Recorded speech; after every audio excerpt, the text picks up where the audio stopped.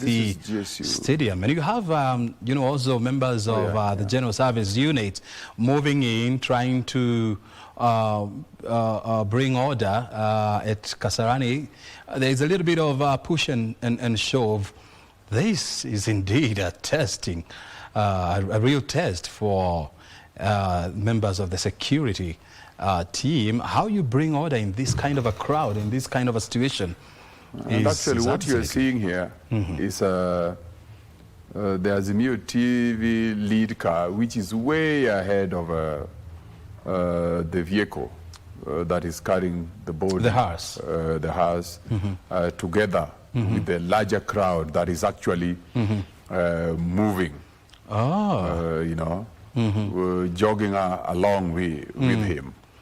So are you trying to say that the Azimio TV crew, probably maybe they are a couple of kilometers ahead of, the hearse? Yes, there is a huge crowd that is moving with the Right Honorable Raila Odinga's body that they wouldn't even be able to broadcast in their midst. Yes. So the body probably maybe could be around Utali, because this is now, they're coming up the Garden City Mall, which is on my left side, which should be on the right side of your TV. That is the overpass that connects the Garden City Mall. And yes, and the side going towards town is also occupied, because I can see hundreds of people, you know, also on the other side of the highway, walking on foot. It means that you know, this part of the highway is, you know, movement will be very, very affected in the coming, right now, and of course in the coming hours, because you expect to see thousands more of people, you know, proceeding to Kasarani. We can tell you for a fact that from where this crowd is, they are about to join the other crowd at Kasarani, which is less than a kilometer now. And so you'd expect the crowd to... The vehicle carrying the body... Have you seen it? Is that one, but most likely there's this one for the press, and then that next one also might be press. Then the vehicle behind there is the one carrying the body of the Right Honorable Raila Odinga. Oh, let's that was the formation we had. Because, you know, right there in the background, you can see there's a huge crowd. Yes. And there's a vehicle that looks like it's a hearse. It's a black vehicle. I'm not sure that is the body that is carrying, I mean, that is the car that is carrying the body. Right now, they're approaching Safari Park Hotel, and as we all know, Safari Park Hotel is exactly opposite the Kasarani, the Moi International Sports Center Kasarani. So I can see the crowd is somehow moving at Kasarani, right? Yeah. Can you see that? Yeah. I don't know where they're moving, but in their thousands. I'm just trying to... This is the police lead vehicle. I'm wondering what is going to happen once the other crowd get in. Oh, this is the vehicle. You see this truck? Yes. This truck is where the body... Oh, this is a military truck, eh? Yeah. So this is the one that is ferrying the body? Yeah, the body. Ah, yes. So this now. The team down, I think, at the back there.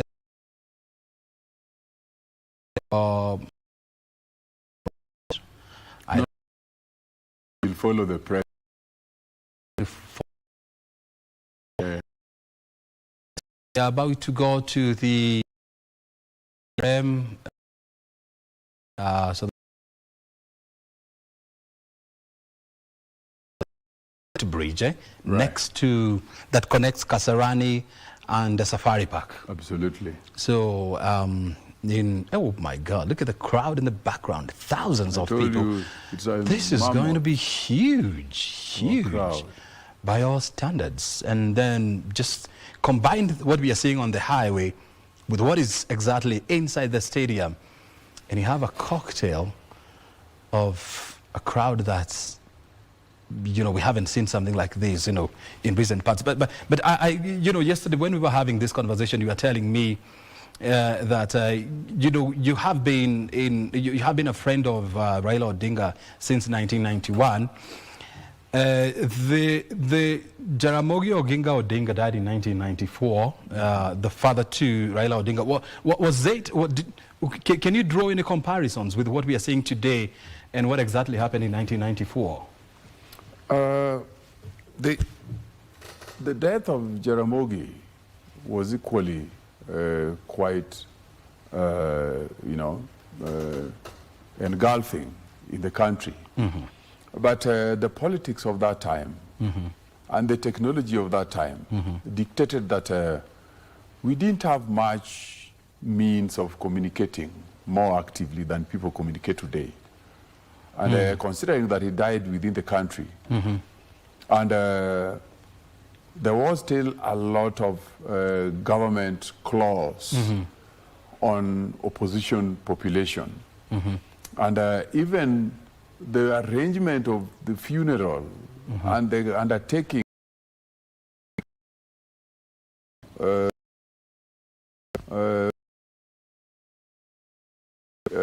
movements mm-hmm.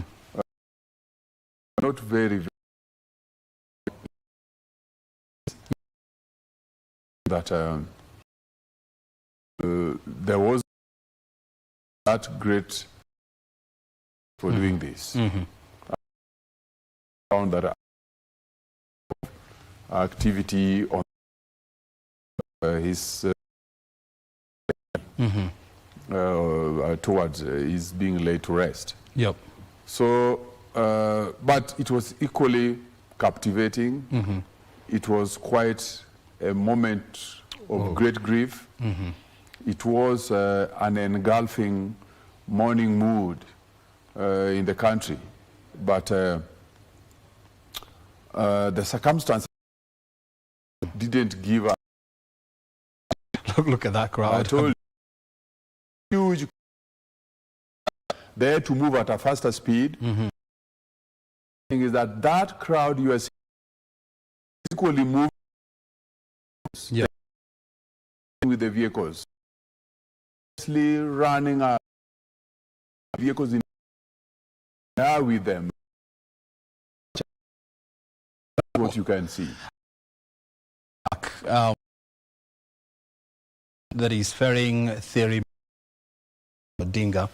Right now, they are now making that turn at the Kasarani. What's the name of this place? This is the Kasarani the underpass. Eh? Yes.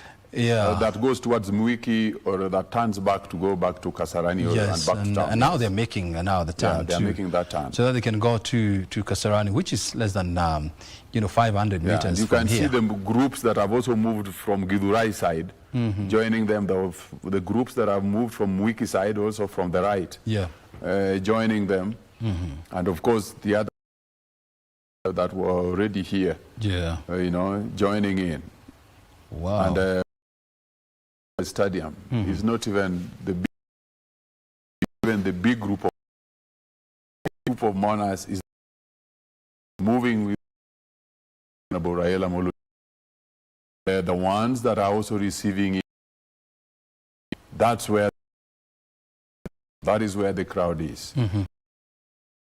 Just trying to ask myself, well, I'm not trying to ask myself, I'm asking myself, this kind of people, if everybody here is going to view this body, how long will this take? I mean, realistically speaking, are we likely to have the body moving to leave funeral home today? They might not be able to view him, all of them, mm-hmm.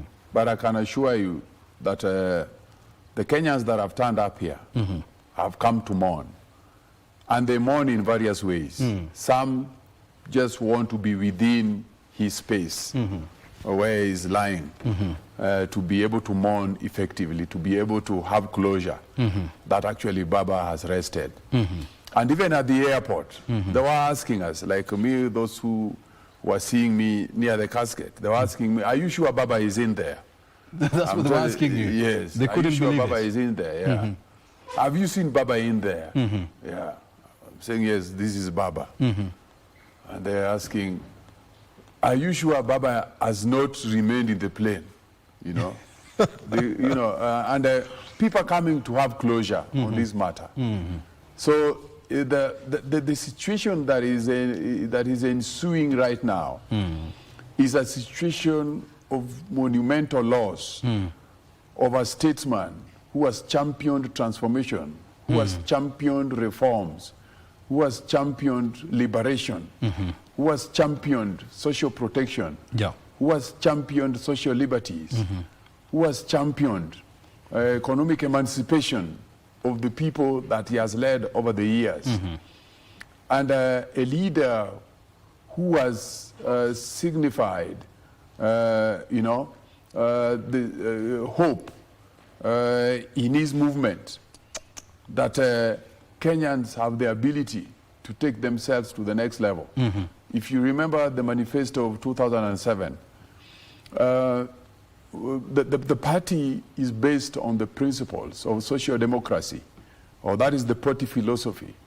And its principles are based on what is called social democratic principles of a better life is possible.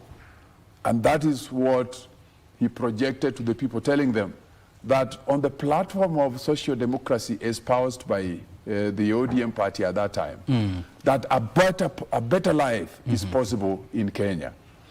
And the better life perspective was embodied in many ways, as was shown in the policy strands that were laid to bear at that time. Whether you're talking about the infrastructure transformation agenda, whether you're talking about the institutional transformation or institutional reform agenda, whether you're talking about service delivery, drives to meet the demands and to meet the needs of Kenyans in service delivery. Whether you are talking about justice, that the Kenyan people needed justice to be done in their lives. The Kenyan people needed equity and equitability, in resource sharing. That Kenyan people needed to feel that they had a leadership that represented their views without them specifically being there physically. So Raila Odinga, as he lies in his casket today, is one person that is institutionalized in the drive towards the Kenyan search for a better country. And I mean, just a quick link up. Look, crowd. I mean, crowd of towards. I think now, which the role.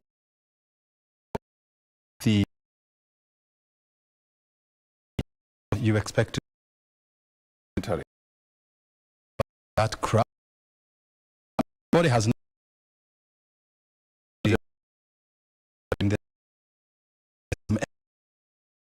I think one of the entrances where the body is likely to come through. And the question is, how do you control this crowd and ensure that there is order in this space? That is a question that all of us are waiting to see. And as you can see, the terraces are packed both on the lower deck, the middle deck, and of course the upper deck. It's packed, and yet we are yet to see the bigger crowd, settling inside the stadium. This is completely unprecedented. I don't think in my short life in this world I have seen anything like this. Maybe you can draw a comparison with Jomo Kenyatta's burial or Jaramogi Oginga Odinga's burial. I don't know whether they were anywhere close to what we are seeing today.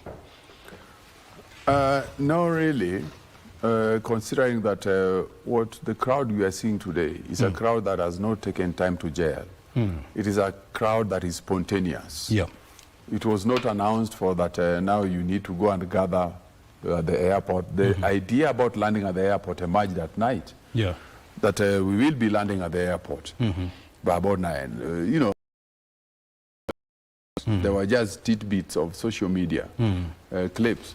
And then the idea about going to Kasarani just came up to realize that Parliament is a venue for viewing the boat in any, you know, Raila Odinga's life. So, therefore, and we are now headed to Kasarani. And you can see in under 1 hour, you know, the stadium is already filled. Yeah. People have moved there, which means there were also so many other people who remained on that side of town who were wondering also how to reach the venues where they needed to go to. So straight away, there were people on the other side of the town who are not even the people who are at the airport, or the people who are in town, or the people who are along Mombasa Road, are actually ably filled the stadium before the primary crowds that came out to go and receive the body of the Right Honorable Raila Odinga reached the stadium.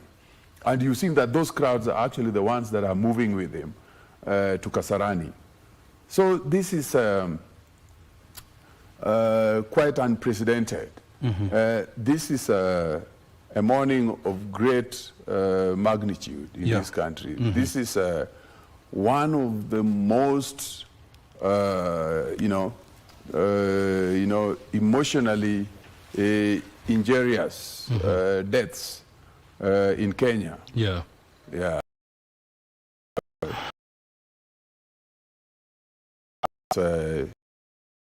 Showing.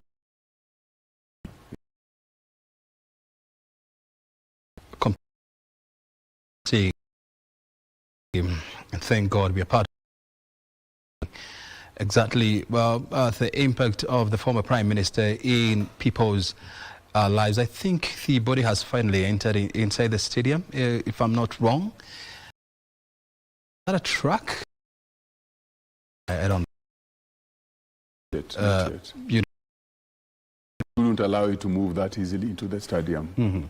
Yeah. Once he reached near the stadium, then he has now found that big crowd that can barely. Actually, they are still on the way. They're still along, Kasarani Road. Yes, they are still along Kasarani Road. Yeah, the problem is that we don't know he's going to use which gate to enter the stadium. They will use the gate on. I think we will use the. Is it the gate? The main gate. The main gate. Gate A, gate B. We are here. We are going to see family members, maybe led by CIA Senator James Orengo, CIA Senator Odinga, and also CIA Governor James Orengo. We also expect the party leadership from the chairman, the chairperson, High Excellency Governor Gladys Wanga. We also definitely expect, Sifuna, who is the party secretary general. Then we are also expecting Abdul Swamad Nasir, deputy party leader, also to be on that list of possible speakers. So they might not be in any order. They might not speak all of them, but a representation of party leadership will speak. And as I can tell you from what I saw at the airport, not all leaders have the ability to speak right now.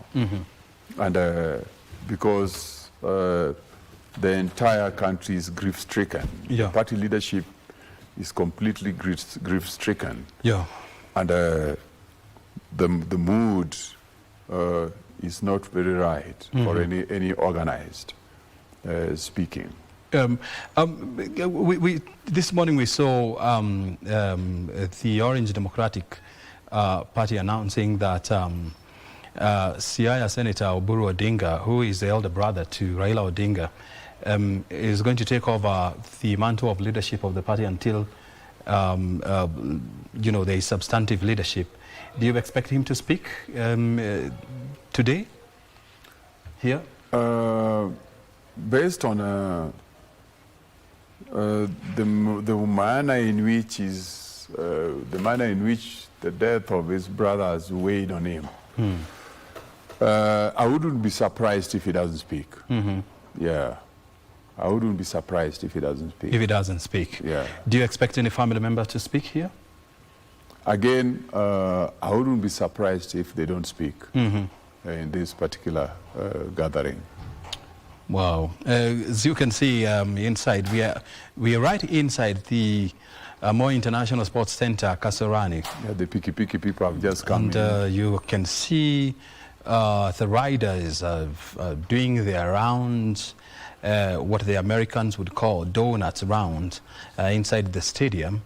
And you have thousands of people right on the pitch, and as well as people who are sitting calmly on they're just 3 levels of terraces. Yeah, so, and finally here you see the body. They have already entered inside the compounds of the Moi International.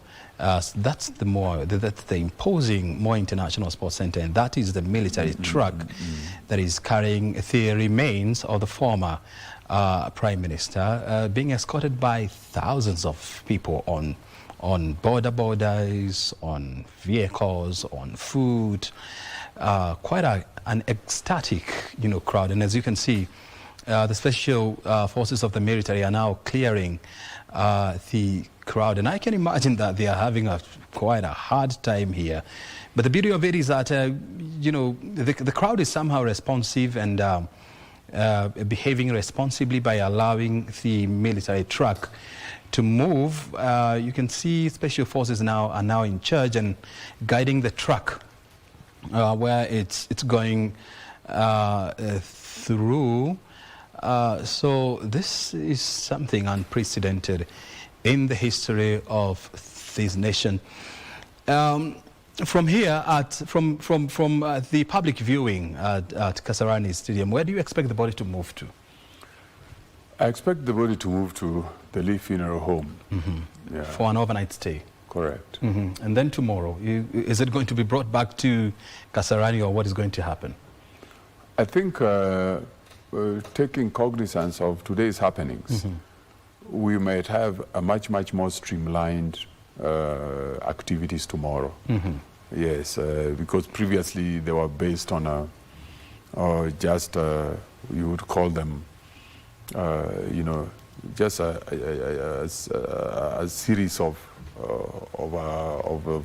planned activities, but they did not have consequential happenings around them. Oh my God! Look at the crowd. Yes, inside the stadium, it has more than tripled in size. All of a sudden. Yeah, all of a sudden, and so now we are approaching the final moment. And he has not even entered the stadium yet. There's still a huge crowd. Look at it in the background. That is still coming with him. Yeah, look at it in the background. It's absolutely tremendous. It's huge. And as was previously said, the Right Honorable Raila Odinga, dead or alive, is the people's leader. He's the man of the people. As you can see, I mean, he touched the lives of so many people, of millions of people while he was alive, and he continues to command serious crowds, you know. Even in death, this is completely unprecedented.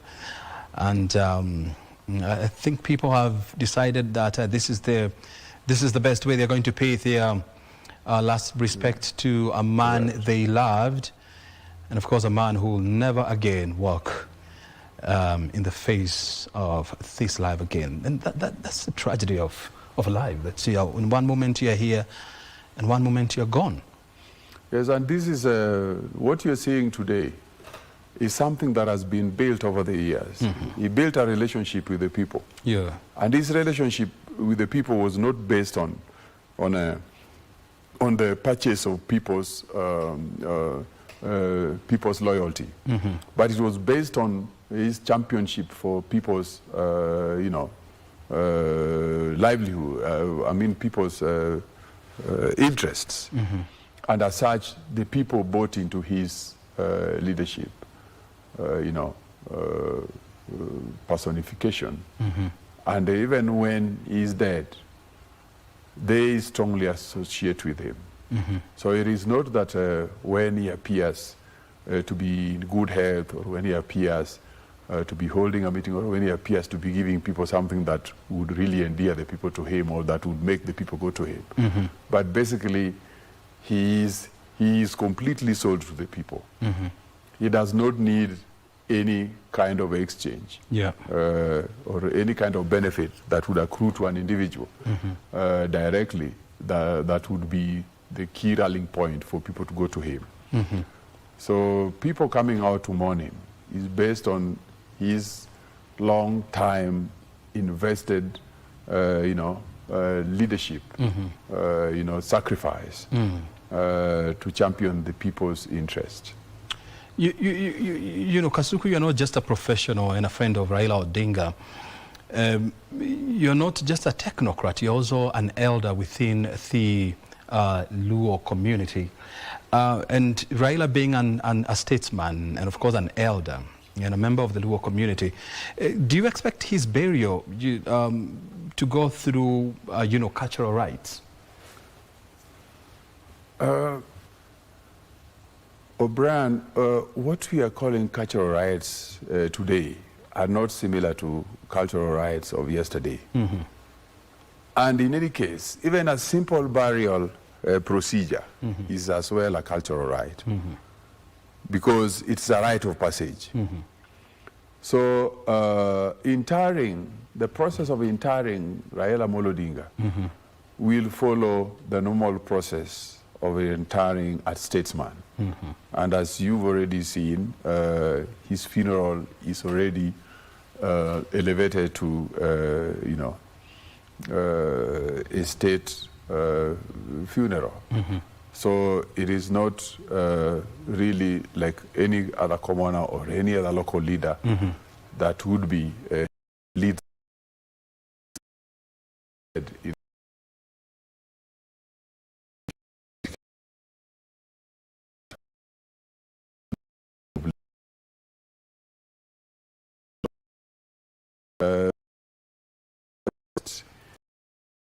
in any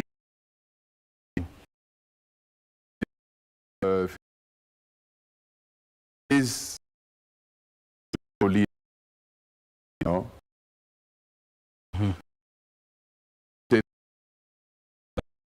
is one of the that what we call, it is not even something that you really look at in terms of being apportioned to a living person. But you've had people saying that Raila Odinga is a spirit because his leadership and his mentorship and his statesmanship went beyond that of any ordinary person. So he has a philosophy that in itself is alive in the people beyond his own physical life. So that again also creates another cultural bit of his being laid to rest. So all these will be combined together in one ceremony, being called being a state funeral. But you will find the various actors, the different actors coming together on one platform under one banner of a state funeral to give him a send-off. Wow. Well, we've been here, and of course the remains of the former Prime Minister is finally outside the precinct of Moi International Stadium, Kasarani.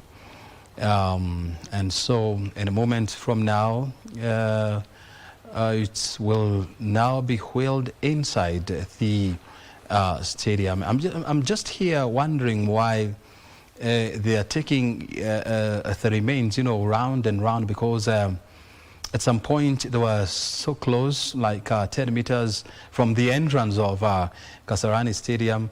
It looks like now they have changed, because I can see Kasarani right in the background. It's like they have gone back to Kasarani Road. I don't know whether that is what has happened. Yes, what is happening is that they are giving people time to get into the stadium. So they went and passed and went back round. Oh.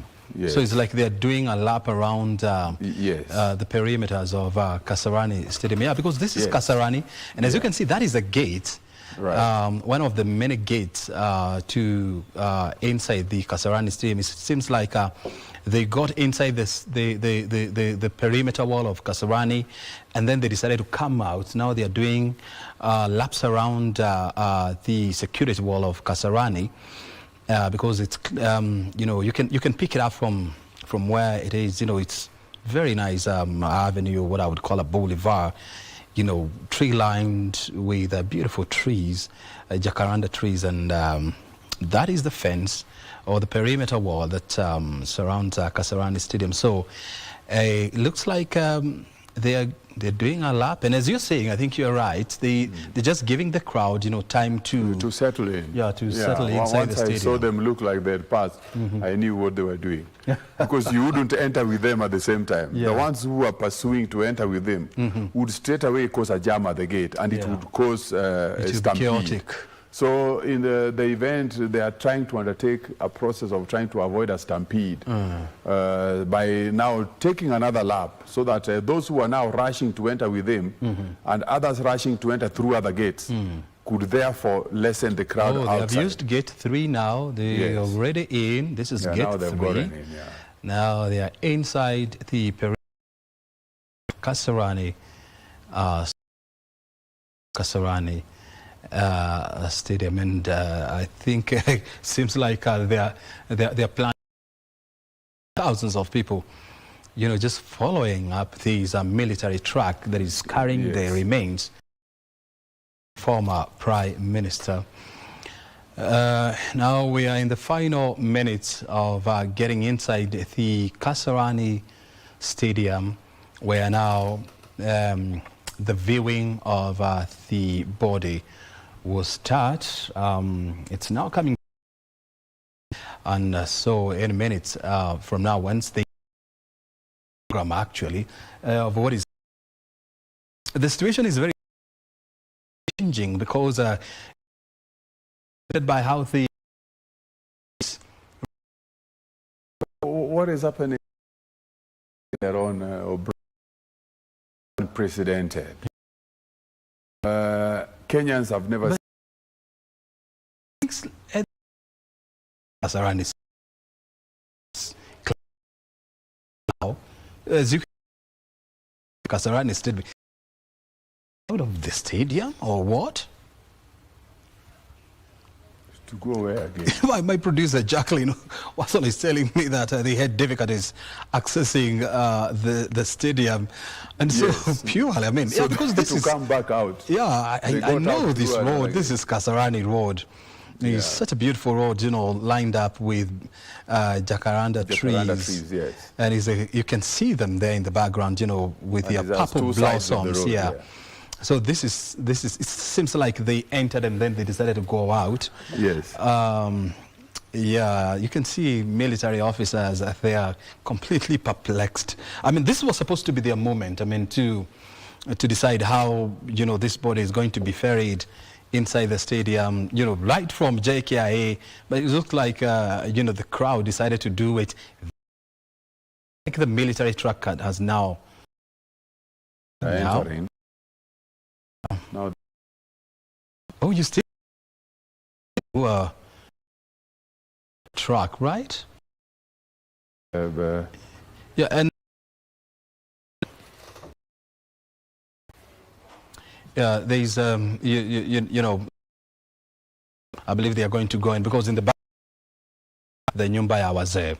So of Kasarani, and we'll continue, of course, to give you an update of what is happening here. But remember, the Senate is also sitting with, oh my God, what is happening there? Somebody must have fallen down. Yeah, that's what I'm saying.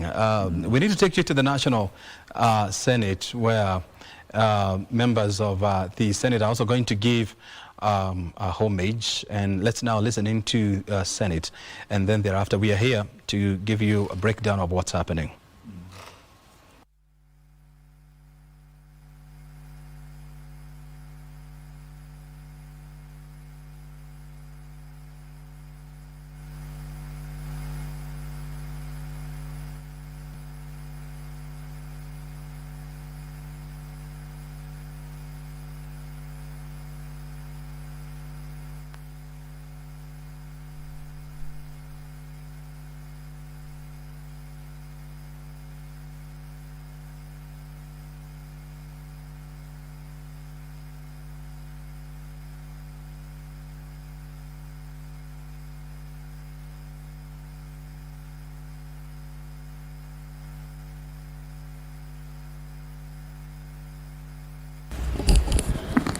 Clerk, do we have quorum?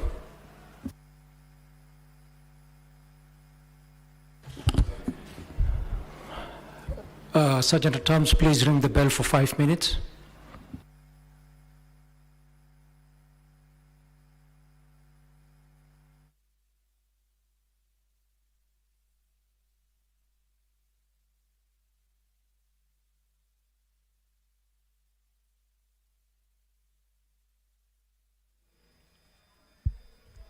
The business of the Senate has commenced this afternoon with the directive to ring the quorum bell for 5 minutes, as directed by the current Speaker, the Senator for Garissa, who also serves as a member of the Speaker's panel, and he is currently presiding over the business of the Senate this afternoon. But upon the commencement of, we have a small quorum hitch with a 5 minutes leeway given for senators to access the chambers this afternoon. Remember, this is a special sitting of the Senate convened by the Speaker via a gazette notice for senators who are in a short recess currently to reconvene to consider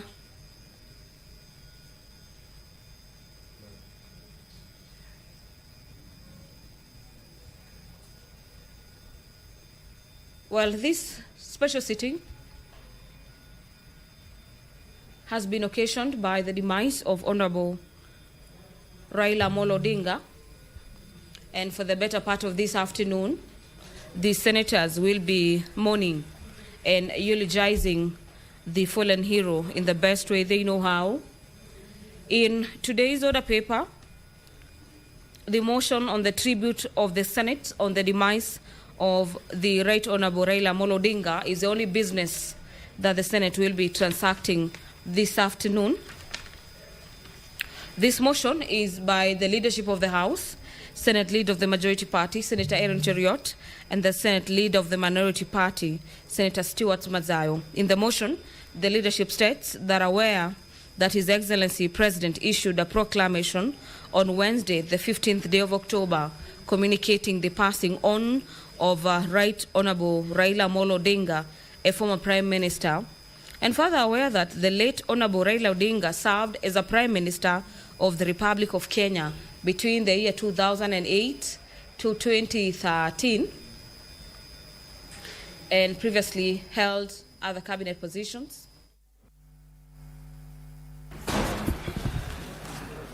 Order number 1, communication from the Chair.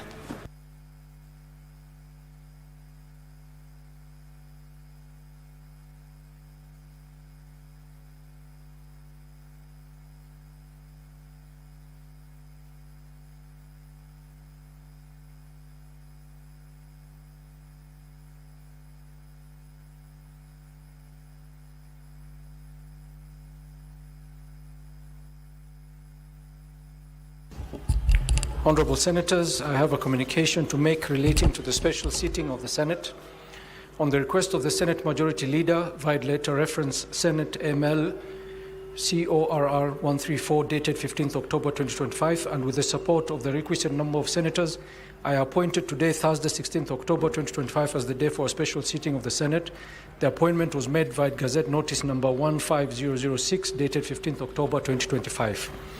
In the Gazette Notice, I indicated that the business to be transacted at this special sitting shall be consideration of a motion for the Senate to pay tribute and eulogize the former Prime Minister of the Republic of Kenya, Right Honorable Raila Odinga, EGH.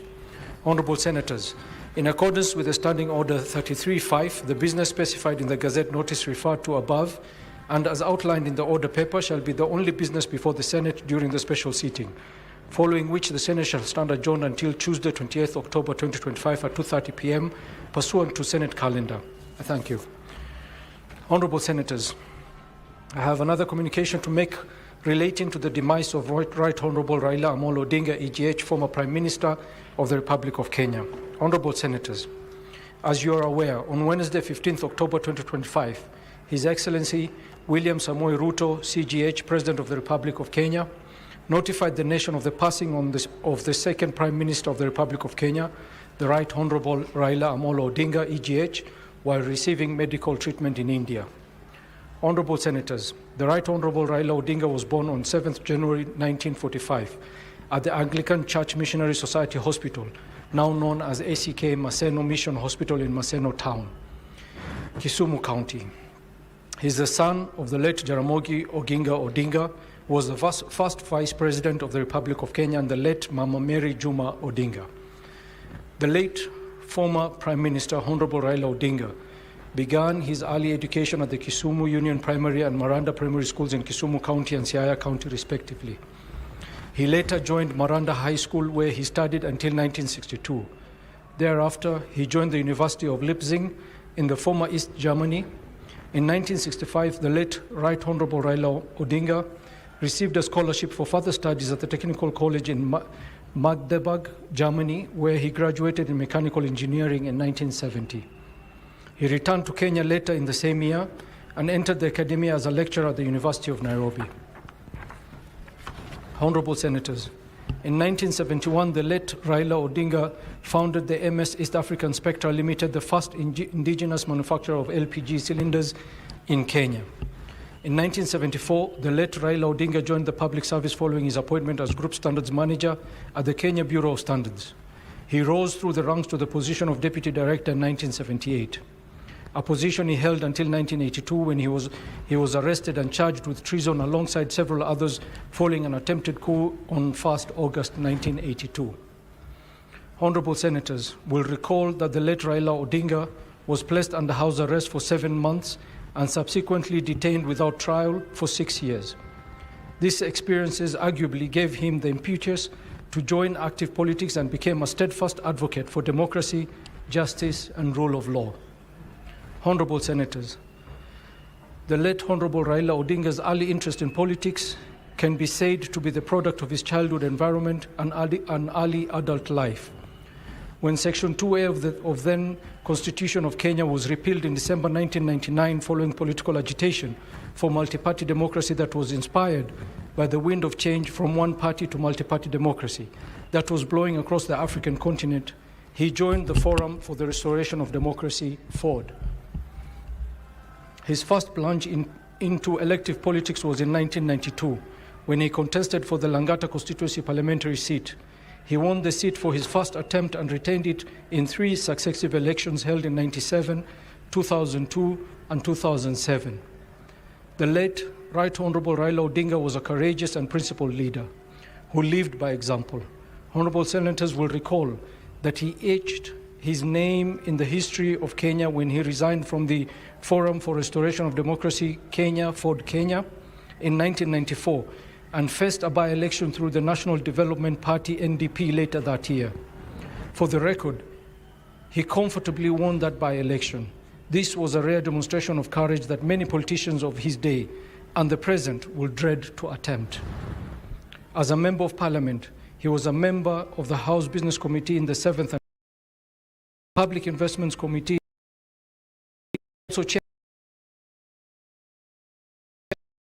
his education constitution he lived by throughout his 1998, which saw him appointed to cabinet as later the which defeated the ruling party in the ensuing 2000. After the formation of a new, the late Raila Odinga served as minister. That he served with zeal for major developments in the country. He the reclamation of grabbed public roads reserves to pave way for honorable senators. Senators, you may take your seat.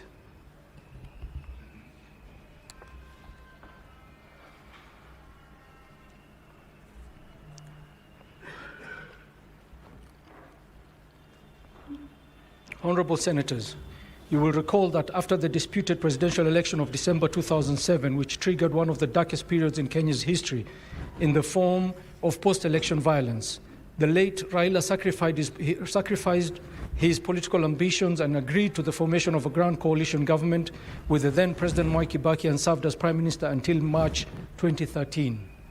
Notably, the late Raila Odinga contributed to the accomplishment of flagship infrastructure projects such as the Thika Superhighway and various bypasses around the Nairobi metropolitan area, thereby facilitating ease of movement of goods and services.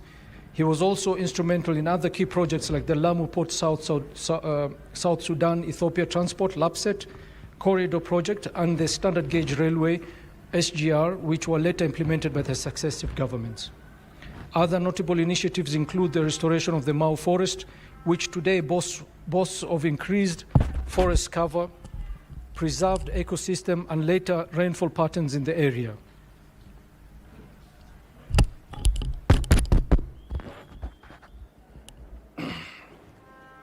He also steered national reconciliation, constitutional reforms, and development, playing a pivotal role in the passage of Constitution of Kenya 2010. His legacy includes expansion of the democratic space, freedom of association, implementation of infrastructure projects, and championing devolution to empower local communities.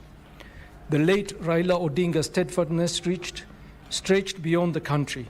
He served as the African Union High Representative for Infrastructure Development from 2018 to 2013, extending his influence across the continent.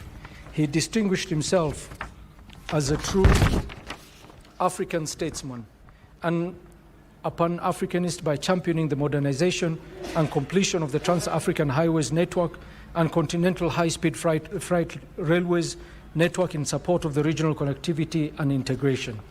Honorable Senators, despite electoral setbacks, he remained steadfast in promoting peaceful and democratic processes. Often, the late Raila Odinga set aside his political ambitions for the stability and survival of the nation. This was evidenced in his involvement in the various national reconciliation initiatives, including the 1997 Inter-Parties Parliamentary Group IPPG talks, the 2008 National Accord and Reconciliation Process, the 2018 Building Bridges Initiative BBI, and the recent National Dialogue Process NADCO. Honorable Senators, the late Raila Odinga was a darling of the people and was affectionately addressed as Agwambo, Baba, and Jacom. He connected well with his political audience, whom he carried along in his addresses, especially his use of metaphors, imagery, and football commentary, which will be dearly missed by many.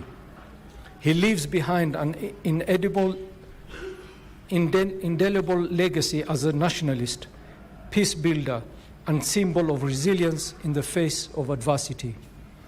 On behalf of the Senate, we pay tribute to his great departed Kenyan hero, and indeed the enigma of Kenyan politics, and convey our deepest condolences to Mama Ida Odinga, our colleague Dr. Oburu Odinga, the Senator for Siaya County, the larger Odinga family, friends, and people of Kenya. May the Almighty God grant everyone comfort and strength during this difficult time of mourning, and may the soul of the retired Honorable Raila Odinga, EGH, rest in eternal peace. Let us now stand and observe a minute of silence in his honor.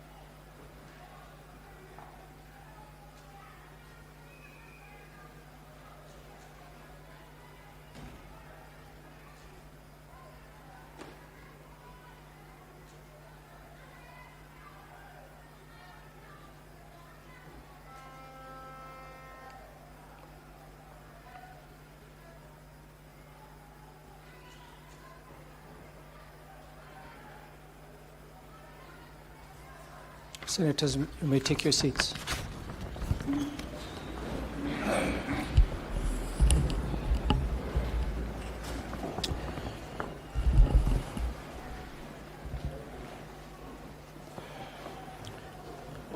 Honorable Senators, in recognition of the late Raila Odinga's extraordinary contribution to Kenya and to afford the Senate an opportunity to pay tribute and eulogize him, I have approved a motion which is scheduled at order number 3 in this special sittings order paper. After this communication, notice will be given, and thereafter the motion will be moved in the usual manner for senators to make their contribution. I thank you.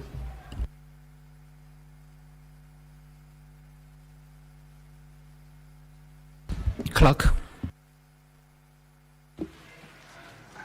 Order number 2, notices of motion.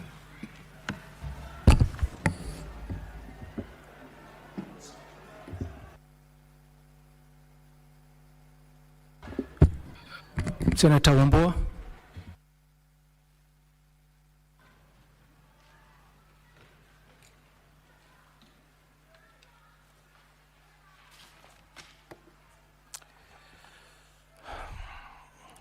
Mr. Speaker, it's with a heavy heart that I beg to give notice of the following motion. Aware that His Excellency the President issued a proclamation on Wednesday, 15th October 2025, communicating the passing on of the Right Honorable Raila Odinga, EGH, former Prime Minister.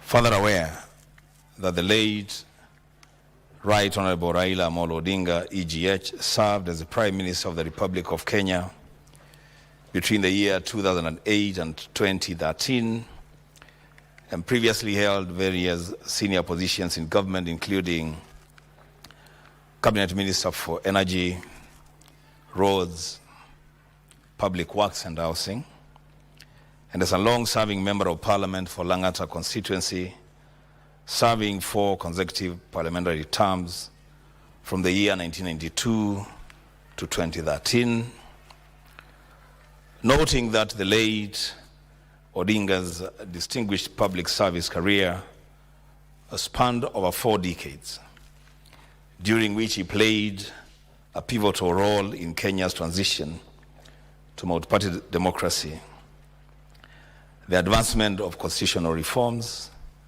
and the deepening of good governance, accountability, and inclusivity leadership, appreciating his lifelong commitment to the ideals of democracy, freedom, and justice, his central role in the enactment of the Constitution of Kenya 2010, his tireless advocacy for devolution and equitable development, his dedication to reconciliation and peace building through the 2008 National Accord and Reconciliation Act, further appreciating his passion for unifying African countries and promoting Africa's economic integration.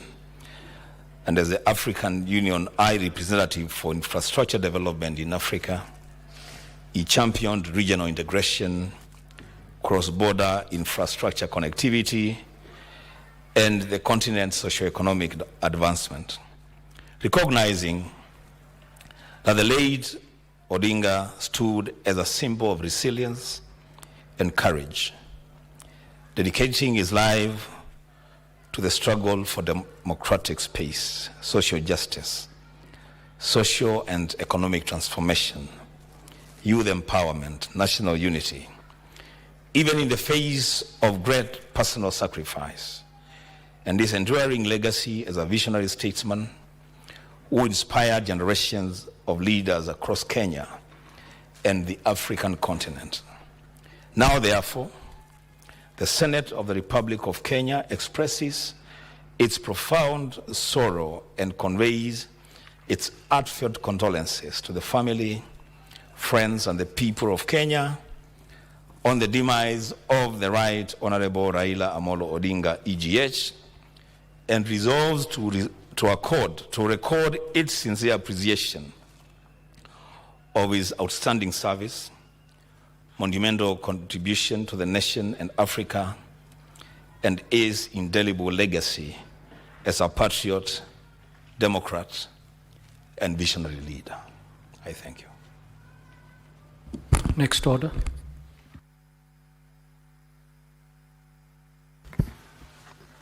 Order number 3, motion. Tribute of the Senate on the demise of the Right Honorable Raila Odinga, EGH. Senator Wambua.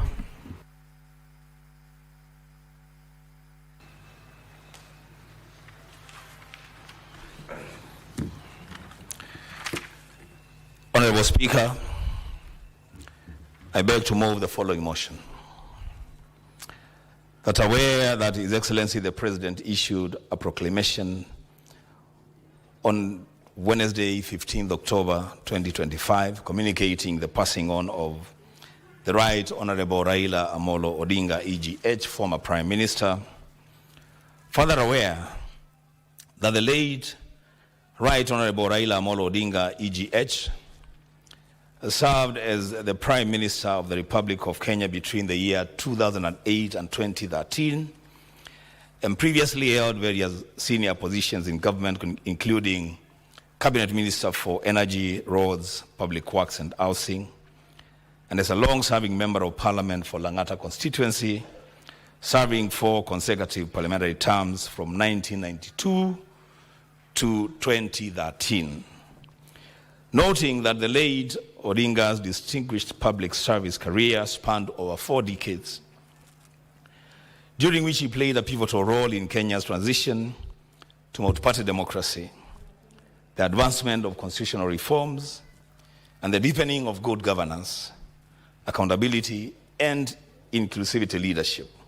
Appreciating his lifelong commitment to the ideals of democracy, freedom, and justice, his central role in the enactment of the Constitution of Kenya 2010, his tireless advocacy for devolution and equitable development, his dedication to reconciliation and peace building through the year 2000,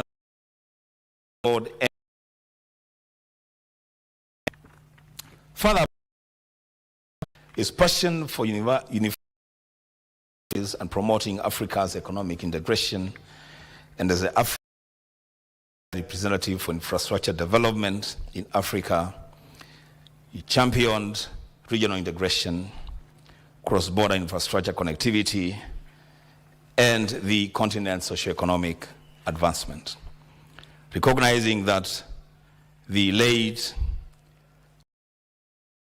as a symbol of resilience and courage, dedicating his life to the struggle for democratic space, social justice, social and economic transformation, youth empowerment, national unity, even in the face of great personal sacrifice, and his enduring legacy as a visionary statesman who inspired generations of leaders across Kenya and the African continent. Now, therefore, the Senate of the Republic of Kenya expresses its profound sorrow and conveys its heartfelt condolences to the family, friends, and the people of Kenya on the demise of the Right Honorable Raila Amolo Odinga, EGH, and resolves to record its sincere appreciation of his outstanding service, monumental contribution to the nation and Africa,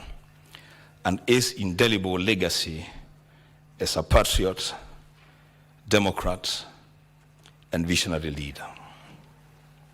Mr. Speaker, this is a singular honor given to me by the leadership of this House to move this motion. And Mr. Speaker, I want to begin that the right on Raila Amolo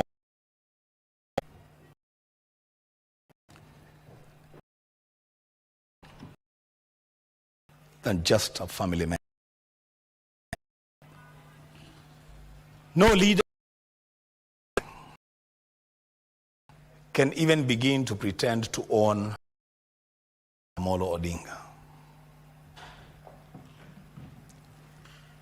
The Speaker, speaking from a very experience that I've had with our fallen leader. When I decided to join politics in 2017, but I made that decision in 2016, and I resigned as the managing editor to join elective politics in December of 2016. And I His Excellency, the Right Honorable Raila Amolo Odinga, and shared with him why I thought I should get into elective politics and sought his advice. Mr. Speaker, I remember very well that the Right Honorable Raila Amolo Odinga, instead of just talking to me about what he thinks I should do, he wrote me a long letter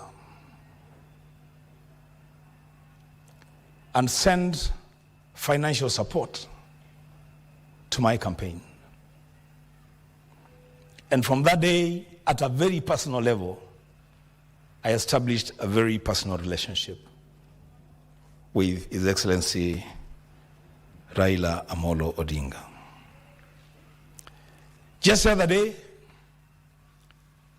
after my second election as the Senator of Kitui County, I had organized a homecoming. And His Excellency, the Right Honorable Raila Amolo Odinga, arrived before all the other guests that had been invited. Came to my home, shared a meal with us, blessed us, planted a tree, and we proceeded to the function. The Speaker, His Excellency Raila Amolo Odinga is a free spirit. He is not a person that you can confine anywhere in any situation. And if anybody with a Speaker thinks that this is a joke, today there is sufficient evidence that Raila Amolo Odinga cannot be confined. And his spirit lives with us. Raila Amolo Odinga dedicated his entire adult life in the pursuit of freedom and the unity of our country. in ways that only Raila Amolo Odinga can do. When the stakes were so high and the country was at the verge of collapse, every given moment, Raila Amolo Odinga showed up for Kenya. He did not disappoint. The Speaker,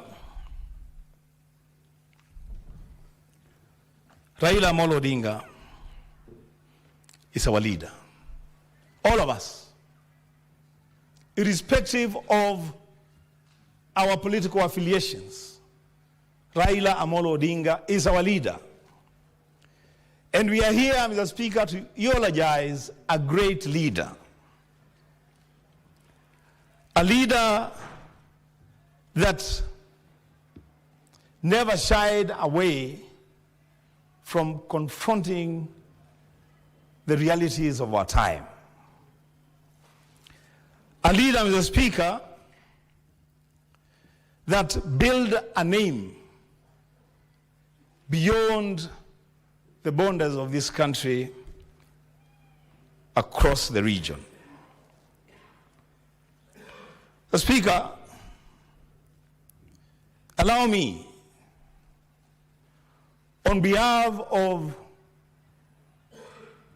the Wiper Patriotic Front,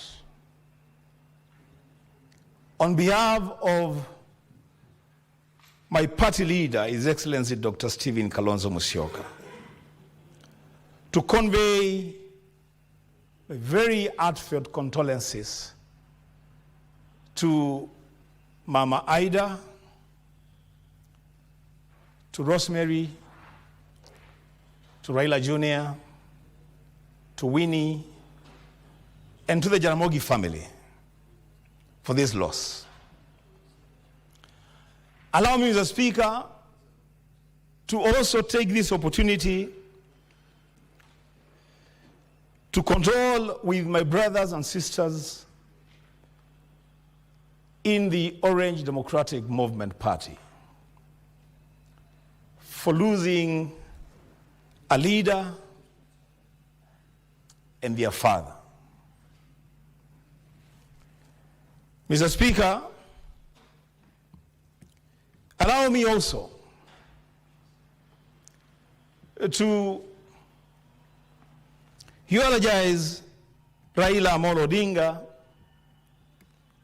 as a man that has been consistent, and especially in his relationship with my political party and my party leader. It shall be remembered, as a Speaker, that after the 2007 general election, Raila Amolo Odinga joined hands with His Excellency President Mwai Kibaki and His Excellency Dr. Stephen Kalonzo Musyoka to form a government of national unity, a government that delivered real results in this country, Mr. Speaker. It shall be remembered, Mr. Speaker, that in 2013, my party leader, His Excellency Dr. Stephen Kalonzo Musyoka, joined hands with Raila Amolo Odinga in the 2013 general elections, with Raila being the presidential candidate and Kalonzo Musyoka being the running mate. The Speaker, to date, we hold the view that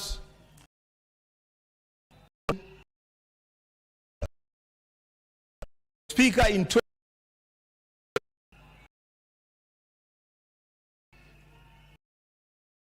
Mother Matt vigorously by His Excellency Dr. Stephen Kalonzo Musyoka. That election went the way it went. But as a Speaker, we are here today to celebrate a great man. The Speaker, as I conclude moving this motion, I want the family of Raila Amolo Odinga, I want the Orange Democratic Movement Party that Baba formed and steered to know Senator Enoch Wambua of Minority Leader be great for the following 4 reasons, Mr. Speaker. On the 14th of April, Raila Amolo Odinga, in consultation with President Uhuru Muigai Kalonzo Musyoka, me, the National Treasurer, 1K, and that stands today. 27th of 22. Raila Amolo Odinga, His Excellency President Uhuru Muigai Kenyatta, and His Excellency Dr. Stephen Kalonzo Musyoka appointed me as a member of the team of eminent persons that was supposed to pick a suitable running mate for Raila Amolo Odinga. Mr. Speaker, on 4th of October 2022, the Right Honorable Raila Amolo Odinga, in consultation with His Excellency Dr. Stephen Kalonzo Musyoka and the leadership of our coalition, appointed me the Senate Deputy Minority Leader.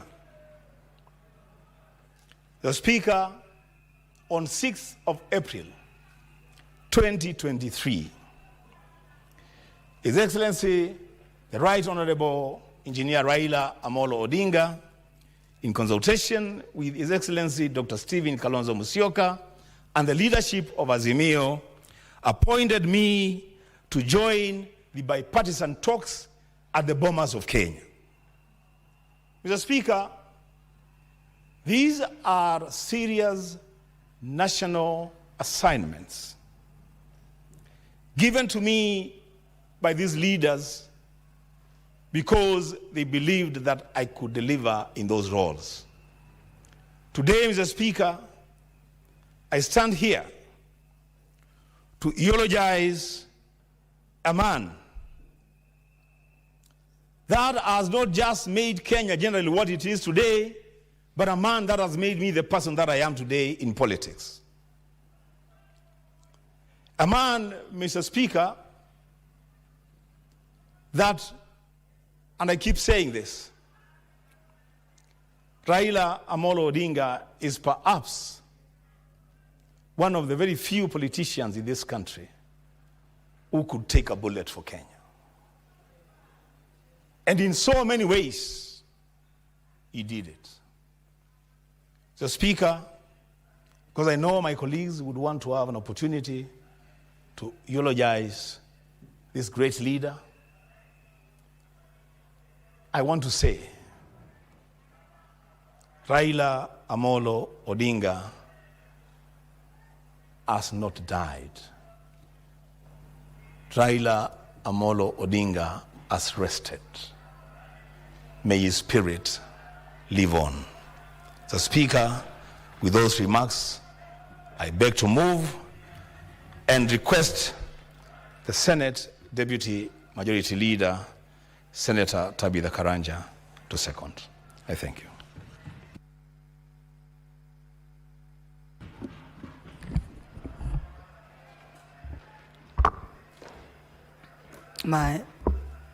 Mr. Speaker, sir, I stand here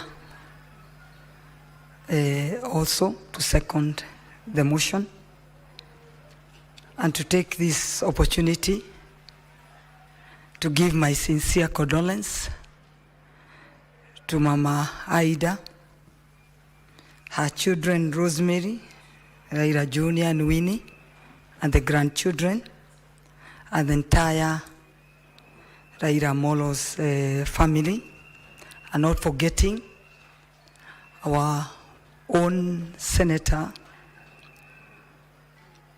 Dr. Oburu.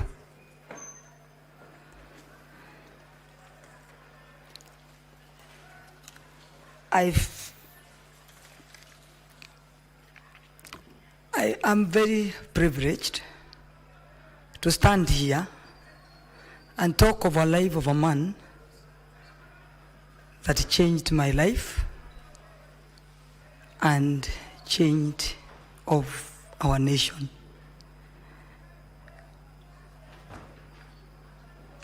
We are not here merely to lament a life lost, but to own a legacy that will endure.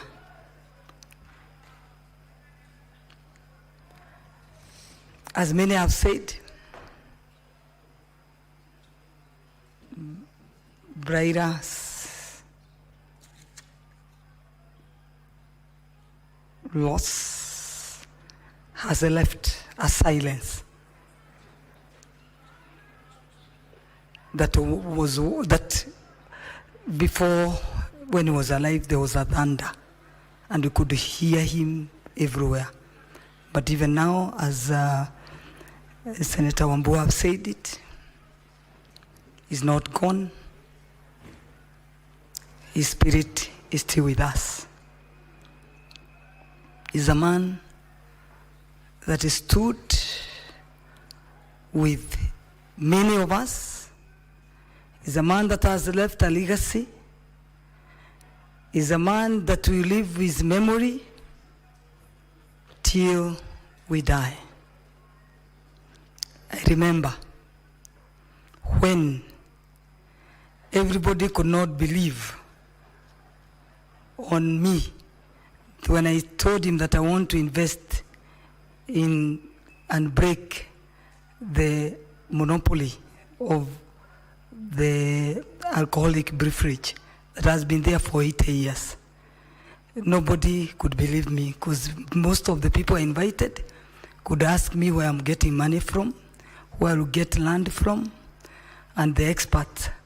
But him, he just came and believed in me and launched the first plant that we did at Kiruchi Breweries.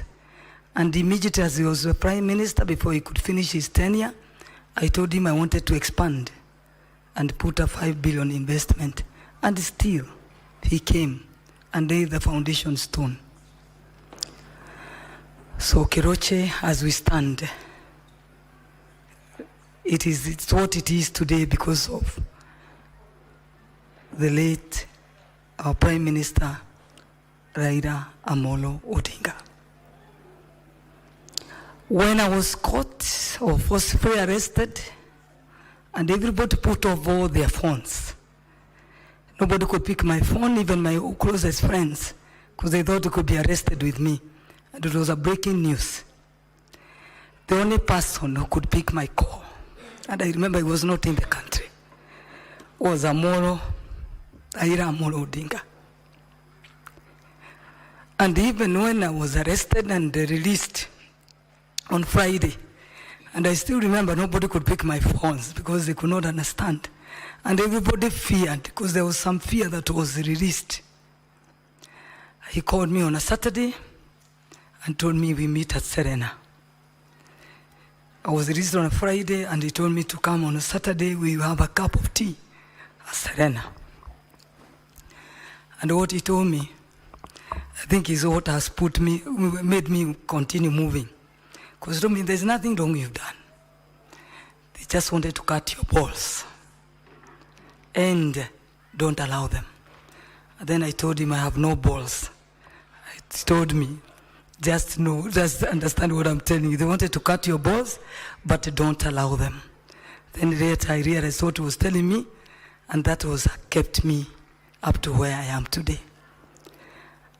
Raila Odinga, you are more than a brother to me, and your memory will live within us. I was driving to come to Parliament. I've seen the love of the people. We couldn't get even ways to get to the Parliament. When you look at Kasarani, it's full because of the love, and we don't know even where to go without you. But I know we're not going anywhere, as Wambua is saying. I know your spirit will be with us. The legacy you left for us to remain strong, to fight for this country, to continue fighting for democracy. We are not going to give up. Come to intercession of this country, you've shown us that we can grow our country to be even better than the developed world. You are a darling to all of us in Kenya, to the world. You live. You live. You've made me today believe that people don't die. Your spirit, we can feel you. And I know we'll continue with the strength you've left with us. The legacy, your legacy, we ride on and live on. I second the motion. And I know we will continue talking about you. I know no story of Keroche cannot be written without your name. When I write my book, I know your name will be there. Thank you, Mr. Speaker, sir. Thank you.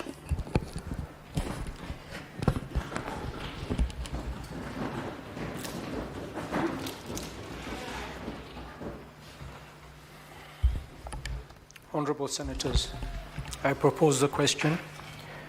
Aware that His Excellency the President issued a proclamation on Wednesday, 15th October 2025, communicating the passing on of the Right Honourable Raila Odinga, EGH, former Prime Minister. Further aware that the late Right Honourable Raila Odinga, EGH, served as the Prime Minister of the Republic of Kenya between 2008 and 2013, and previously held various senior positions in the government, including Cabinet Minister for Energy, Roads, Public Works and Housing, and as a long-serving Member of Parliament for Langata constituency, serving 4 consecutive parliamentary terms from 1992 to 2013. Noting that the late Odinga's distinguished public service career spanned over 4 decades, during which he played a pivotal role in Kenya's transition to multi-party democracy, the advancement of constitutional reforms, and the deepening of good governance, accountability, and inclusivity leadership. Appreciating his lifelong commitment to the ideals of democracy, freedom, and justice, his central role in the enactment of the Constitution of Kenya 2010, his tireless advocacy for devolution and equitable development, his dedication to reconciliation and peace building through the 2008 National Accord and Reconciliation Act. Further appreciating his passion for unifying African countries and promoting Africa's economic integration, and as the African Union High Representative for Infrastructure Development in Africa, he championed regional integration, cross-border infrastructure, connectivity, and the continent's social economic advancement. Recognizing that the late Odinga stood as a symbol of resilience and courage, dedicating his life to the struggle for democratic space, social justice, social and economic transformation, youth empowerment, national unity, even in the face of great personal sacrifice, and his enduring legacy as a visionary statesman who inspired generations of leaders across Kenya and the African continent. Now, therefore, the Senate of the Republic of Kenya expresses its profound sorrow and conveys its heartfelt condolences to the family, friends, and the people of Kenya on the demise of the Right Honourable Raila Odinga, EGH, and resolves to record its sincere appreciation for his outstanding service, monumental contribution to the nation and Africa, and his indelible legacy as a patriot, democrat, and visionary leader. Honourable Senators, I just want to confer before I open the floor for contribution. Since every senator here wants to make a contribution, we need to limit the time, and I propose 6 minutes, which is adequate for everyone, to make their contribution? I think we've consulted with both sides of the leadership, and reading from the mood of the House, Senator Crystal, people are in agreement that we should at least limit the time. Senator, you do realize it's a special sitting, and we're limited with time. And if we don't manage our time, we'll not be able to finish, and not everybody will be able to make a contribution. So in consideration of everybody, I think it's only fair that we limit the time. Honorable Senator, I will call upon Senator Olekina to make his contribution.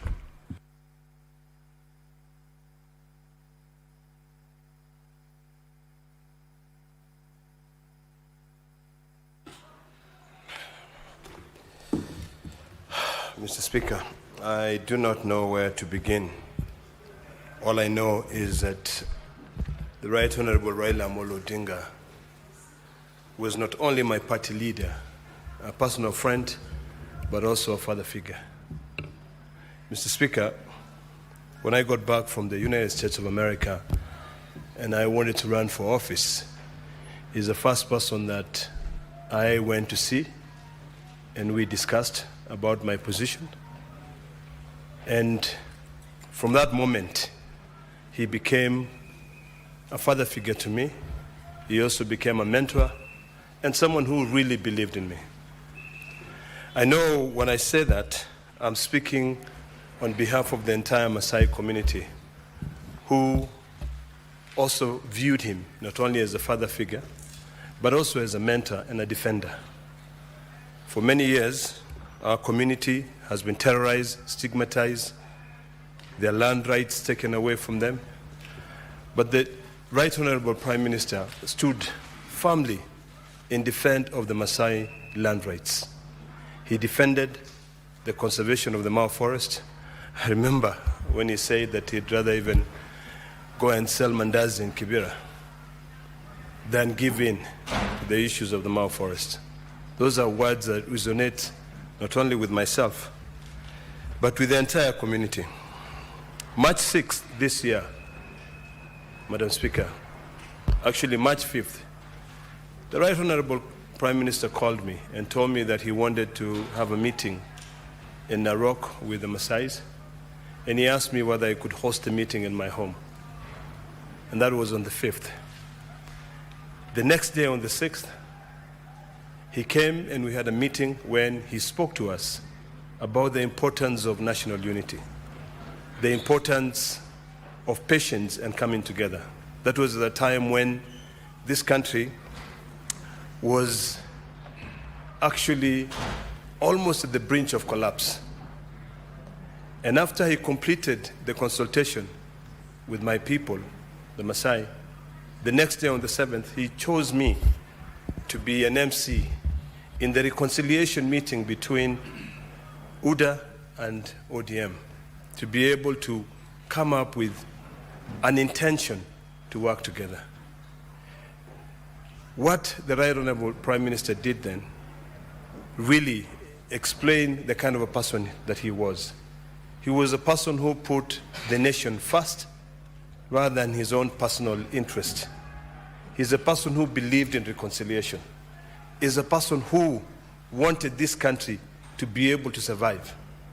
And today, with the short few minutes that we have to eulogize him, I just want to speak to Kenyans and say what Raila did should be our moving spirit on a daily basis. This country is greater than one person. This country is greater than one particular tribe. This country is where it is because people sacrificed. Raila sacrificed and he brought this country together. I want to plead with my brothers and sisters from the both sides of the aisle and the both sides of the divide that we cannot afford to take this country into the dogs, that we must shelve our personal interests, our egos, and unite this country. All of us, the 47 counties, must now work on a daily basis in the spirit of Raila. Every time when you think that you know better than anyone else, remember that there are those who came before you and sacrificed. And that is the reason why most of us are standing here. To be honest with you, on that day, I think it was August the 15th, if I would have died at Bomas, I would have died knowing that I got the spirit of courage from a man who was sacrificed, who has been tortured, a man who on a constant daily basis must hold an handkerchief to be able to wipe tears that oozed from his eyes.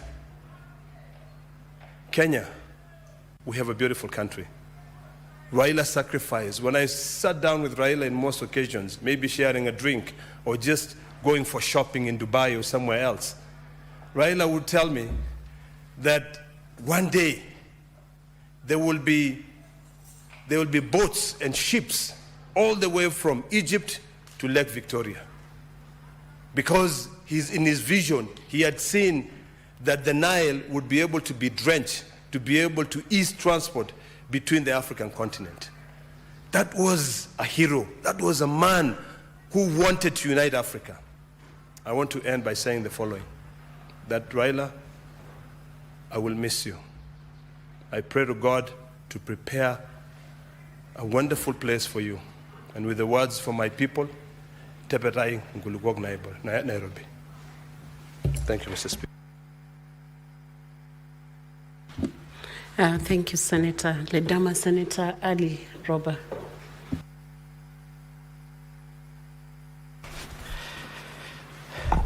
Thank you, Madam Speaker. Today, Kenya mourns not merely a man, but a monumental chapter in the democratic history of this nation.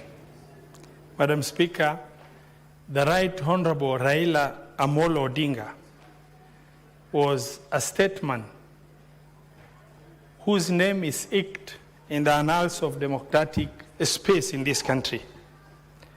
He's a towering figure who stood at the confluence of history and destiny. Mr. Speaker, Madam Speaker, sorry, Raila endured imprisonment, suffering, torture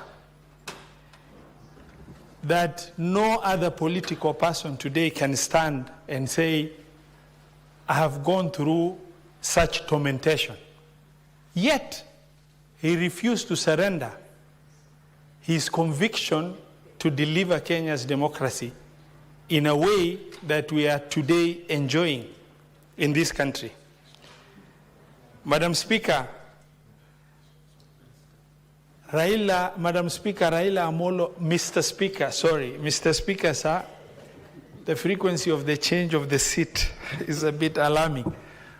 Mr. Speaker, sir, the Right Honorable Raila Amolo Odinga, to some of us from the north, the Asals, the marginalized, Raila represents the true voice of hope and inclusivity. Mr. Speaker, he has relentlessly voiced his concern for the inclusion of the most unfortunate people across the corners of this country. Baba has relentlessly fought for the democratic space in this country, so much such that every time despair stares at this nation and the issue of political hopelessness, the true and clear present danger of disintegration as a nation, Raila has always come out, held this country together, and held the fabric of this country together and provided new hope. Mr. Speaker, that new hope was only possible from somebody who has earned favor with God, the kind of fanatical following the Right Honorable Raila Amolo Odinga enjoys will remain in the history of this nation unparalleled, unmatched. And I do not believe there shall ever come a politician in this country who is going to really fit into the shoes of Raila Amolo Odinga. Mr. Speaker, sir, Baba was a master of political reincarnation. Every time we go through a general election where people come together and say it's done for Raila, he has always reincarnated himself and presented to be a force that is impossible to whisk away. Mr. Speaker, we stand with a lot of respect. We stand with the family of the late Raila Amolo Odinga, Mama Aida, the friends, the nation, the members of ODM party, and the President of this Republic as we mourn and pray to Almighty Allah to give, during this testing and trying time, to give all of us in Kenya and the closest family members the courage to withstand this situation. Mr. Speaker, as I conclude in the interest of managing time as you've guided, I would like to say, Baba, safari yako hapa duniani imekwisha, lakini urithi wako utabaki mioyoni mwetu kwa miaka mingi zijazo katika nchi hii. Mr. Speaker, nataka kusema, may Raila rest in peace. Thank you, Mr. Speaker.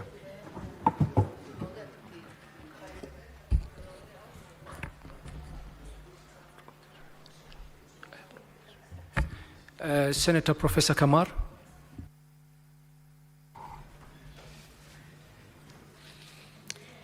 Thank you, Mr. Speaker, for giving me the opportunity to join other senators in eulogizing a great man for this nation.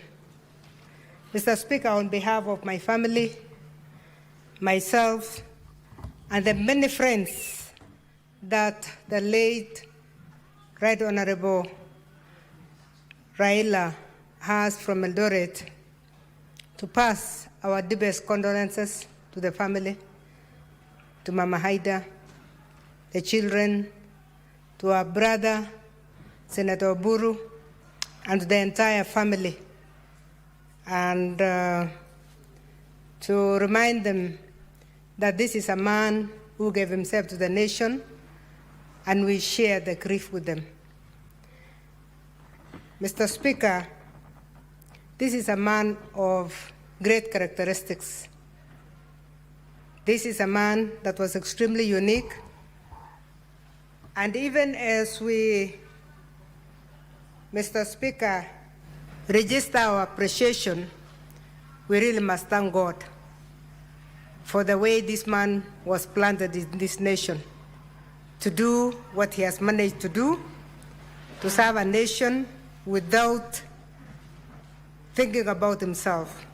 Mr. Speaker, this is a man who sacrificed a lot for the nation, not only to bring out democracy, but to see to it that democracy is practiced. Mr. Speaker, this is a man who believed and always said that Kenya is bigger than any individual. And he personally practiced it. He practiced it through generations and through different heads of state under very different conditions. During the KANU days of the late President Moi, he was ready to sacrifice NDP to join hands with KANU to bring peace and stability in the nation. Mr. Speaker, after the elections of the year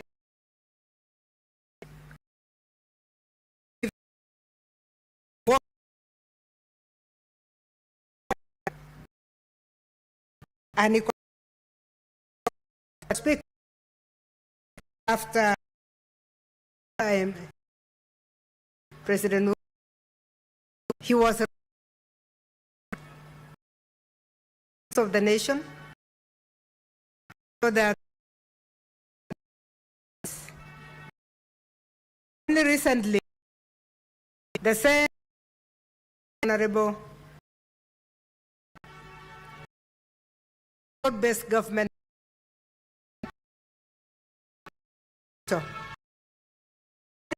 with the same principle of than one individual in this country. He has left a lesson for all of us, a lesson that we must carry on with, that when it comes to situations that may look tricky, situations that we may not understand, as Kenyans, Mr. Speaker, let's remember that the country is bigger than any of us, so that we can share in this kind of sacrifice and also sacrifice the little that we can do to make sure that we have a country that is good for everyone, that is fit for everyone, and that everyone, Mr. Speaker, can enjoy. Mr. Speaker, I was privileged to serve under the Right Honorable Prime Minister at the time. I was a member of Parliament in the 10th Parliament as a member of ODM. And as a member of ODM, he honored me by giving me the opportunity to be in the cabinet. As a member of the cabinet, I learned to know Raila differently. I learned to know a Prime Minister who was detailed. He always chaired a subcommittee of the cabinet on the sectoral committees of the cabinet. But apart from that, he believed in performance so much that he used to have a different meeting for the cabinet members from his side of the Nusumkate. We enjoyed mentorship and we enjoyed detail. He always built us. So in a way, Mr. Speaker, some of us were mentored thoroughly by the Right Honorable Raila Odinga, because he believed that we must excel and we must perform. He's not a man of mediocrity, and he always said, you are in the cabinet and we want to see you excel in your own area. And that made our side of the cabinet, in fact, be a cabinet of performers. I want, with those remarks, Mr. Speaker, to stand with senators in registering our appreciation to the family for the sacrifice that they gave in letting this man serve the nation the way he served. Senator William Kisang.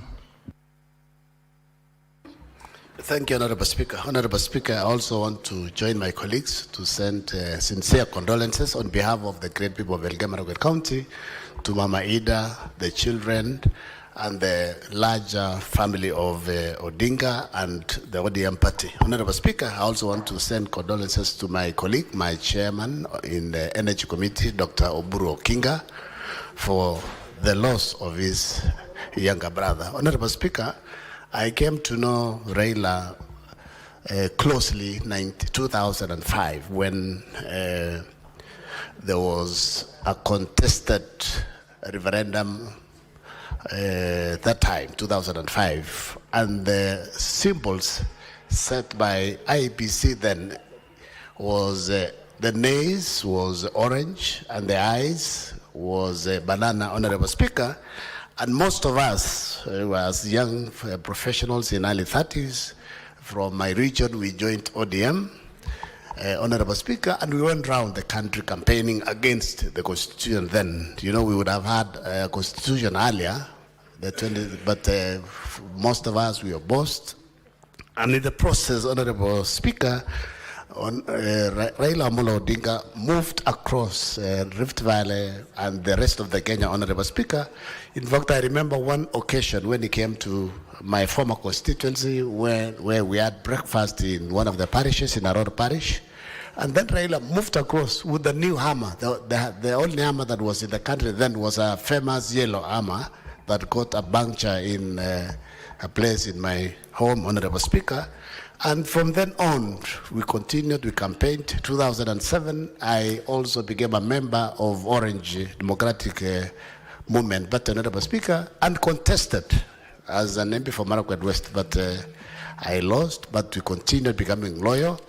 One of the occasions, because there are several occasions, Raila Odinga, Honorable Speaker, stood as a statesman and put Kenya before himself and sacrificed, Honorable Speaker, is the elections of 2007. Everybody knows, Honorable Speaker, that Raila won. Even the late IBC chair then, he said he didn't know who won. You can imagine a referee saying he doesn't know who has won. The country would have banned, but because of international community and also because of Raila's statesmanship, Honorable Speaker, there was a truce and they sat down, there was negotiations, and Raila accepted a Nusum Kate that would have been his government, Honorable Speaker, and they continued on after 2013 when now he contested again, but we believed that 2013 and 2017 and on elections were fair, Honorable Speaker, because they came under the new constitution, because the earlier ones, presidents were sworn at night. So you can imagine the elections are declared and then swearing takes place at night, Honorable Speaker. Honorable Speaker, we want to thank God that I believe Raila also is happy, Honorable Speaker, because he has rested when he has left Kenya in stability, Kenya is in peace, and he joined the broad-based government, especially after the last year's June GNC protest. The country would have gone to docks like 2008, but he saw it fit, Honorable Speaker, to save the country. Although if he was a selfish man, he would have joined the GNC and the country would have been banned, Honorable Speaker.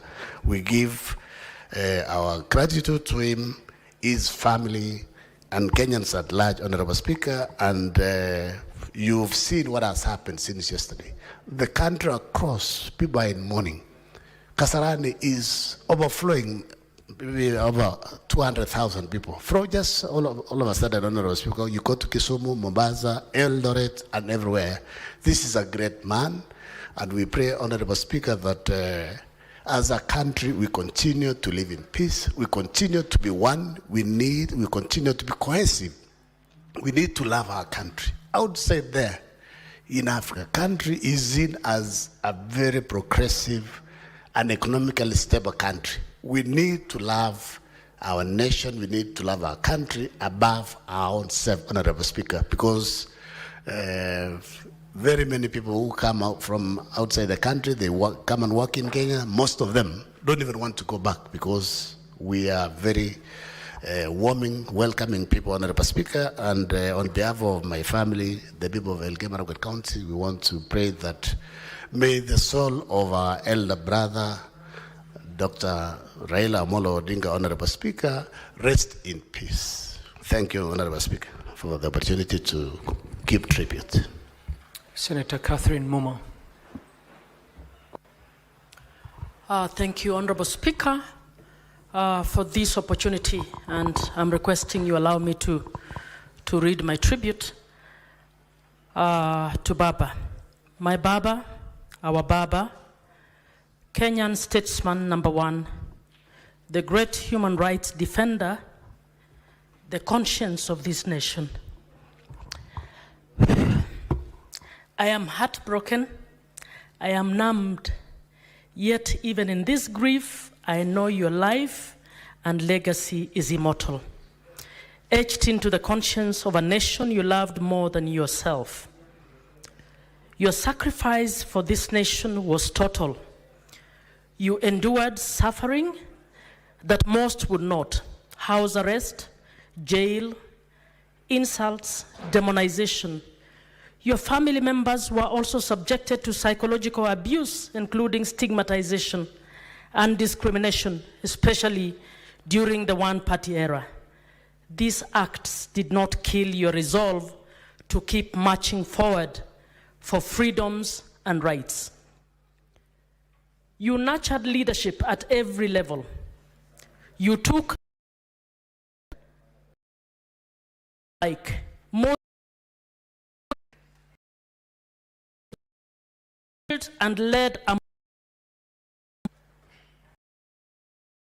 thousands of officials. Strange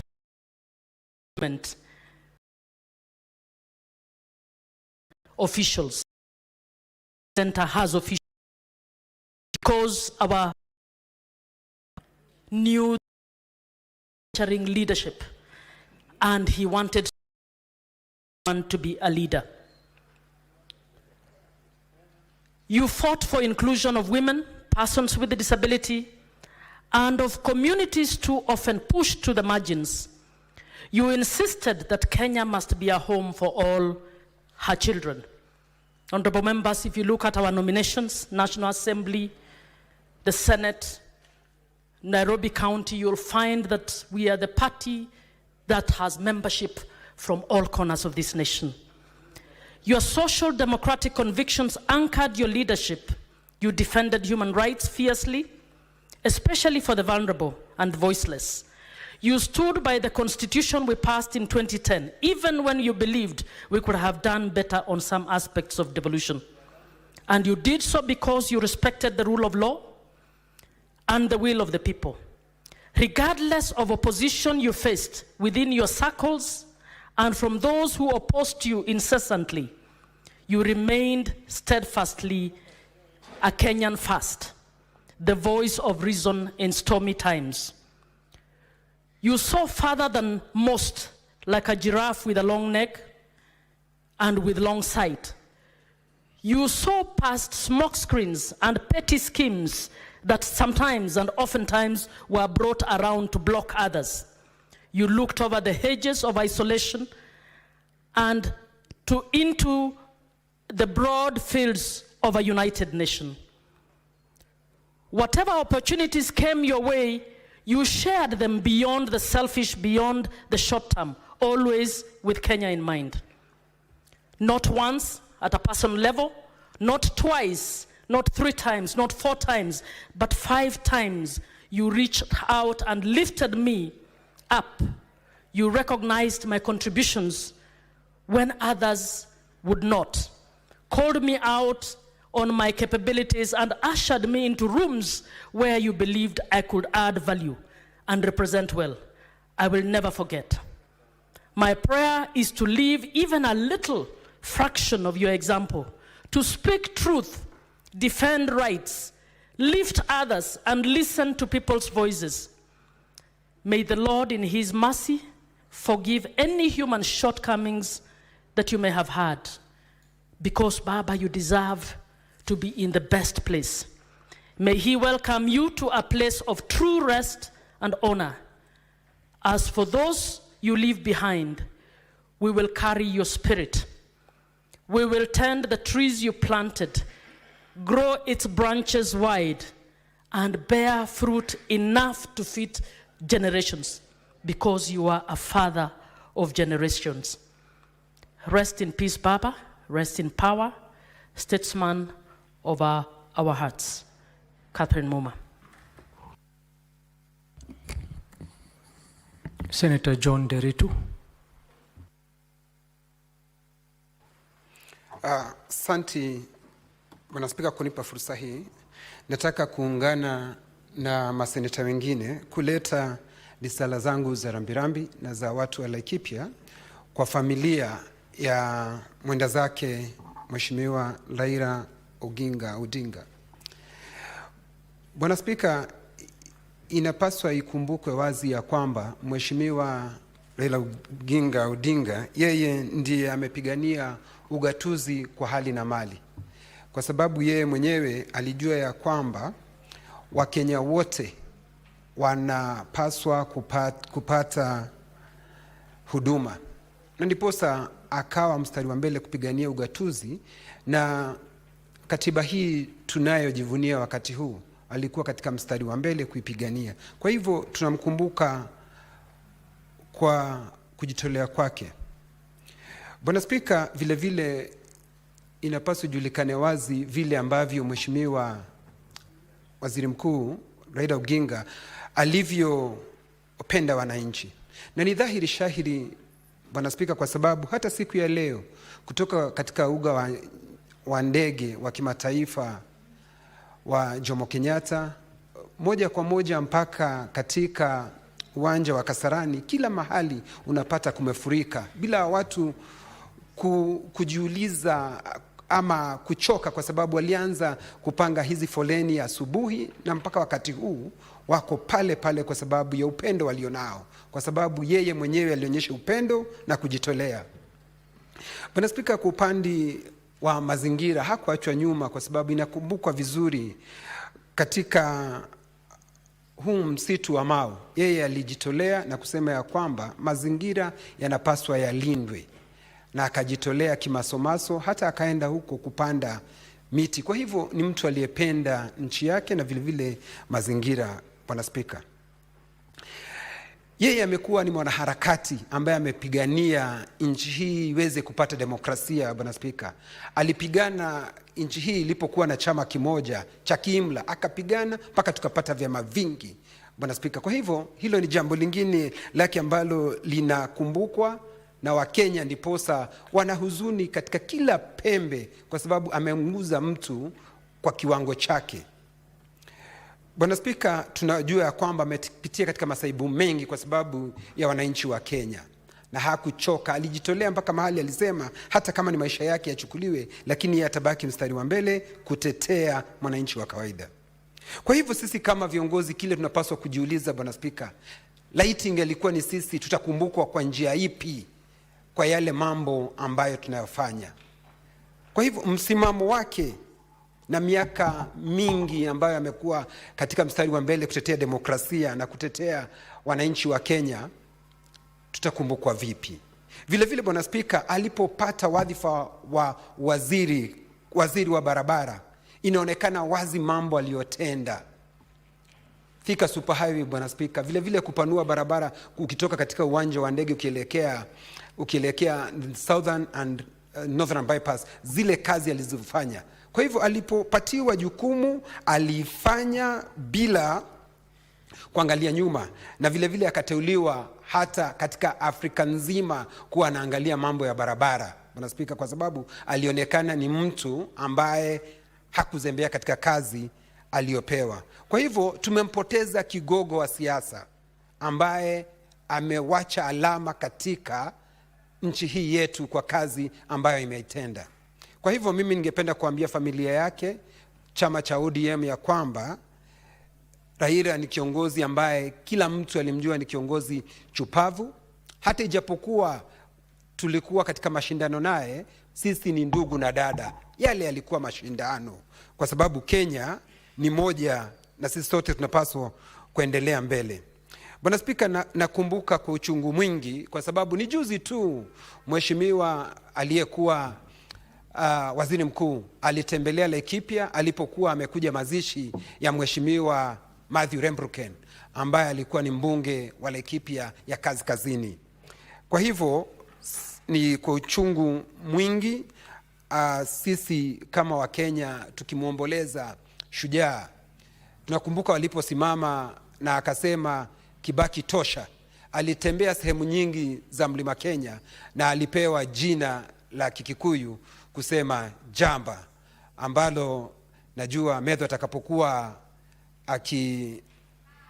akichangia atasema jamba inamaanisha nini na Kikuyu, kwa sababu hilo ni mtu ambaye tulimdhamini sana na tukampenda kwa yale mambo alivyofanya.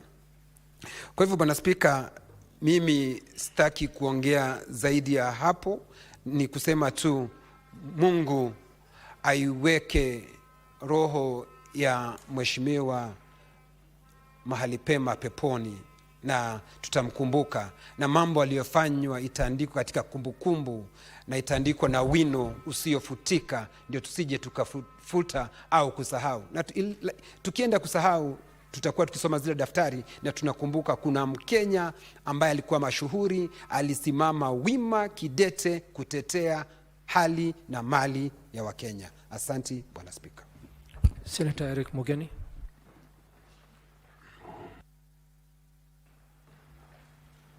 Yes, thank you, Mr. Speaker. The Speaker, I first want to express my sorrow and deep sympathy to Mama Ida and the Odinga family, especially the children who have lost their dear father, Rosemary, Winnie, and Raila Jr., and Raila's siblings, our colleague, Senator Oburu, our other colleague in the other house, Honorable Ruth Odinga, and the entire family. We know, Mr. Speaker, the pain of losing a father and a very dear father at that. So on behalf of myself, on behalf of my family, on behalf of the people of the great county of Nyamira, we say pole to the Odinga family, and may the Almighty God comfort the family during this very difficult time. Mr. Speaker, I will mourn Raila Odinga at two levels. First, as a personal friend at personal level, and secondly, at political level. Mr. Speaker, I speak as one who can proudly identify myself as a friend, personal friend of the late Raila Amolo Odinga. Mr. Speaker, anybody with whom you have shared visitation, a person who has visited you to your home and shared a meal with you, a person who has opened his home to you and you have shared a meal is a personal friend, Mr. Speaker. I've had the privilege, Mr. Speaker, of hosting Raila Amolo Odinga at my home. We have shared a meal together, Mr. Speaker. I've also had the privilege of being invited to his home in Nairobi. He has also invited me, and we have shared a meal, not with a group of people, but just the two of us in his home. So I consider him as a friend. So I speak today also feeling that I've been orphaned by somebody who has been a father figure to me, somebody I could look up to on very difficult situations. We worked very closely with Raila Odinga, Mr. Speaker, when I was serving this country at various levels. How, Mr. Speaker, Raila charmed his way into my heart is that in 2007 March, about 30 minutes after I'd been elected as chairman of Law Society of Kenya, a call came through my phone, and when I received the phone, it was Raila Odinga calling me, as he told me that time, from Western Kenya, just to congratulate me and wish me well in my tenure as chair of Law Society of Kenya. And from that time, that moment, I identified him as a friend, and we worked together when we were both in government, I as the chair of ethics and anti-corruption, and Raila as a prime minister. We worked very, very closely. So this is a personal loss to me as a person, and we pray that the Almighty God may give us the grace to bear the loss that we have suffered collectively. Second, Mr. Speaker, Raila Amolo Odinga has also been my mentor politically.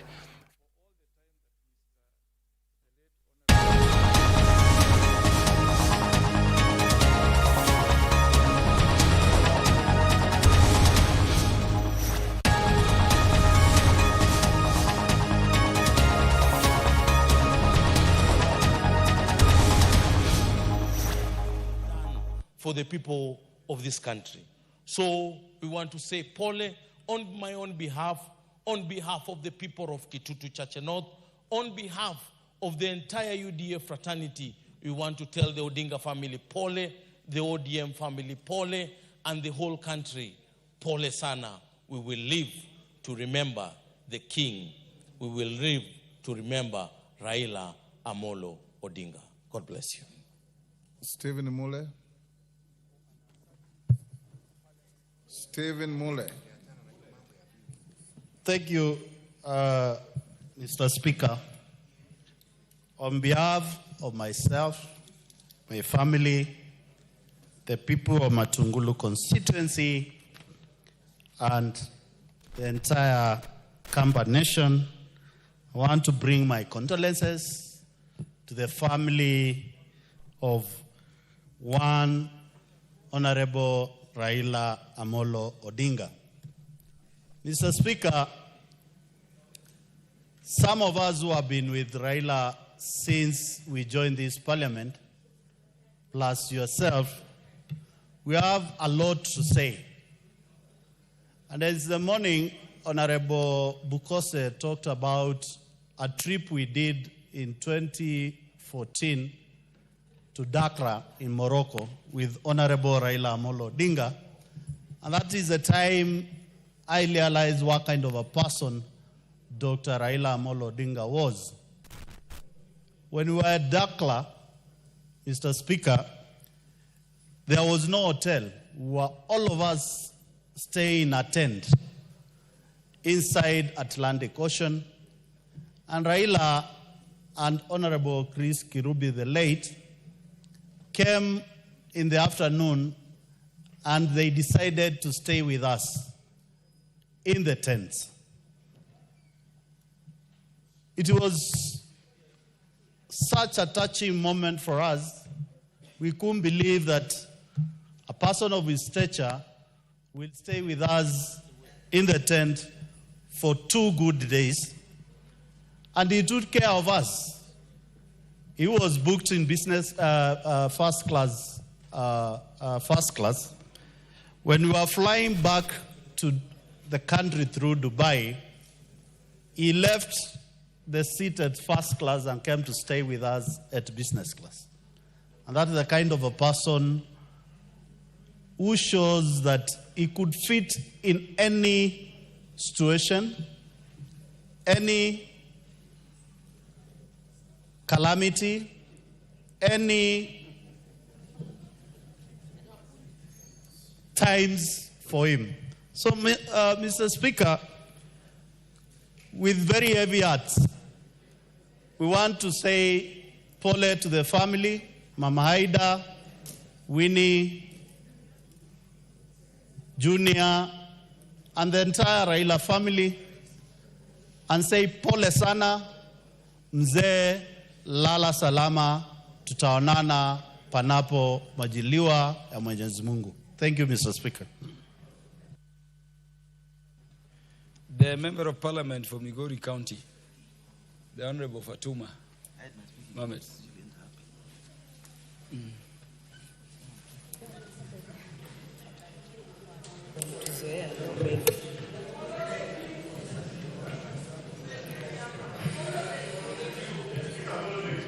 But she came earlier. Agonda pinya gonda yawa kiyudo karga gone ni gwelo jowa duno meriki akamponi.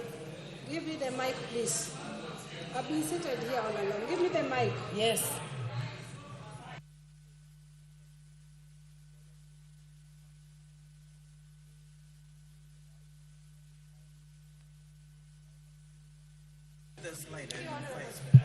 Honorable members, we will go by the list in terms of the order of request.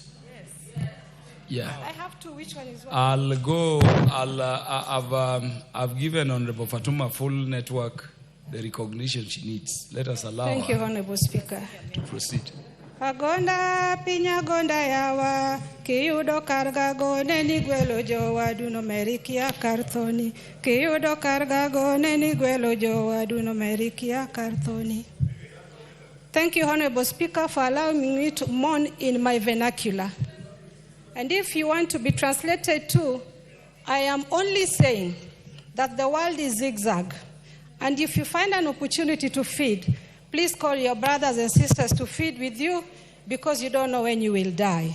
And that is how we mourn in Luo. Honorable Speaker, maybe my colleagues might not know, but I came into this position as an independent member of parliament. But deep down my heart, I was wholly ODM. I give all the honor to Honorable Raila Amolo Odinga. Because when I questioned Baba, that Baba, why did you not give me the ticket? Baba told me, I wanted you to fight. I have seen you are a fighter. Now I know you deserve more. Unfortunately, I have not fought enough for him to recognize. But I know deep down my heart that Baba fought more for this country. Many are questioning what might have happened. But I know that many also do know that while Baba was in detention, he suffered a brutal attack on the back of his head.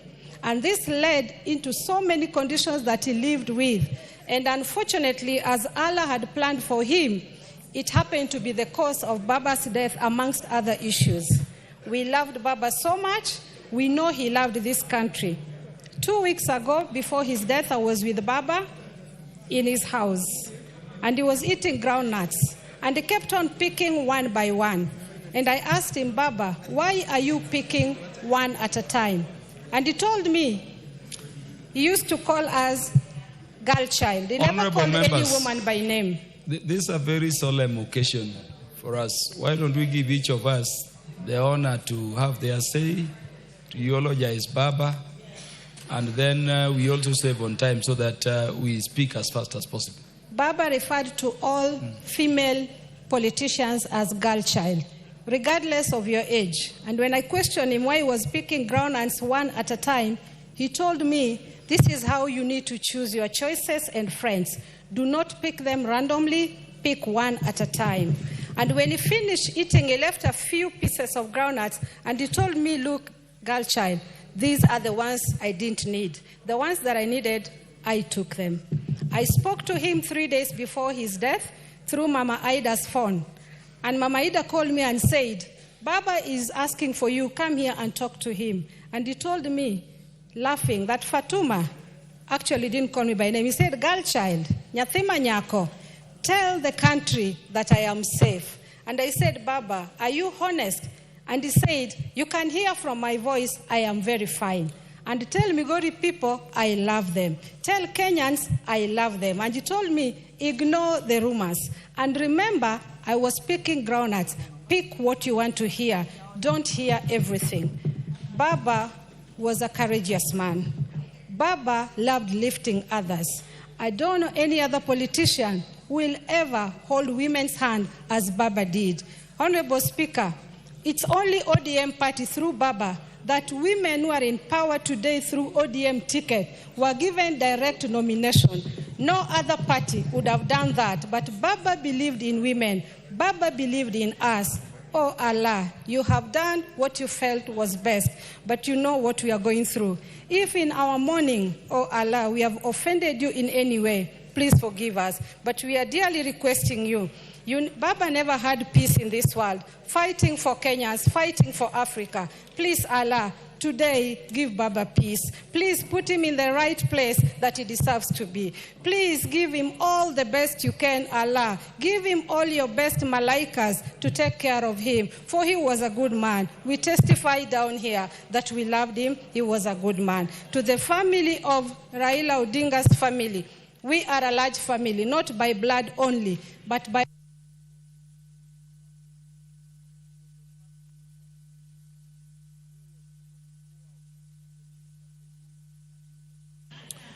Give Honorable Fatuma 1 minute for the interruption. Thank you. Thank you. Yes, Allah, I'm still with you, Allah, requesting for peace for Baba. To my fellow Kenyans, there's no any other man who would sacrifice for his family, for his country as Baba. And to us politicians who are left down here, I know no one can fit into Baba's shoes, but by any means possible, please just try and do best what Baba taught us. Baba left us in peace. Baba left us in peace. Baba never left us in pieces. And as we are looking forward to 2027, if you truly loved Baba, if you truly honored Baba, please maintain the peace that Baba has left behind. That is the only riches that he has carried to heaven. For all your wealth you live down, but peace that you have granted the creatures of Allah, you carry with you. For that peace will give him peace in heaven. We love you so much, Baba. We love you, but you lied. You said you are coming back. You lied. You told me you are coming back by Friday.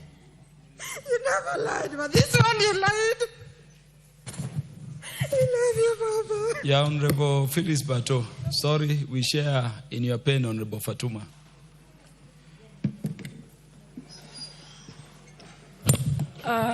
Thank you, Mr. Speaker, for giving me also the opportunity to eulogize Raila Amolo Odinga.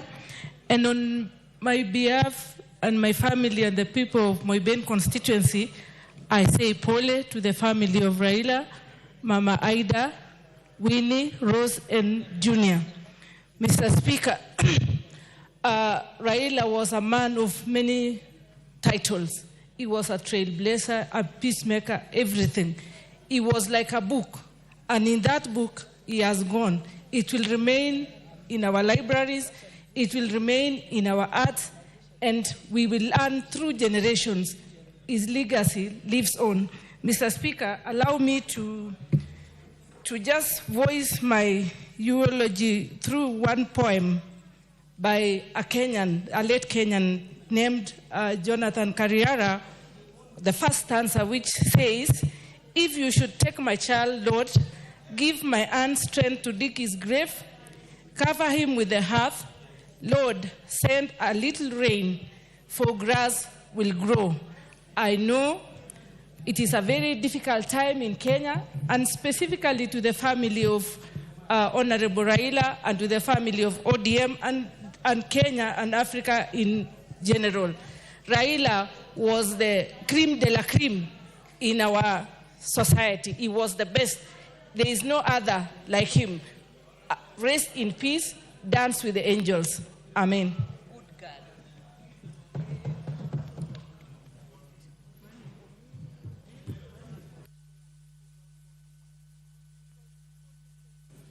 The Honorable Mwinyi.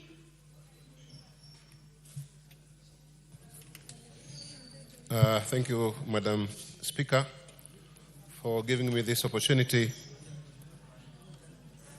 to give my condolences for our fallen hero, Raila Amolo Odinga. Madam Speaker, I met Raila in early 1990s during the advent of multi-party politics. I also worked with his father, the late doyen of opposition politics, Jaramogi Oginga Odinga. If you compare the two, Madam Speaker, they have something in common: bravery and courage. Jaramogi Odinga, with his old age, was a very courageous old man and very brave. And so is Raila. We worked with him in the early 1990s when multi-party politics was being introduced in the country. He instilled courage in us and made us heroes out of ordinary people, Madam Speaker. The character of our fallen hero: he was a simple man, very courageous, inspirational, fierce, outgoing. He was knowledgeable, he was friendly and jovial, he was well-read, and he loved free expression. One thing about him, Madam Speaker, that we also need to copy is his ability to exercise every day. That kept him fit. And he knew how to dress, Madam Speaker, according to the occasion. He was a man who never read any written speech, save for official functions. Otherwise, his other ordinary gatherings, he never had any written speech. And he could leave people happy and satisfied. He lived in the hearts of people. And women would tell him, "Tunakupenda bure, we love you for free." And that one can be displayed or can be seen in what is happening today. The late Wamala Kijana once described Raila as a man who was loved and hated in equal measures. Madam Speaker, wherever he went, even during his free time, and met a crowd, the crowd would demand that he address them. And this happened even from those people who wanted to address them. So he was a man who was loved, although he was never voted for in some areas. But one good thing, Madam Speaker, about this Raila we're talking about is that he never hated anybody. He would attend weddings, he would attend burials in the Mount Kenya area where he never got any votes. So he had a lawyer by the name Paul Mwangi. Those of us who didn't understand him, we would always ask him, why do you keep a lawyer whose tribe does not vote for us? But he would never give us any answer to that. But he maintained his friends. Madam Speaker, if we go talking about the current Kenyan politics, he is a simple politician, but a complicated one as well. Madam Speaker, for most of us as politicians, we would be very much worried about what we say, not to lose votes. But Madam Speaker, Honorable Raila was a man who could speak his mind irrespective of whatever will happen. A case in point is the CDF when we were meeting him. Madam Speaker, I want to say we have a few lessons to learn from him, and I want you to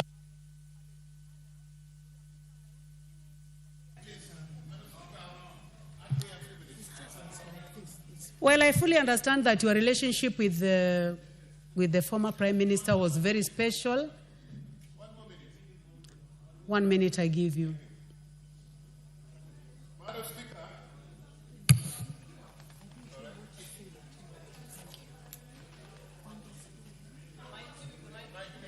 Please give the mic to the Honorable Mwinyi. thank you, Madam Speaker.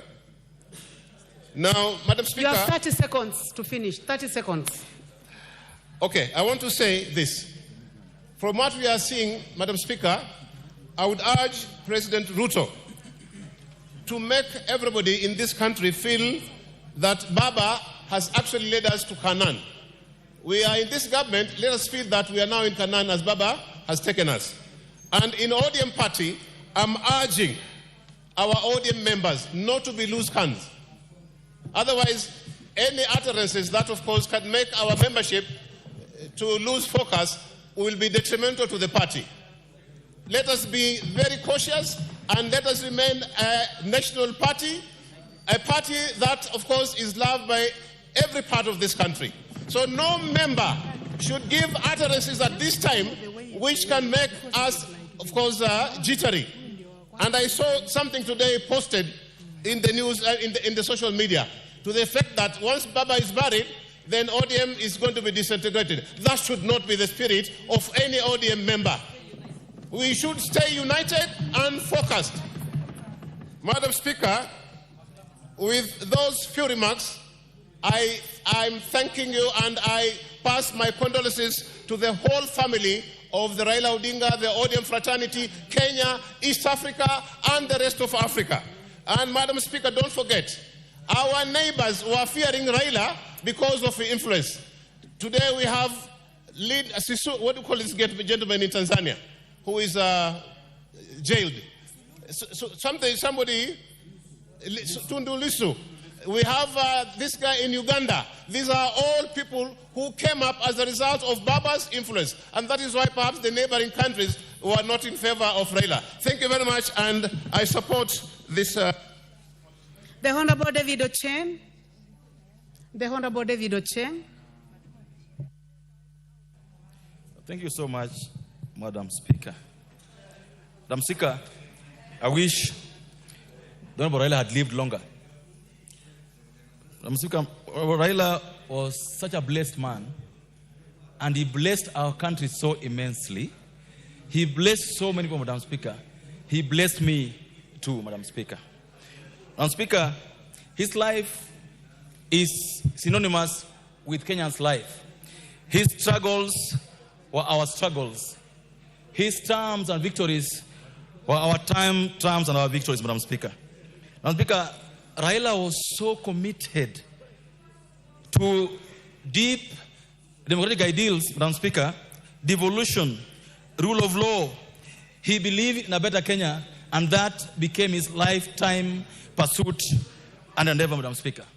Madam Speaker, when Raila clenched his fist, when Raila called us to action, the country stood still. When Raila called us to action, the country followed in unison, Madam Speaker. Madam Speaker, the Honorable Raila personified what was best in this country. He was our moral compass, Madam Speaker. Madam Speaker, he had very many handshakes. And these handshakes, Madam Speaker, most of the time brought us from the brink.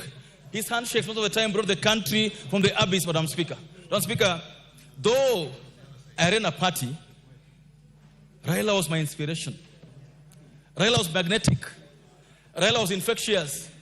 Raila was so humorous, so humble, that for a long time, Madam Speaker, I avoided sitting with Raila for 1 hour, because I feared that if I sat with him, his stories, he'd regale with stories of war, of conquest, of how the country had grown. And I would tell him, Baba, if I sit with you for long, I would easily go back to ODM. So I would not sit with Raila for long, because I feared that he would convince me to fall off my party and go back. Madam Speaker, Raila was so unassuming. He loved everybody, was so approachable, Madam Speaker. Raila was an institution, Madam Speaker. You remember, I always say that Raila Odinga was extra-legal. He was extrajudicial. He was a fourth arm of government, because when he decided to give us a holiday, we would get a holiday. If he said the parliament will pass a bill without a comma or a full stop, we would do so, Madam Speaker. Madam Speaker, his word sometimes was low. Madam Speaker, Raila Odinga was a Pan-Africanist. He bestrode the region like a colossus. Madam Speaker, he mentored many. He taught many. He cared for so many. He led with grace. He didn't have an iron fist, Madam Speaker. So as he goes home, Madam Speaker, all of us wished that he lived longer, that he was with us here longer. And Madam Speaker, like all human beings, he had his frailties. He had his infallibilities, Madam Speaker. He had his hopes. He had his fears. He was weighed down, Madam Speaker, with what ailed our country. He was weighed down, Madam Speaker, with corruption as a vice in our country. He was bogged down with tribalism that had become a cancer, killing our country, Madam Speaker. Madam Speaker, when videos came out the other day, I saw Raila walking in India. And I could imagine Raila walking with his normal grin, stamping one foot after the other, Madam Speaker, hoping for the best, hoping to return to his beloved country and to keep building the country, keep giving us hope. Madam Speaker, I dare say, and that had Raila died, peace with William Ruto, Madam Speaker, even this parliament today wouldn't have sat. But because he made peace with everybody, because he put Kenya first, because he loved this country so much, Madam Speaker, he never was power hungry. He never sought to be president by force. Madam Speaker, Raila was a very interesting man. He's the only one who could swear himself in to power and go back to his house without being arrested. It tells you who he was. That Kenyans loved him, and no policeman who would dare arrest him, Madam Speaker. I started my politics under him. I became an MP for the first time under ODM, Madam Speaker, and I forever will be thankful to him for launching my politics, Madam Speaker. To his family, to the Luo nation, to the country at large, to Mama Ida, to Madam Rosemary, to Raila Odinga Jr., to Winnie, Madam Speaker, we pray that God comforts them, that God gives them. Thank you very much, the Honorable.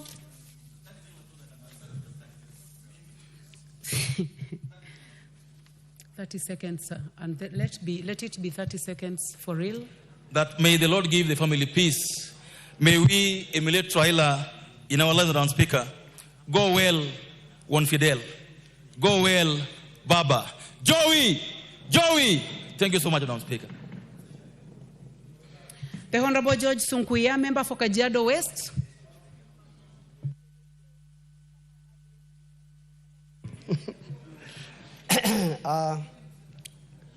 The Honorable Speaker.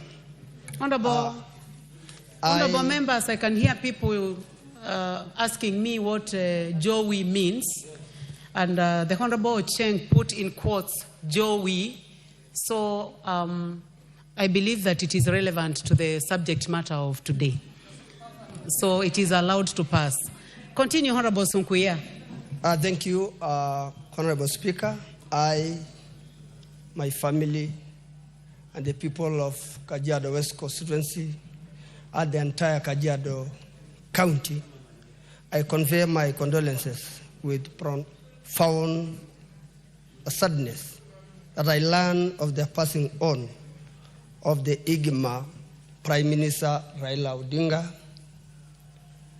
a leader whose unwavering dedication to democracy, social justice, and unity inspire countless individuals and shape the tragedy of this country.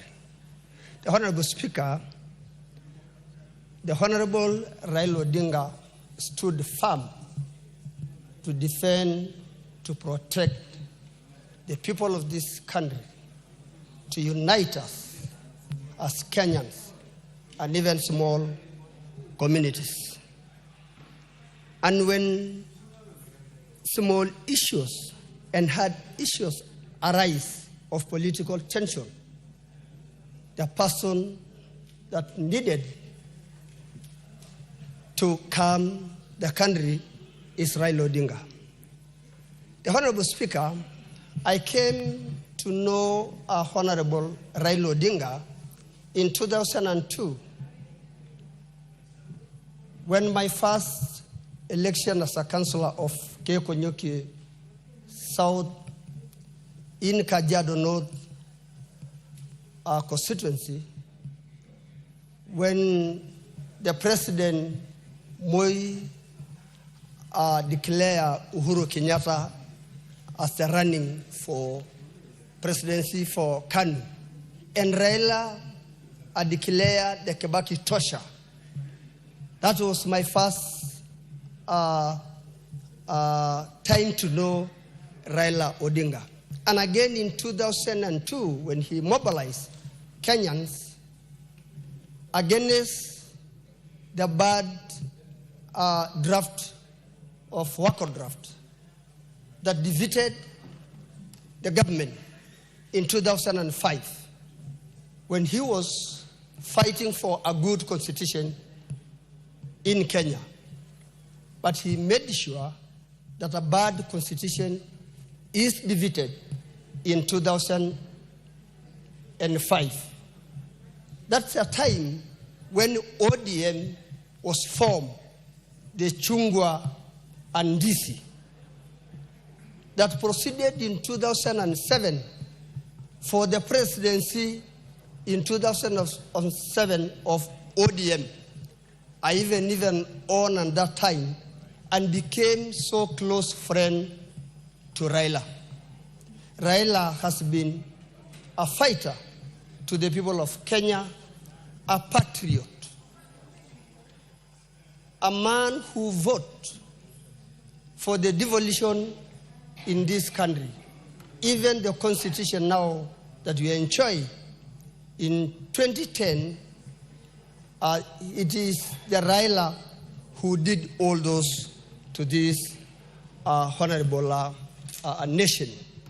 I want to take this opportunity to tell Kenyans that it is good time to find what Raila had did to this country, to all of us to unite. That now Baba has rest, but he had made friendship to many Kenyans, many leaders, including the former president Kibaki. He was a friend to Daniel Moi. He was a friend and a brother to former President Uhuru Kenyatta. He was a friend. Now the broad-based government, that all of us is important to emulate what this great man has done to this country. I want to take this opportunity to say pole to Mama Ida Odinga, the junior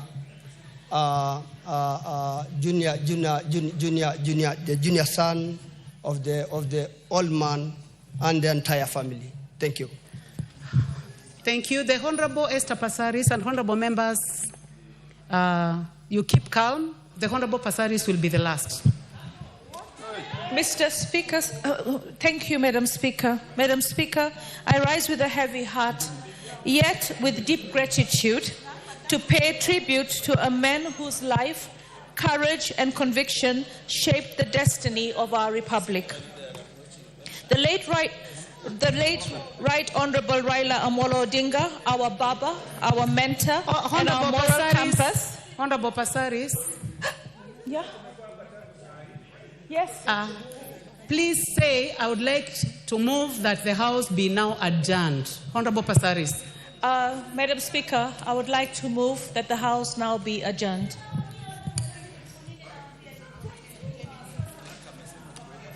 Honorable members, I now put the question that the House may now be called upon to adjourn.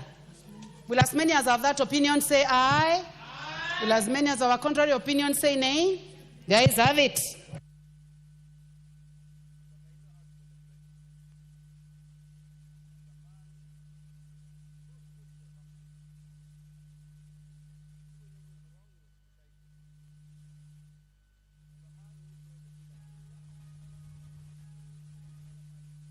Members, the House, then the time being 16:36 p.m., this House stands adjourned until Tuesday, 4th of November at 2:30 p.m.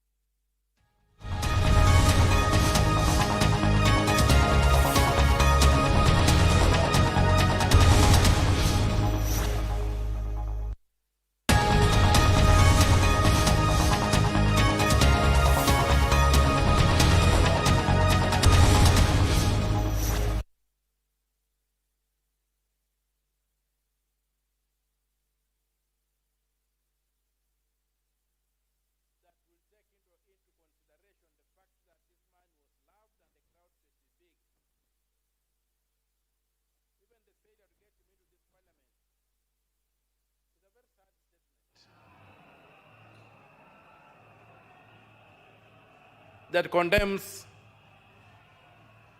the lack of planning that seems to underpin our public lives in the Kenyan state of late. So I hope that going forward, the funeral will be planned with military precision, and the tear gas happy, whoever is lobbying those tear gas, will restrict themselves so that we can give Raila a dignified send-off.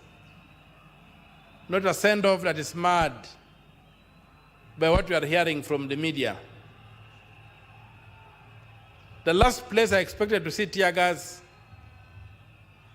was Raila's funeral. Yes, the energy is there, the mourning is there, the people have come out, but they have walked the whole way from Mombasa, and from the airport along Mombasa way into to Kasarani, all those kilometers. They have not harmed anybody.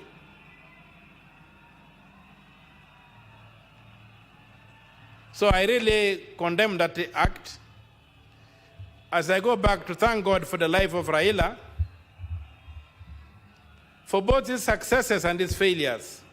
Because in his failures, the human side came out that showed he was just a human being like the rest of us. And every time he rose up from his failures, he gave us hope that there's always a second chance in life. And so I celebrate him as a human being.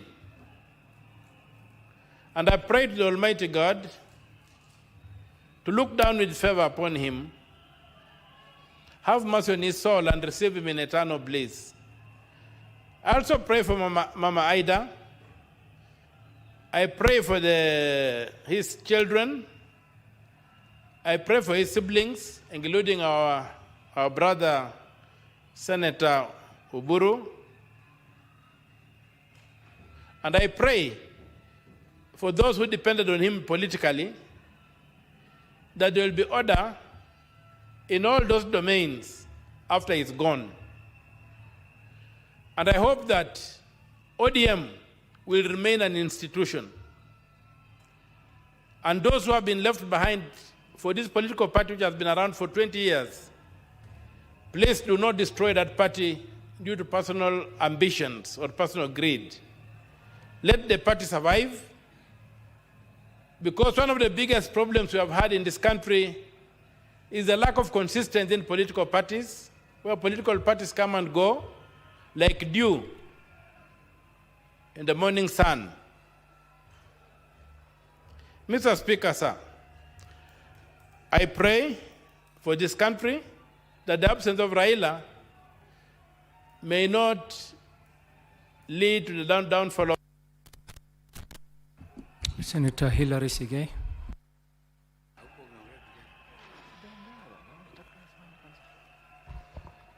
Thank you, Honorable Speaker, for giving me this opportunity to also pay my tributes to the fallen hero of this wonderful country called Kenya. Mr. Speaker, yesterday was such a sorrowful day. It was a sad day, not only for the immediate family of the Right Honorable Raila Odinga, but for the rest of us as a country, as a community, and the whole world indeed felt the pain on the loss of the Right Honorable Raila Odinga. Mr. Speaker, on behalf of the people of the great county of Bomet, who out of the democratic space that we are celebrating and that we are enjoying right now, they gave me the opportunity to sit in this house. It is that democratic space that we enjoy, that we have gotten the opportunity to have representation here in this house. It is that space, Mr. Speaker, that the Right Honorable Amolo Odinga created for very many, not only those who subscribed to his political space or his political party, but to the people of this great country. We know of very many incidences and examples where he has sacrificed his personal interest, those of his political party, which for a very long time has been not just a political party, but a movement that has always entirely relied on his wisdom, on his sacrifice, and the direction that he has given, that we celebrate that particular space of democracy right now in Kenya. The loss of him, therefore, Mr. Speaker, is not only to his family, it's not only to his community, not only to the party, but to the rest of us. We feel the pain that his immediate family is going through, that our colleague, Senator Oburu, and the rest of the members of this house are going through.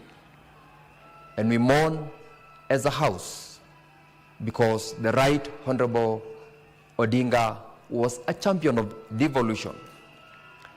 The many legislatives that have been enacted on devolution does not miss a word on his contribution. The unity that we are celebrating now as a country and the peace that is facilitated the governance of the current government is attributed to the sacrifices that the Right Honorable Odinga gave of his own ambitions and that of his political party, because he championed the interests of the country and not the interest of the person that is in him. Mr. Speaker, listening to the people, the public, mourning all the way from when we had the sad news of his demise yesterday to what is going on right now, to what the people of Kenya are feeling. Mr. Speaker, we have lost a patriot. We have lost a great man. We have lost a leader, and a leader of many generations to come. How I pray, Mr. Speaker, that even as we plan to put him to rest, his contributions shall not go in vain in ensuring that we continue to support the space that is created in the political environment. We continue to celebrate and to emulate the sacrifices that he made as a leader, as a political leader, as a family man, and as a Kenyan, so that we achieve the spirit that we live beyond him. I join the rest of my colleagues, Mr. Speaker, to say that the person of Raila Odinga could have left us now and is on his way to be interred ultimately.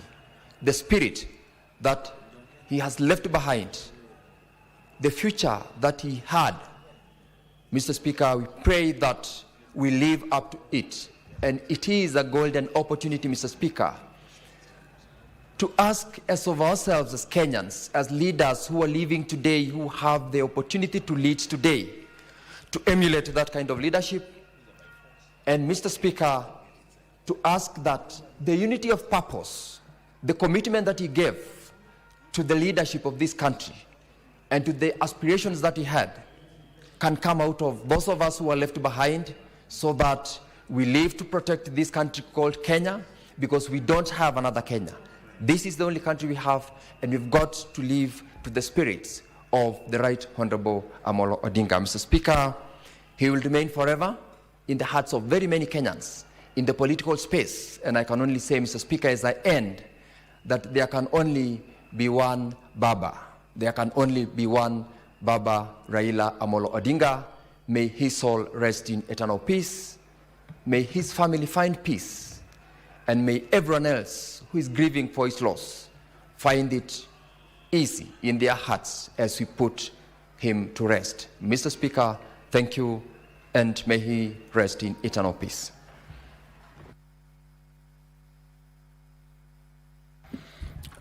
Honorable Senators. In us as a nation, that we may be strengthened in you and watched by you and increased by you. To you we commit the soul of your servant now departed, that Heavenly Father, together with angels, you may grant him the everlasting kingdom. Through Jesus Christ our Lord. Amen. Amen. We may now progress to the viewing of the body. We start with His Excellency, followed by the family. I request that we maintain our positions as I will guide you on the order.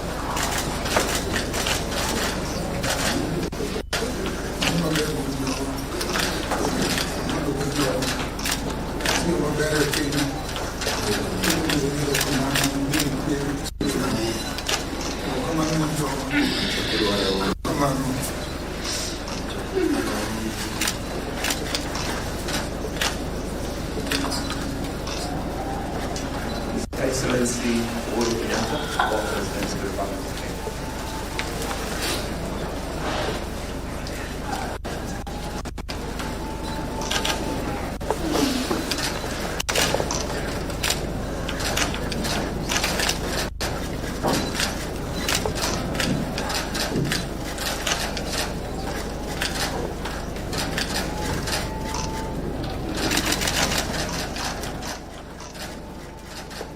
His Excellency, the Deputy President.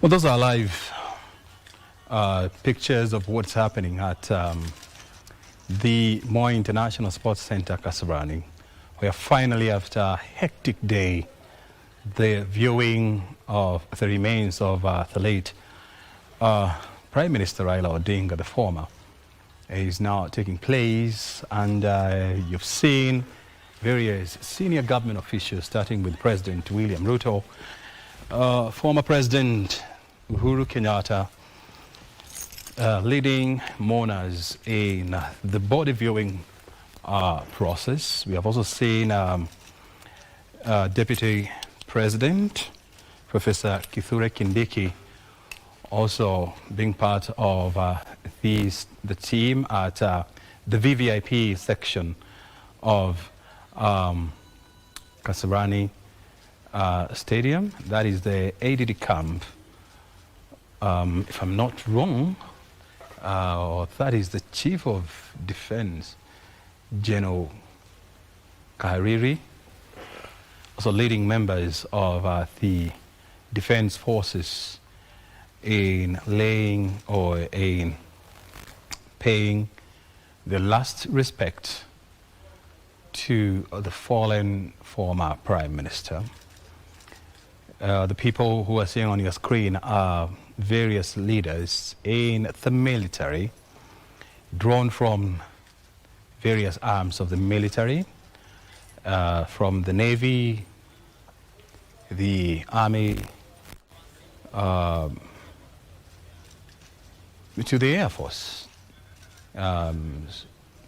paying homage and tribute to the former to the former Prime Minister Raila Odinga. That is the head of public service Dr. Felix Koskei as well. Energy Cabinet Secretary, Mr. Wandai. Mining Cabinet Secretary, Honorable Hassan Joho, who has also been a critical leader in the Orange Democratic Party. That is Interior Cabinet Secretary, Kipchumba Murkomen. That is Sports Cabinet Secretary, Honorable Mvuria. ICT Cabinet Secretary as well, Honorable Kabogo, also part of the cabinet members paying tribute to the former Prime Minister Raila Odinga. That is also the Water Cabinet Secretary. And now coming over is the CS for East African Community, Beatrice Askul. And we have Transport Cabinet Secretary as well. This is Davis Chercher. Cabinet Minister for Health, Aden Duale, also a close friend of Raila Odinga. And that is Cabinet Secretary for Education as well. Remember, these are high government ranking officers who are paying tribute to the former Prime Minister Raila Odinga. It's going to be a long list because also various government as well as political leaders are there. As you can see, they are lining up. That is, let me see, you can see the governor for Kisii Simba Arati, and that is Gladys Wanga, the governor for Homa Bay, who is also the national vice chair of the ODM party. You're quite a somber mood there. That is Kisii Governor Simba Arati. Also a close confidant of Raila Amolo Odinga. ODM Secretary General Edwin Sifuna, also the Senator of Nairobi, part of the delegation here at the Moi International Sports Center Kasarani. Siaya Governor James Orengo as well, a long-time ally of former Prime Minister Raila Odinga as well. It's also good to remember that Raila Odinga hails from Siaya County, and so that is the home county of Raila Odinga. Nairobi Governor Johnson Sakaja as well, paying his last respect to Raila Odinga. I need to see clearly who is that. It must be one of, oh, that is Soipan Tuya, the CS for Defense, I think, if I'm not wrong. And who is this? Sorry, I mean, you have to forgive me. It's very hard to know all the names of everyone here. But this is a process that is likely to take a bit of time. Eh? It was meant to start at 2 p.m., but as you can see, that's just started about 10 minutes later. I mean, ago. This is Millicent Othiambo, also paying her last tribute to Raila Odinga. I think also in this congregation there are members of the diplomatic corps.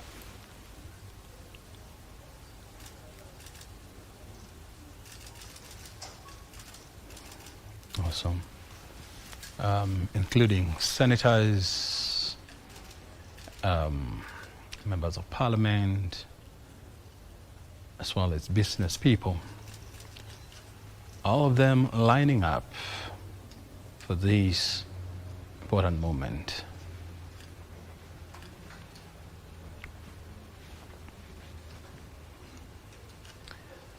There is PS for Internal Security, Dr. Molo.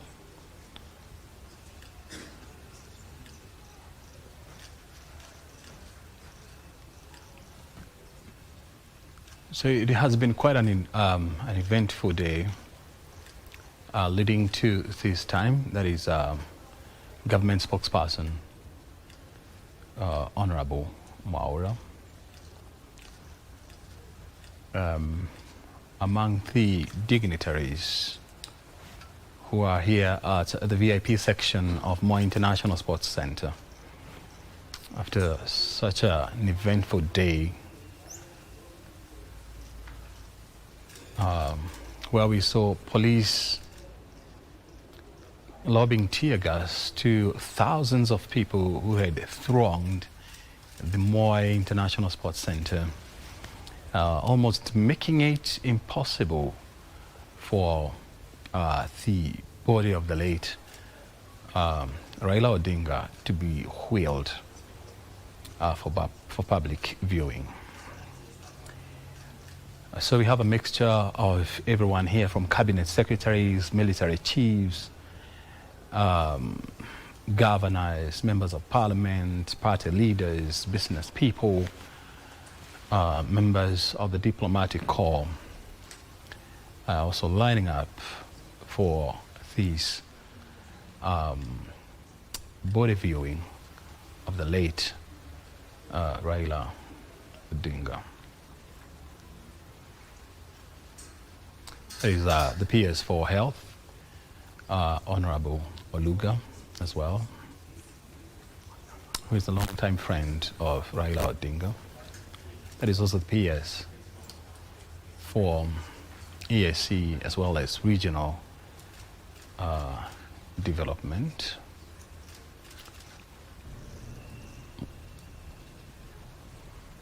So it has been such a long day. I mean, starting from around 9 a.m.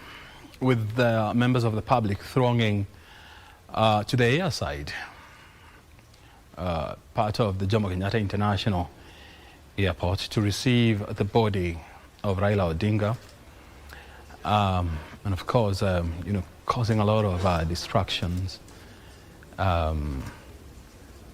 where the airport, the Jomo Kenyatta International Airport, had to suspend flight operations because of various security breaches. For your information, the airside is only reserved for people who are vetted and allowed to be on that side. So you have to be screened because it's a sensitive area. That is where planes are prepared for takeoff and of course for landing. Mpuri Aburi, Raila Odinga's look-alike, also paying his last tribute. That is the Member of Parliament, also in the midst of hundreds of others. This event is likely to continue, and nobody has an idea it will go on for how long, because it has just started. That looks like it's Babu Owino, Embakasi South Member of Parliament, and now is the former Chief Justice, Honorable Justice Maraga. So you have a combination of everyone here, even judicial officers are also part of this process.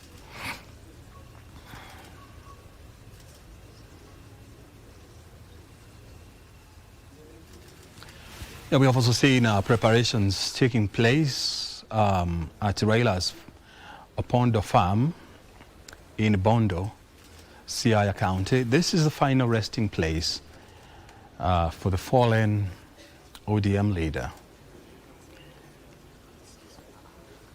And the burial is slated for Sunday in Siaya, in Bondo, Siaya County. Tomorrow, the viewing of the body will continue. It is not yet clear whether it will still continue here at Kasarani or it will move to Nyayo National Stadium as earlier planned. Remember, this viewing was supposed to take place at the National Assembly, at Parliament, where Raila was supposed to lie in state for members of the public to view his remains. But because of security reasons as well as logistical challenges, the government decided to move these to Kasarani. And we have seen what it has taken, security officers, logistic planners, to get this body here. It has been a struggle all the way from JKIA, Mombasa Road, Expressway, even accessing the Moi International Sports Center was such a hassle for the truck, the military truck that was carrying the remains of Odinga. But finally, they have managed to access the VIP section of the stadium. And so far, for the last 20 or so minutes, the viewing of the body has been going on. And you have, this to me looks like members of the clergy filing past the body of Raila Amolo Odinga.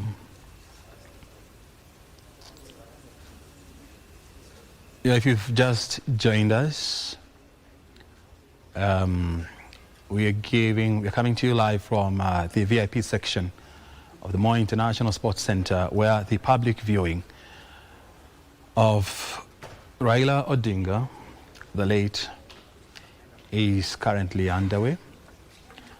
Some of the people who have participated in this process, we have seen President William Ruto leading these exercise, followed by the former president,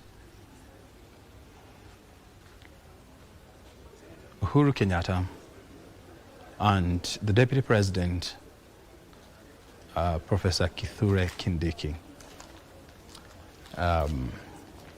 We have also seen our cabinet secretaries, our principal secretaries, as well as members of parliament also participating in this solemn event.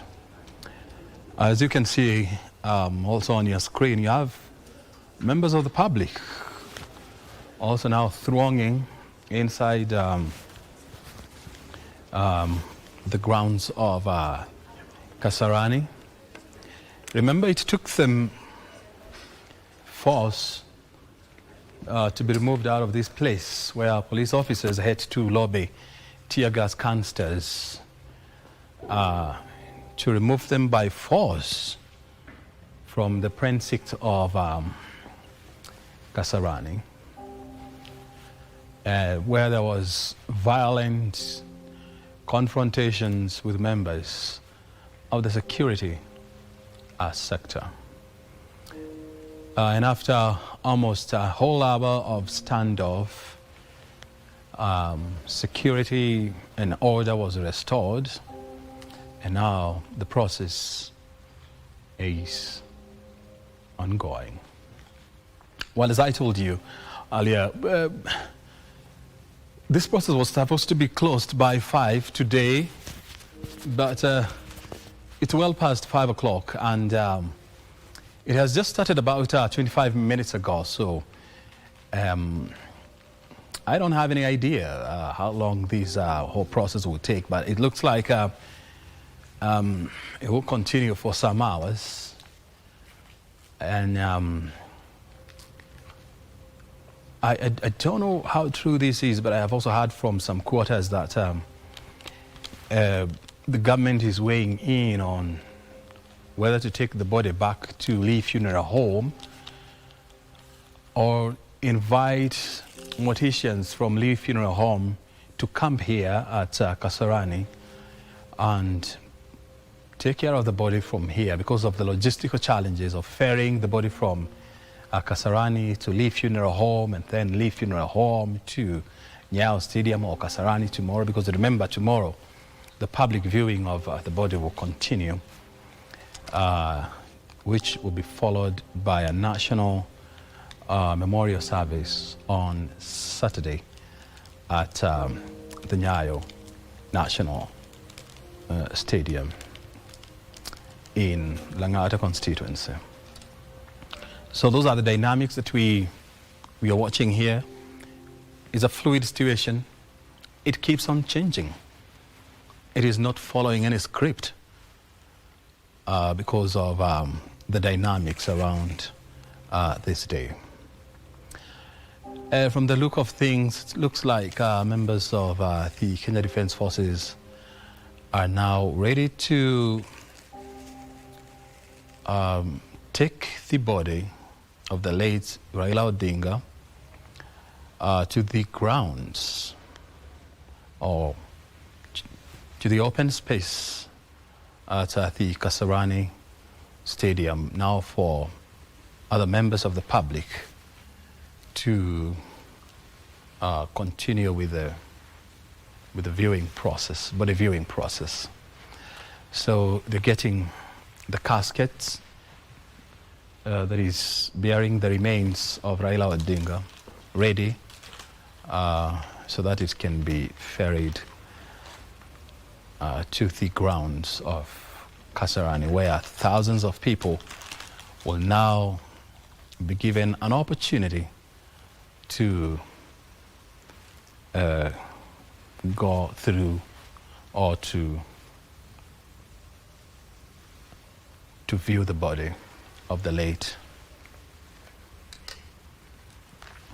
politician and former Prime Minister. So if you've just joined us,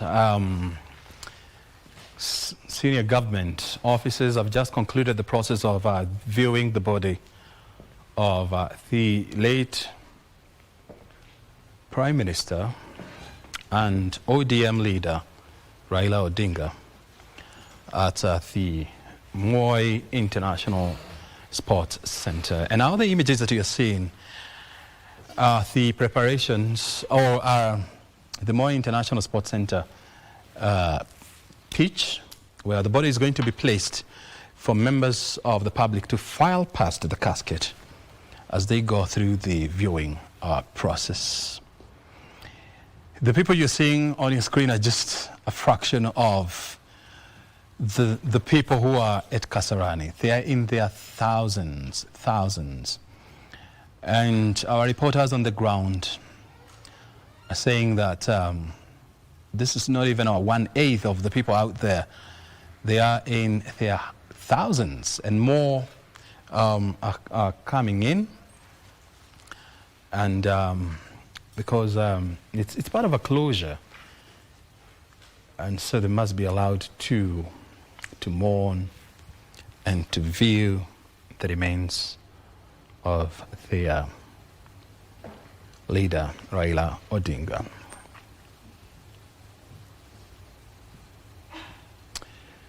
Just a recap, Raila Odinga passed on yesterday morning while undergoing treatment in a hospital in India,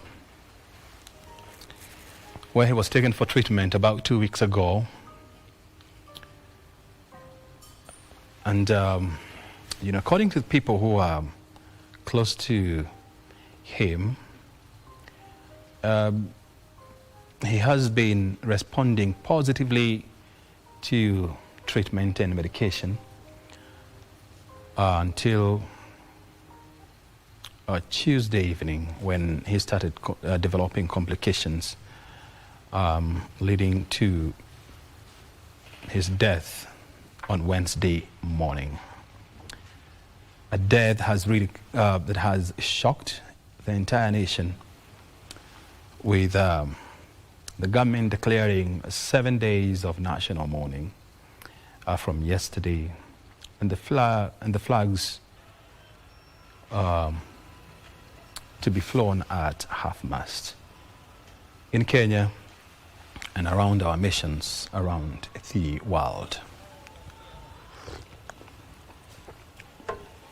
So according to the burial plans, as outlined yesterday by the burial planning committee, the body of Raila Odinga is supposed to, or was supposed to lie in state at the National Assembly for public viewing before,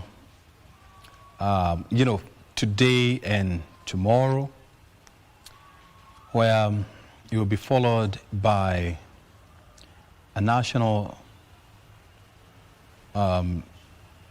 burial service on Saturday before the body is flown for interment in Raila's farm in Bondo, Siaya County. So far today hasn't gone according to the script. I mean, we've seen what has transpired the whole day. Right from the morning until now.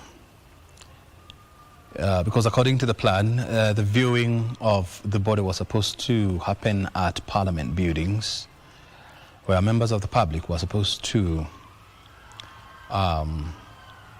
file past the casket bearing the remains of Raila Odinga. But this did not happen because of logistical challenges. Thousands of people thronged the Jomo Kenyatta International Airport, making it almost impossible for any movement to be made, and of course disrupting the entire program that the government had lined up at JKIA. Even the brief service that was supposed to take it to happen at JKIA did not happen because thousands of people breached security personnel and went all the way to JKIA airside, where senior government officials were waiting to receive the body of Raila Odinga. And of course, taking control. It was such a chaotic scene. And earlier on I was talking to Dr. Sylvester Kasuku, who is one of the dignitaries who were to receive Raila Odinga. And he was telling me that it was completely impossible even for members of the security forces to remove the body from the Kenya Airways cargo flight 203 that flew from Mumbai to JKIA bearing the remains of Raila Odinga. And so somehow at some point the public took over before order was somehow restored by members of the Kenya Defence Forces.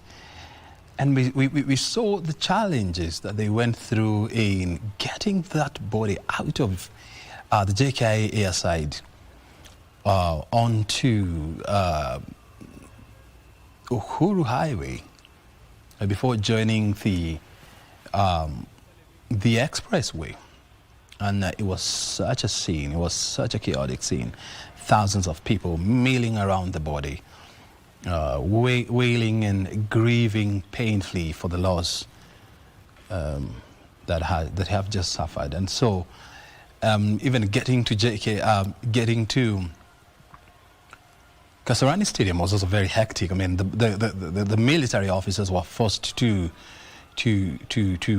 lap around Kasarani as they waited for the public to be cleared so that they could access the VIP section of the stadium. And after such a long standoff, I think the security officers were growing very thin, and so they had to lobby tear gas canisters and engaging members of the public in running battles for almost 2 hours.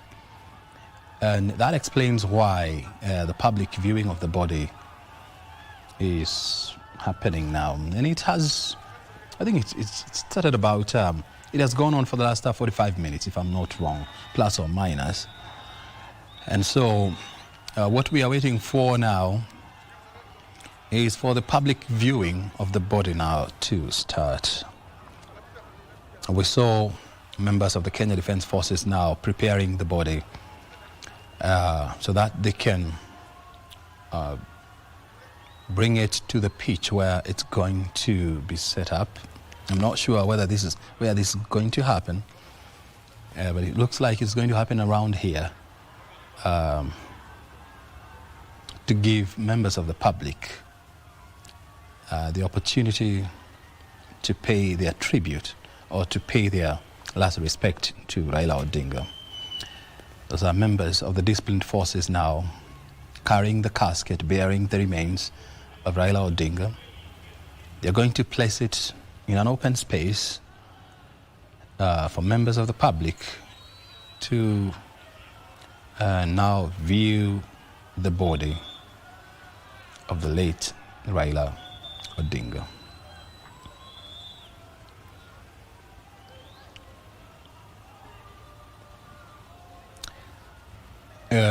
Earlier on, we also saw Raila Odinga's elder brother, Oburu Odinga, flying to Siaya County, Bondo, to oversee the preparations for the, or to oversee burial plans of Raila Odinga, just to ensure that everything is okay. And he had a brief. He talked to members of the public who are waiting for the body at that place, and he told them to treat guests with respect, to conduct themselves with utmost maturity, and to allow the process to take place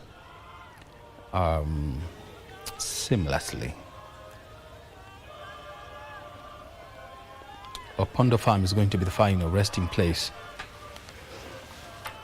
of Raila Odinga. And this is just next to his father, Jaramogi Oginga Odinga, his mother, among other members of his family. So we have our team at Bondo, and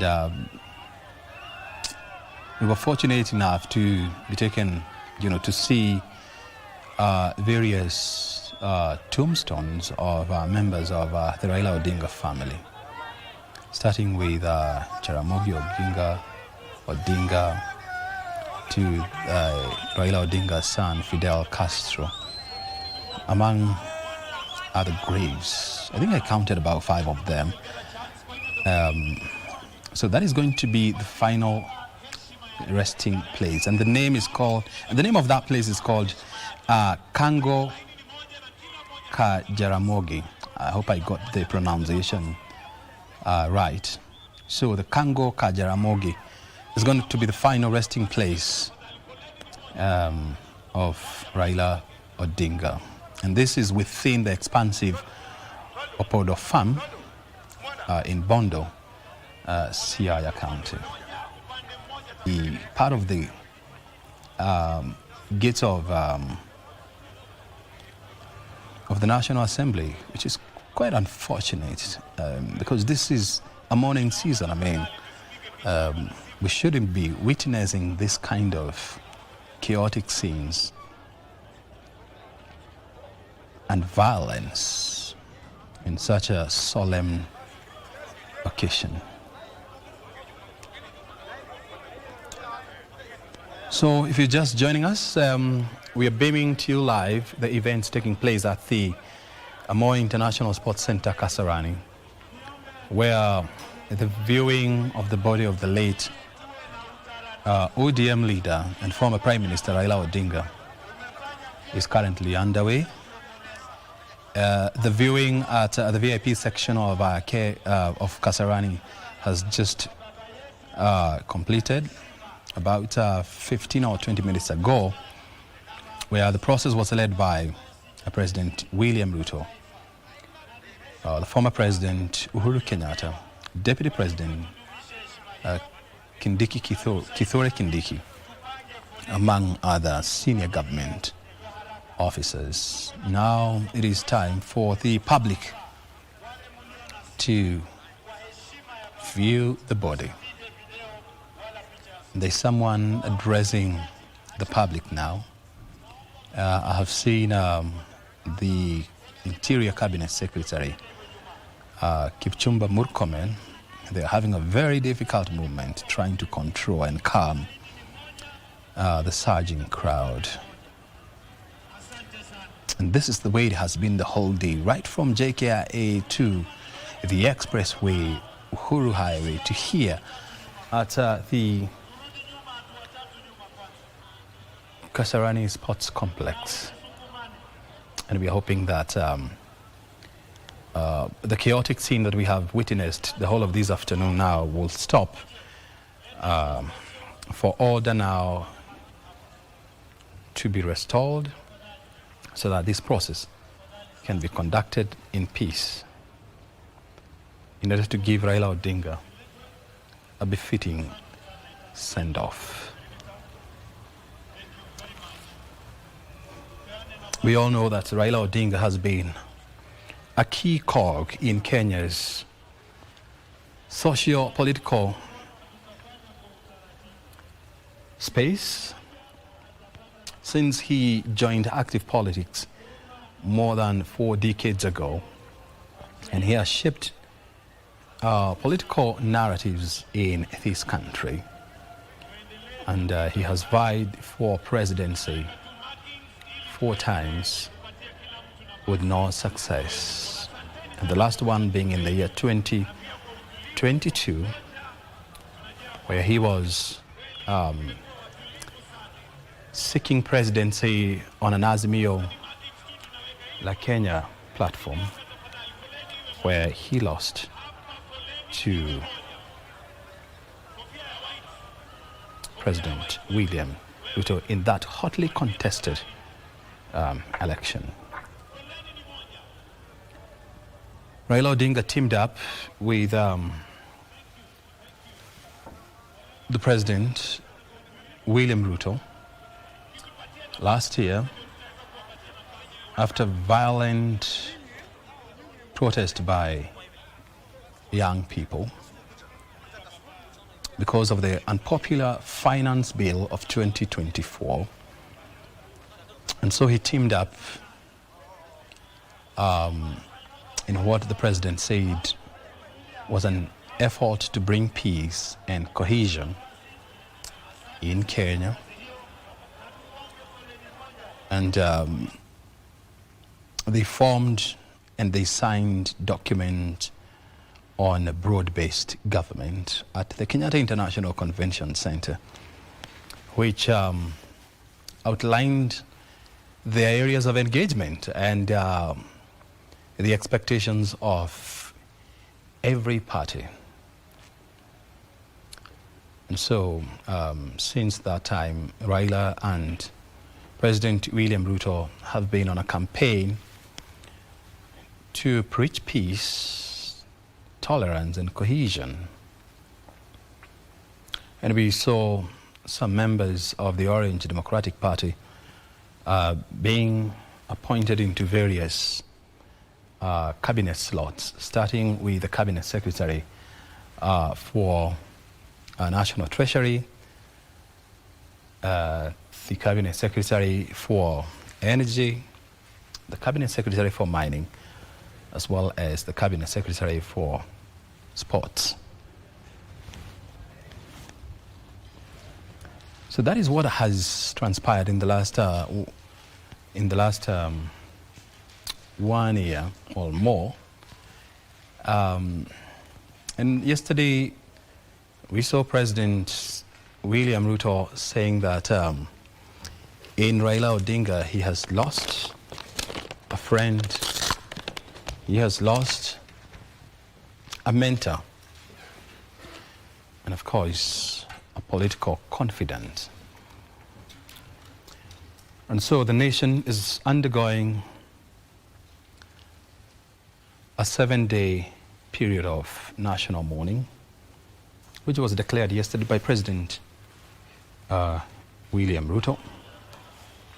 And tomorrow, Friday, has been declared a national holiday. So the 17th of October has been declared a national holiday to give Kenyans from all walks of life an opportunity to mourn Raila Odinga. Saturday as well, there's going to be a national funeral service at the Nyayo Stadium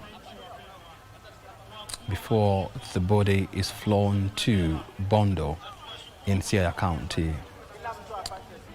for burial. Some other developments within the Orange Democratic Party. Remember, Raila Odinga was the leader of the party, and now with his demise, the party has appointed his elder brother, Oburu Odinga, to take over the mantle of leadership within the party before elections are held to appoint new leadership and, of course, to strategize on how to move the party forward. Remember, the Orange Democratic Party is one of the largest political parties in Kenya. It is celebrating its 20th anniversary this year. Remember, it was started back in 2005 during the 2005 constitutional referendum, where Raila Odinga led a brigade of former members of the National Alliance for Rainbow Coalition in resisting attempts to enact a new constitution. That was in 2005, and Raila Odinga was very key in leading the No campaign, while Mwai Kibaki, the president, was in charge of leading a brigade of yes campaigners. And it was such a bitter fallout leading to the bloody 2007 election where thousands of people were killed in that hotly contested election. And that's formed the birth of the Orange Democratic Movement. And the founding members of this party were Raila Odinga himself, President William Ruto, Uhuru Kenyatta, the former president, Najib Balala, the former minister for tourism, Joe Nyaga, the late, he was the former minister for cooperatives. Who else? There were 7 members, and they had a tie to the Pentagon. I need to remember the others who are key in the formation of the Orange Democratic Movement. And so this month, all of them were supposed to coalesce to celebrate 2 decades of existence. So when you look at ODM, it has many members of parliament in the 11th parliament, and it has done so in the past parliaments, the 7th, the 8th, the 9th, the 10th.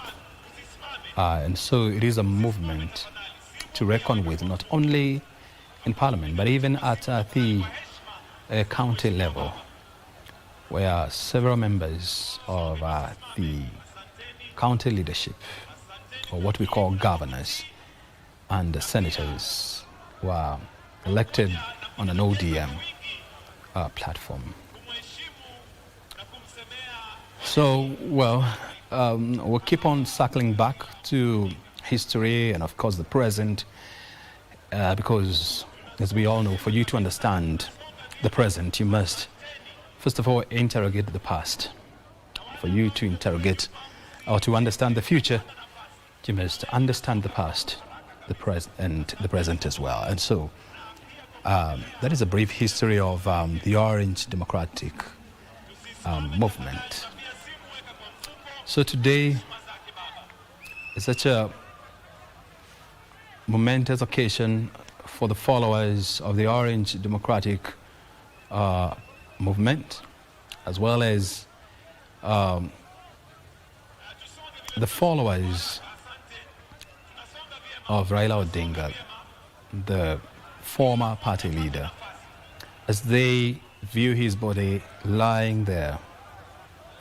Some of them viewing it for the last time, others to be presented with an opportunity to view it again tomorrow. And so it is such an event here at the Kasarani Stadium. So I think the viewing process has already started. I'm not sure because the cameraman is positioned a distance, and so it is very hard to see what exactly is happening there. And I don't know whether the army is still setting up. The viewing has started actually, yes. I've seen that. I've seen people filing past the casket. And they're doing it in a very fast. And the military has taken over.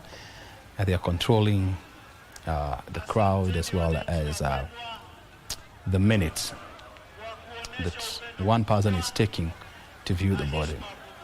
I must appreciate the work that the security agencies have done to bring order and some level of stability here, because in the afternoon this place was completely inaccessible. You had thousands of people around the terraces, you had thousands of people on the pitch dancing and doing all manner of things, including motorcyclists riding and doing rounds around the stadium. But for now we can see there is calmness, there is some level of sobriety, as well as a sense of security and order, leading now to the public viewing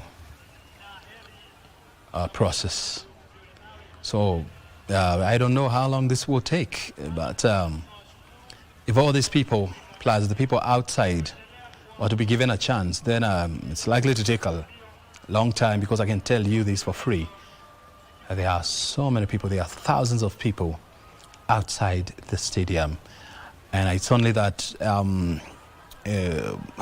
we can't show you the images right now, but I understand the police are having such a hectic moment trying to organize people to move in and move out as they view the body.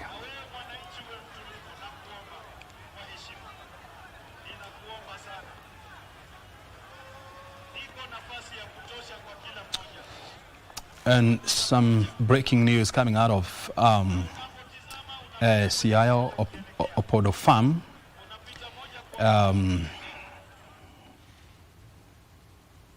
The burial site has been identified for Raila Odinga, and it's going to be just next to his father's mausoleum. So after a brief consultation with Raila's clans and family members, in an exercise that was led by his elder brother, Oburu Odinga, the team have agreed that Raila Odinga is going to be buried next to his father's mausoleum at Kango Ka Jaramogi in Siaya County. And so you can see clearly there's a lot of progress that is happening. There are so many things happening, you know, at the same time. I mean, because according to Raila's wish, he never wanted his remains to stay unburied for more than 72 hours. And so government is having such a difficult moment to ensure that his wishes are honored. And so there are so many things happening at the same time. You know, you have government teams in Opondo Farm in Bondo, Siaya County, you know, leading and overseeing preparations for the burial site. You also have the National Burial Committee meeting at Karen residence, that is where the deputy president lives. And remember, he's the chairperson of that burial committee. And again, we also have this team here at the Kasarani Stadium who are overseeing the body viewing exercise. And trust you me, this requires top-level planning and military precision in execution of this exercise.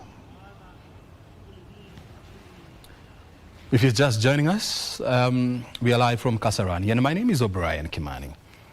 And we're giving you this live broadcast from Kasarani Stadium, where the public now has been allowed to view the remains of Raila Odinga after a tumultuous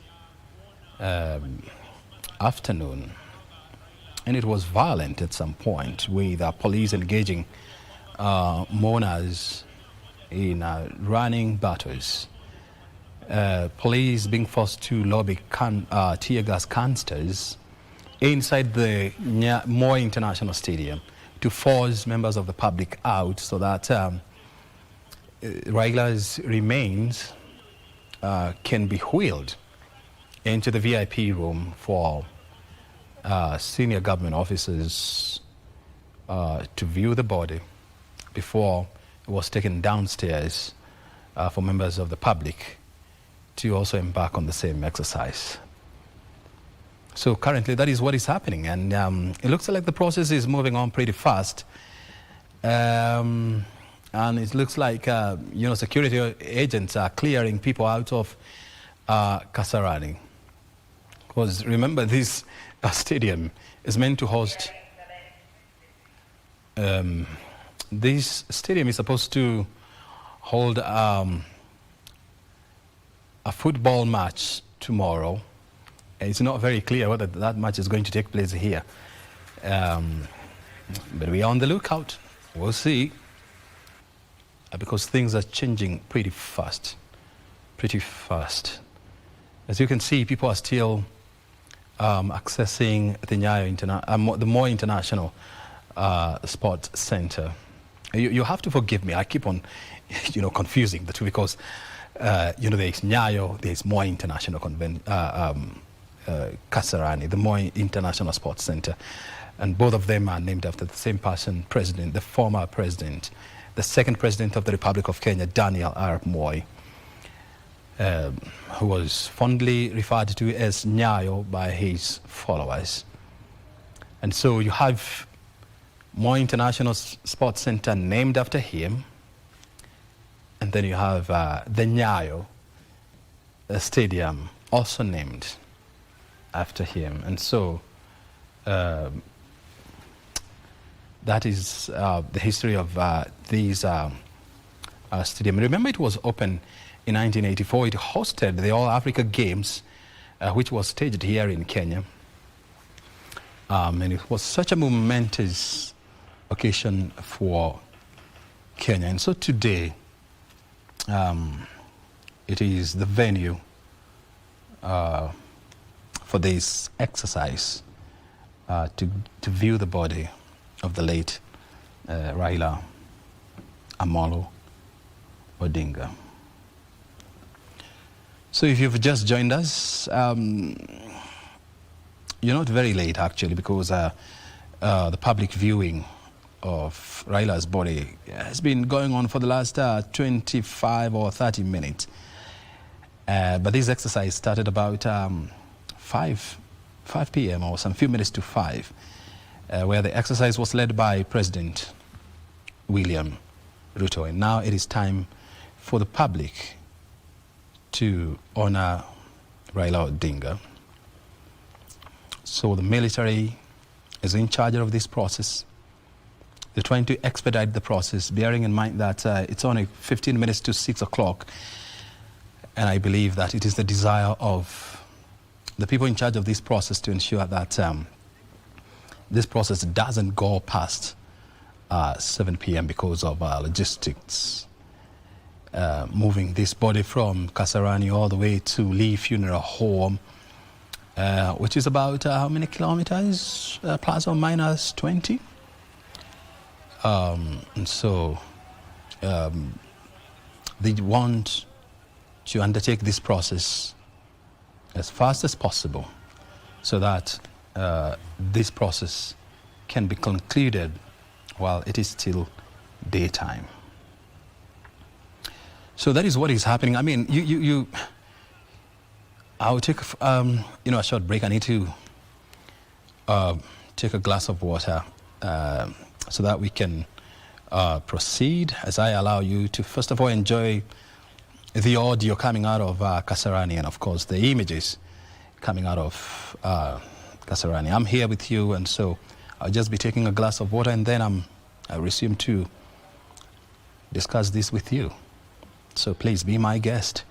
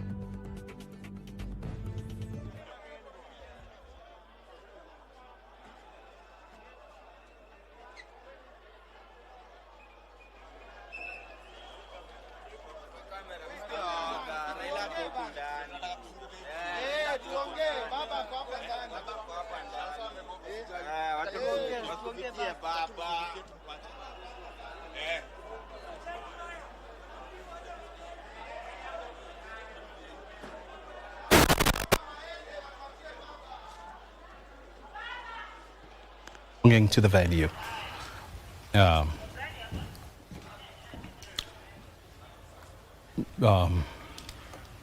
Sorry for that. And of course, if you're just joining us, as I was telling you, we're coming to you live from the Mourning International Sports Complex, Kasarani, where the viewing of Raila Odinga's body is currently underway, where you have thousands of people, you know, lining up to get a glimpse of a man who has shaped their lives for many years. And, you know, that process started about 5 p.m. Remember, this was supposed to start at about 12. And it was not supposed to be at Kasarani. It was supposed to be at the National Parliament buildings in Nairobi Central Business District, before a decision was made to move this exercise to Kasarani because of security as well as logistics around moving the body from JKIA to Kasarani. We witnessed the event in the morning where thousands of people breached security at JKIA, and they went all the way to the airside, which is a very security-sensitive area where, you know, there was a lot of disruptions to the official program. And after delays, the body was finally moved out of the airside to start the journey to Kasarani, a journey that took almost 2 hours because of huge crowds of people that occupied both sides of the Nairobi Expressway, and of course hampering and slowing down movement. Then thousands of people, you know, thronged the Mourning International Sports Center, Kasarani, where they occupied every inch of the expansive facility, giving security apparatus, you know, such a hectic time, trying to secure entry inside the sports center, with a military truck that was carrying the remains of Raila Odinga, you know, circling around the Kasarani Stadium in a bid to get access, you know, because all the gates were packed with hundreds of people, and so it was completely impossible, you know, for the military truck to wheel the remains of Raila Odinga inside Kasarani. They tried gate 1, it never worked. They tried gate 2, it's never worked. Gate 3 was unsuccessful until a decision had to be made to, first of all, force people outside of Kasarani, by force, by the way. I mean, there was a lot of tear gas that was flying around.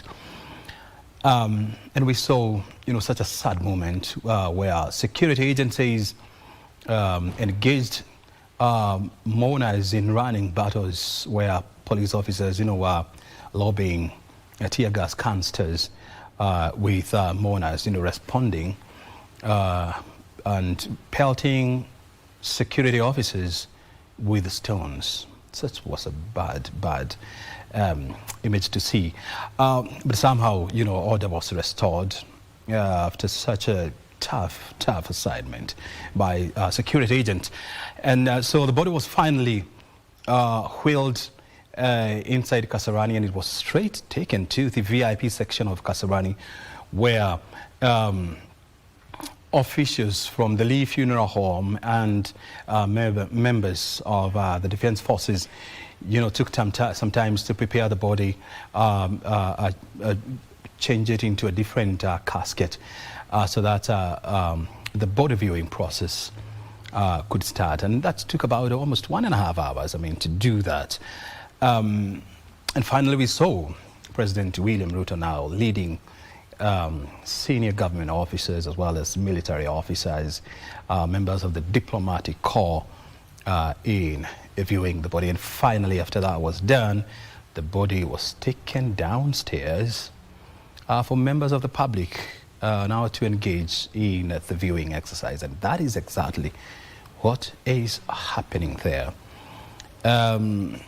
that you can see clearly that, members of the Kenya Defence Forces, have taken charge of these exercises. You can see there are hundreds of military officers now, controlling the crowd.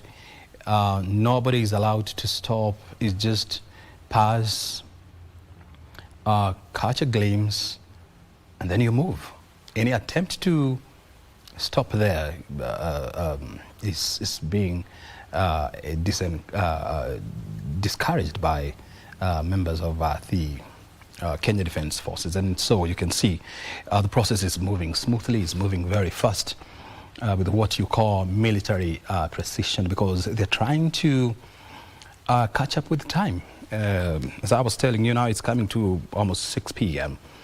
And according to government program, by 5 p.m. today, the body would have been returned to or taken back to the Lee Funeral Home for overnight stay before it is retrieved and taken to the National Assembly or Parliament buildings for members of the public to continue with the viewing process tomorrow. Unfortunately, that never happened because of logistic purposes. So that is what they are trying to do. So as I was telling you, there are so many bits and pieces, that must be fixed to ensure that all the ducks are in a row, as you would say, because the government is leaving nothing to chance. It is doing all it can to ensure that Raila Odinga is given a befitting send-off. And so you have thousands of people at Kasarani Stadium. And I must, applaud security agencies for bringing sanity, for bringing peace, for bringing order to this exercise. I mean, everyone was asking how are they going to do this with the thousands of people milling around Kasarani Stadium. But finally, they have managed to win that. And as you can see now, the process is moving on smoothly. Members of the public saluting, bowing, removing their caps, their hats, just to show respect to the man they have admired for many years. Any attempt to stop there is being rejected very fast by members of the Kenya Defence Forces. And you rightly have to understand this, because if they were to allow people to stand here even for 30 seconds, I mean, you can be guaranteed that this process can go on and on and on and on. And the last thing you want to do is to have this process going on in the middle of the night, because it brings new challenges. It comes with new challenges. And so it's good to understand what is happening here. That gentleman, I think, dropped his cap, and the good gentleman from Kenya Defence Forces was gracious enough to pick it up and hurriedly give it to that man. This is what we call military-grade planning, and planning with precision. Looks beautiful, because this process now is back on track, and it's happening, and it's happening very, very fast. I think if this pace is maintained, you would expect the process probably maybe to be concluded before 7 o'clock, because we're talking about 1 hour from now. And the last thing you'd want to do is to lock anyone out. So the whole point is to ensure that each person around Moi International Sports Center is given an opportunity to view the remains of Raila Odinga. So tomorrow the exercise is expected to happen, to continue According to government plans, this will take place at Parliament buildings, if I'm not wrong, or Nyayo National Stadium is going to host the burial or service on Saturday, and so we'll wait and see where the body viewing will take place tomorrow. I think the government is expected now to make some clarity around that. Look at that, some commotion. Oh, good Lord. You still have thousands of people here. Oh my goodness. Police officers, security agents, planners, and organizers of this event having such an audacious task of ensuring that this process is concluded and concluded on time, and everyone is given a chance to view the body. But it's not easy. You have thousands of people here, sometimes getting anxious, getting impatient, and that's why you're seeing, some commotion between security officers and members of the public.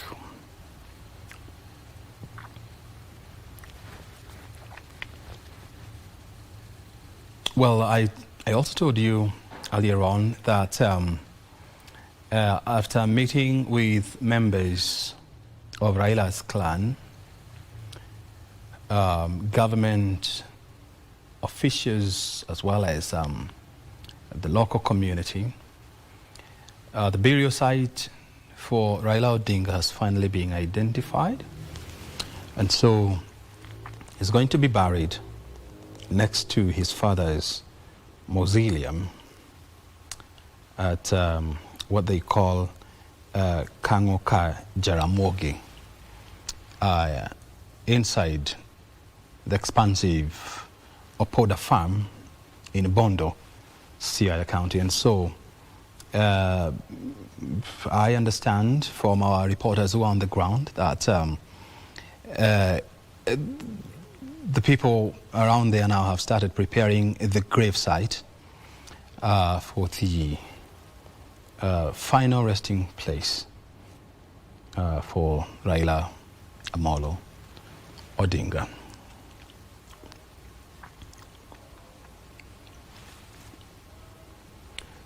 We also saw Raila's elder brother, Oginga Odinga, flying to Bondo and urging mourners in their thousands to welcome visitors and guests with respect and accord them the necessary help in order to ensure that the process of sending Raila off is done with grace, respect, and honor.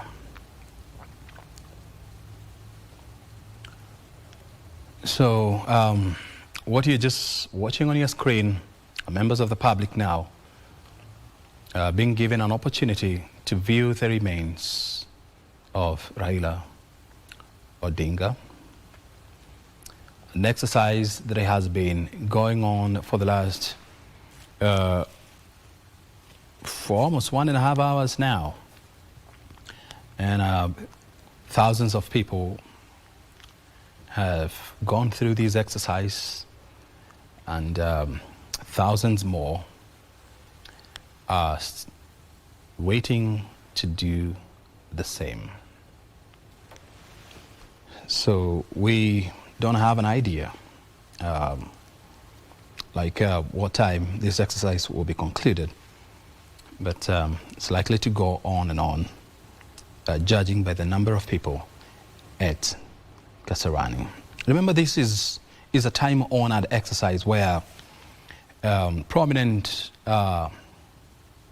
people, once they die in the society, members of the public are given an opportunity to pay their last respect to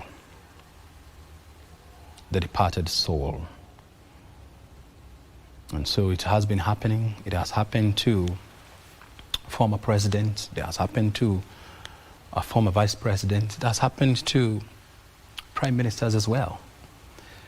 And the first time this happened was in such a big way was back in 1978, following the death of Kenya's founding president, founding father, President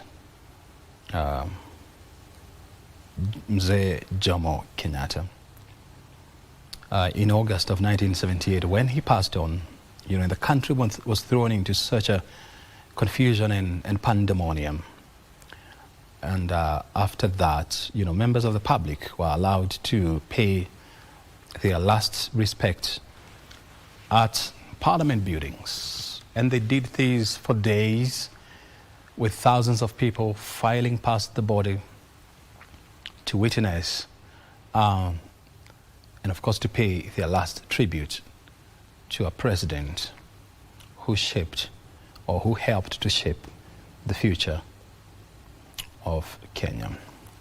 And so it has happened, in many occasions. We saw the same thing with the late second president of Kenya, Mzee Daniel Arap Moi, in 2022. We saw the same happening with the third president of Kenya, Mzee Mwai Kibaki. And now we are seeing it with Raila Odinga, the second prime minister in the Republic of Kenya. And he served between the year 2008 to 2013. So 5 years as Kenya's second prime minister. Raila Odinga died on Wednesday morning at the age of 80 while undergoing treatment at an Indian hospital in Kochi. And his remains were ferried to Kenya early this morning. The official announcement of his death was made yesterday by President William Ruto, who went on to declare a 7-day of national mourning, and also saying that, or confirming to the nation that Raila Odinga would be accorded state burial of the highest level. And so that's why you're seeing the military being in charge of this process at Moi International Sports Center in Kasarani area of Kasarani constituency. So as you can see, you still have thousands of people outside Kasarani Stadium waiting to be allowed in so that they can pay their last respect, they can pay their homage to Raila Amolo Odinga. And so what is interesting is the fact that, the outgoing and the incoming public, they're just few meters from each other. And the military has really managed to ensure that there is order in that area. Otherwise, if this was not to be done, then you can imagine the level of chaos that would be around here. So, the members of the security at Kasarani, they deserve a pat on the back for ensuring that this process is expedited, done with military precision, and of course with the highest level of order.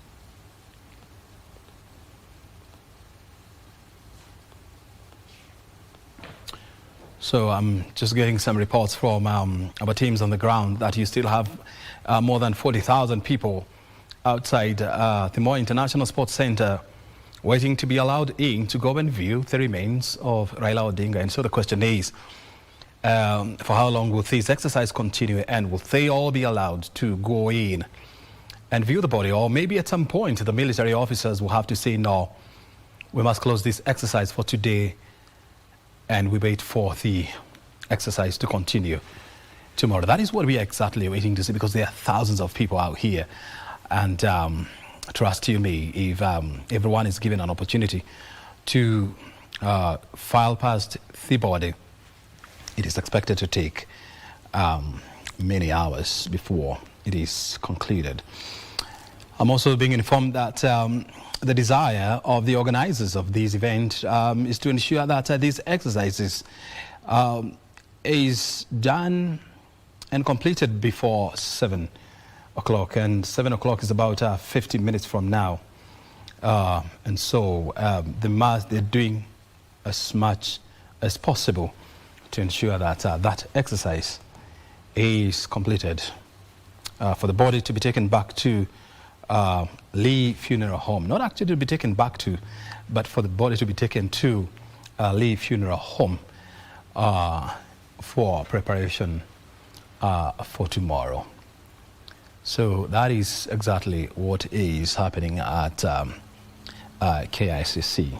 I'm not KICC, but the Moi International Sports Center, Kasarani. You know, also security reports coming up indicates that, you know, people who are using Thika Road, you know, are being urged to approach the highway around Allsops and Githurai with caution because of some commotions that are taking place there. You're having people engaging police officers in running battles, but police are trying to bring peace and bring sanity and order along that major highway that leads to the capital of Nairobi, as well as to the counties of Kiambu, Murang'a, Nyeri, as well as Laikipia, Meru, Isiolo, going all the way up to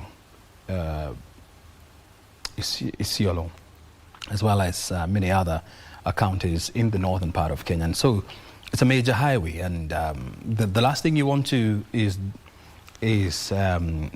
distraction around that part of Nairobi.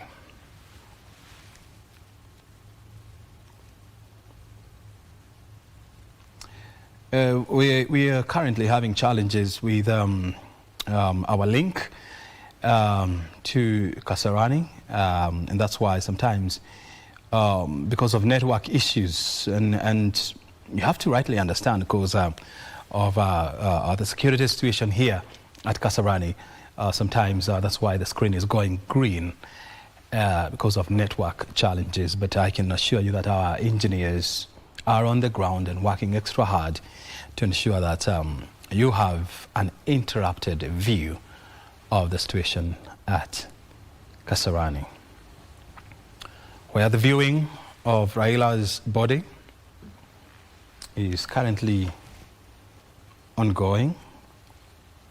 And so far, thousands of people have filed past the body. They have viewed the body, and you still have thousands of people still queuing and waiting to be given that opportunity to pay their last respect to Raila Odinga.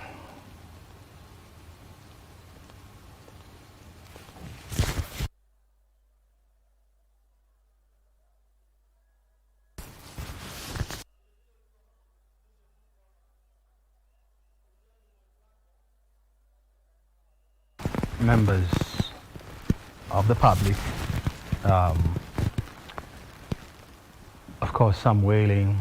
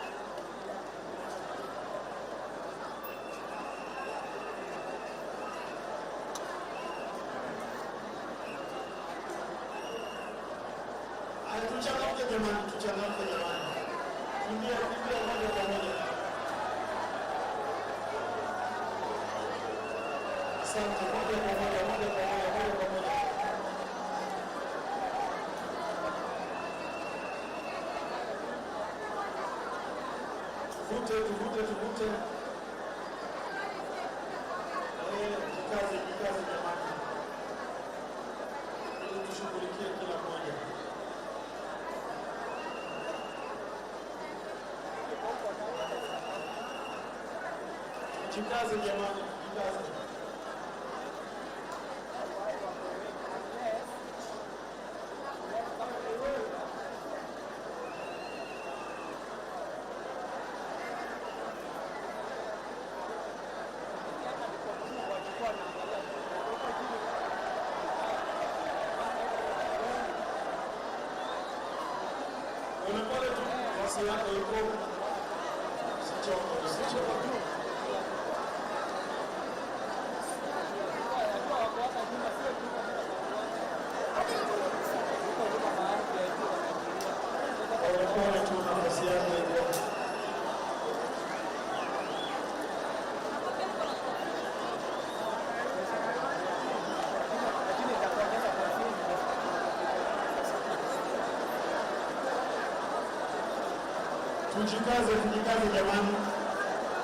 ukishapita unapewa nafasi.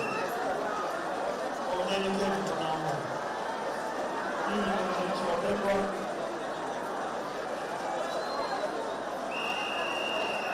Naomba tu kwa unyenyekevu na shughuli hii kwa ustaarabu.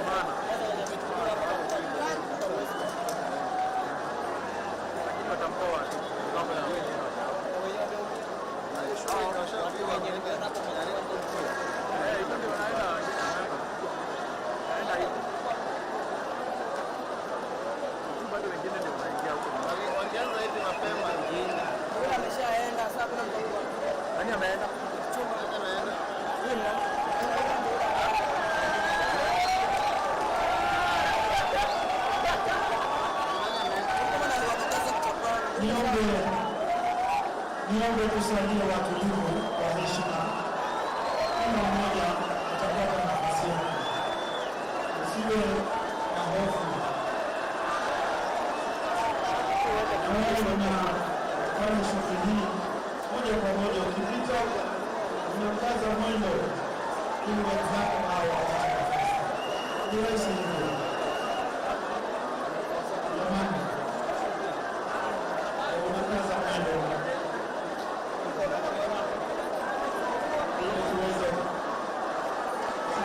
kila mmoja. Mjikaze jamani. Asanteni sana, asanteni sana. Wende ndio huo, itakufaa sote.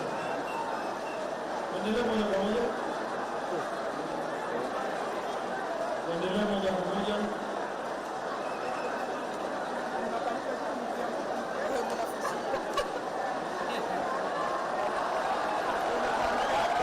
Endelee moja kwa moja na kusalia watulivu.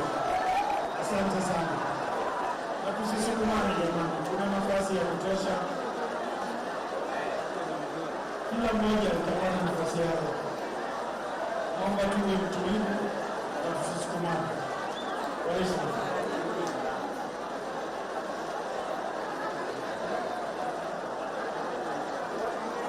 Tuko wengi lakini nafasi ipo.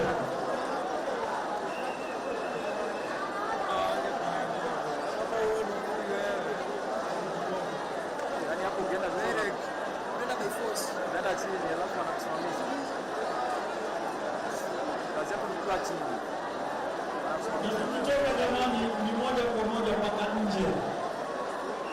Usizunguke mara ya pili kwa heshima.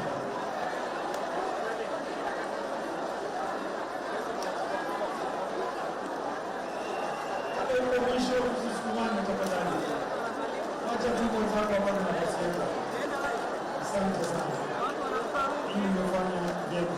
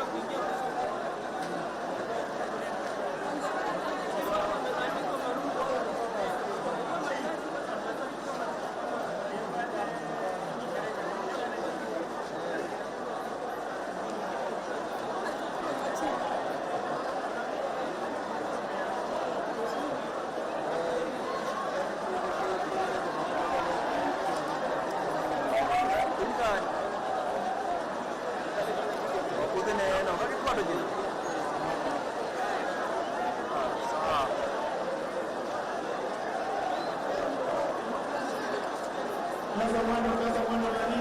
Asante.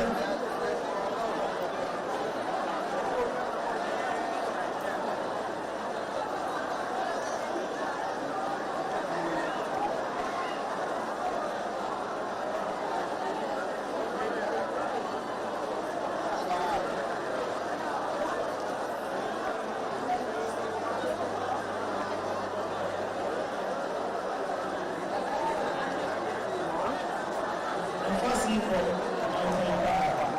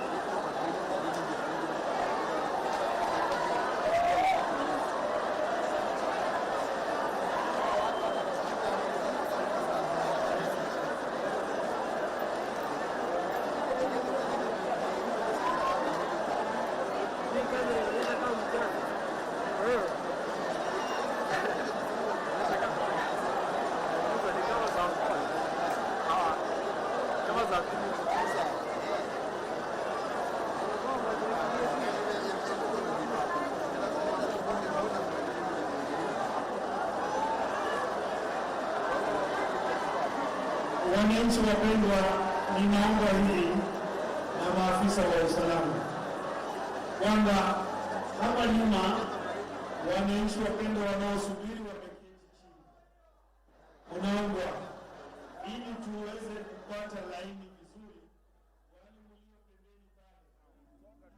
Yes, all right, okay, fine, yes, all right.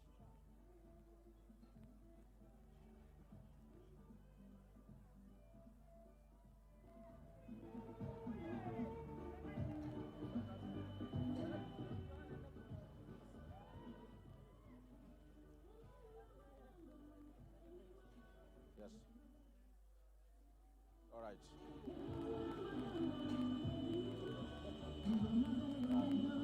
Well, thank you so much. We join you yet again from Opoda Farm. That is Raila Odinga's rural home here in Bondo.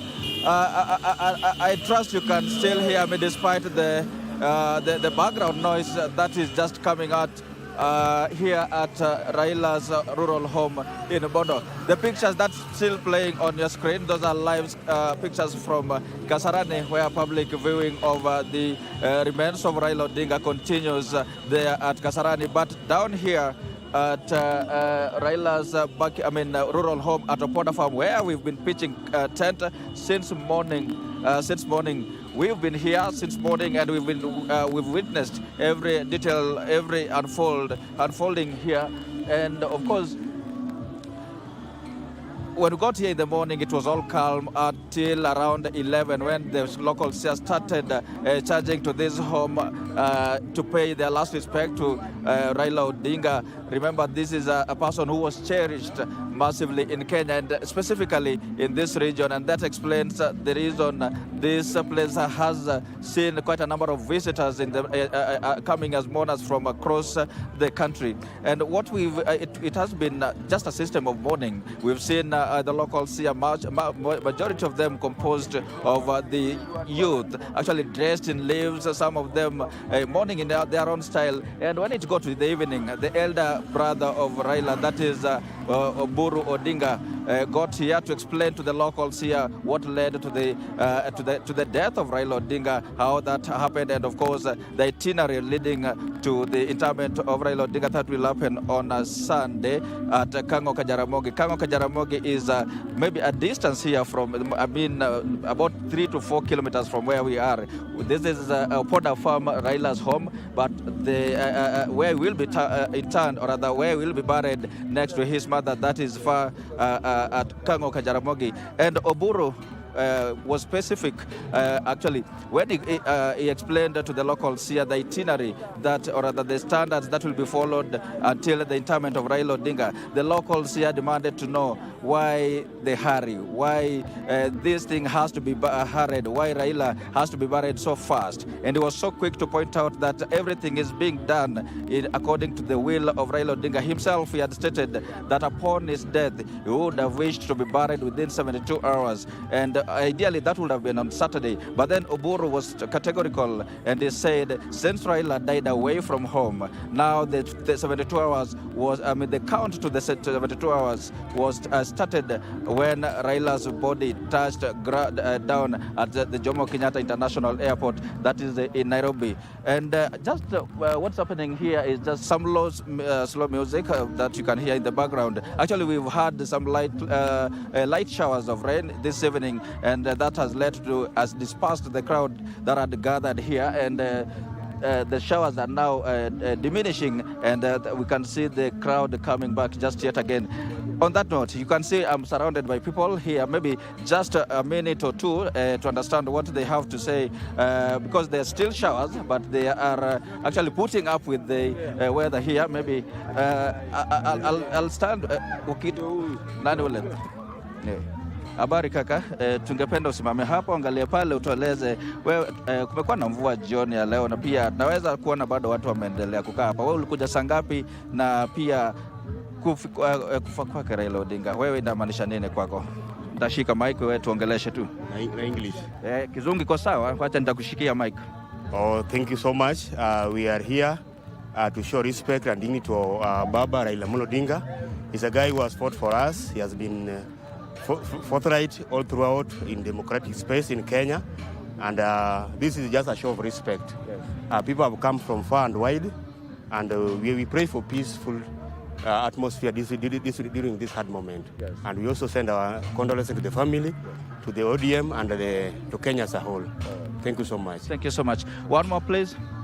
If you can speak, brother, maybe you just want to move here, utueleze pia. Naona umevalia jacket, sijui kama kuna baridi sana. Najua kumekuwa, simama hapa, angalia pale kwa kamera. Najua kumekuwa na mvua. Wewe uliweza kufika hapa saa ngapi na umeshuhudia nini haswa? Wacha mic nitashika. Mimi ndio nafika hapa saa hizi na nimekuja nishuhudie venye weather kuko hapa kwa baba. Na mimi nitasema tu hivi, tunahitaji imani, na imani izidi kudumu katika hili eneo. Tunajua tuko na uchungu sana sisi wakaji wa Bondo kwa kupoteza baba.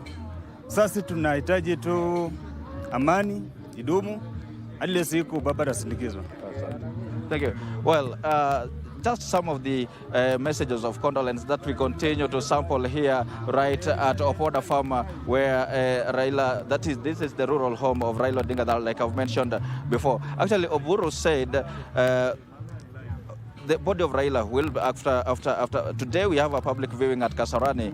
From there, the body of Raila will go to his home, that is in Karen, and actually on Saturday, that body will be ferried to Kisumu also for public viewing at the Jomo Kenyatta International Stadium back in Kisumu. And that body will be brought here at his home that you can see, the house you can see just behind me. That body will be brought here for a night vigil before it is taken to the Jaramogi Oginga Odinga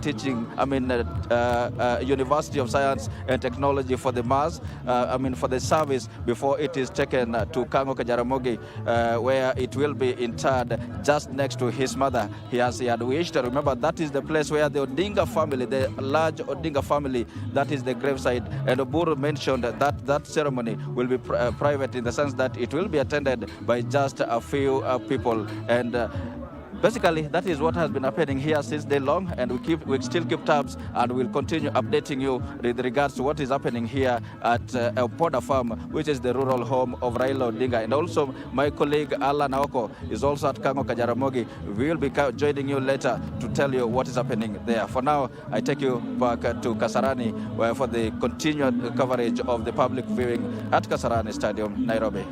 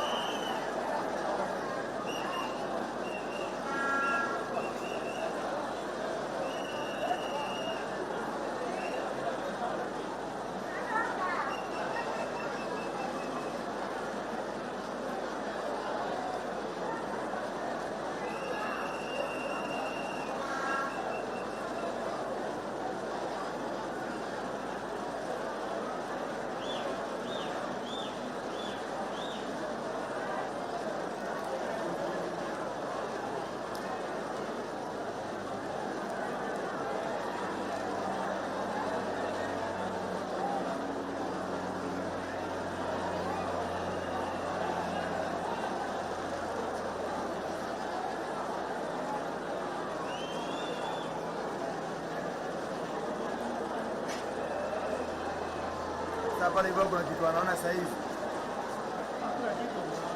Kuna kitu anaona.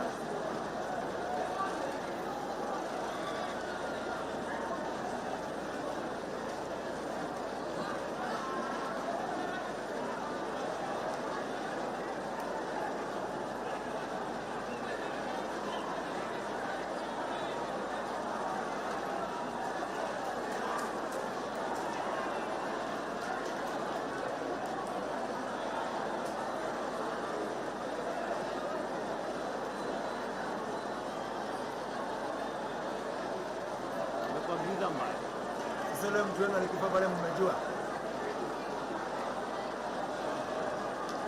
Yaani kuna kwa moja. Sasa mtu ajana nini anafaa ziko mbele ama. Unajua? Hata najua.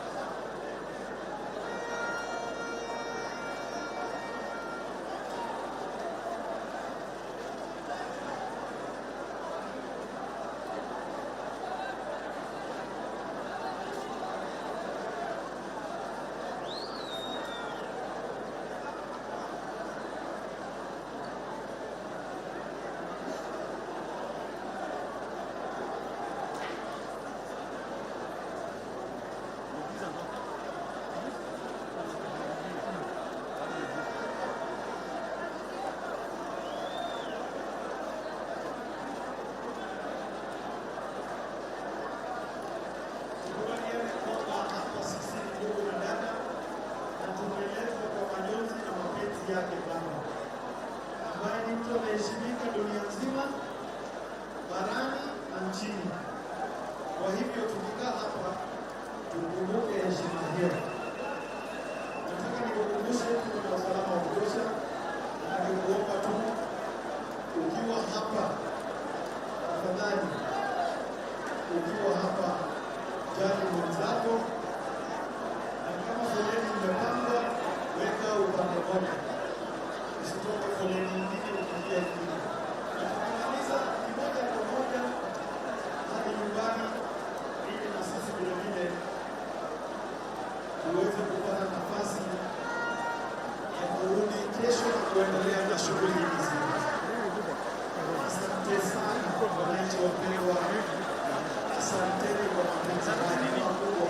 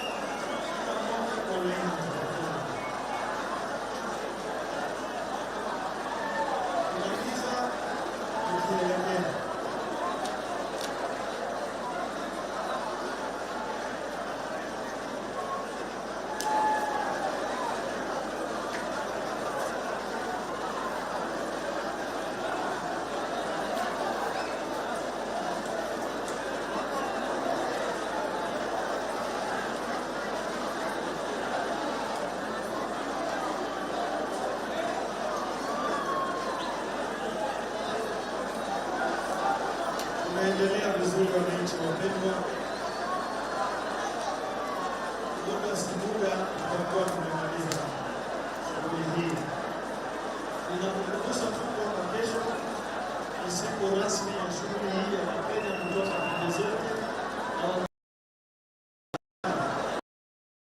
na shughuli hii inafanyika uwanja wa Nyayo na tutakuwa na muda wa kutosha.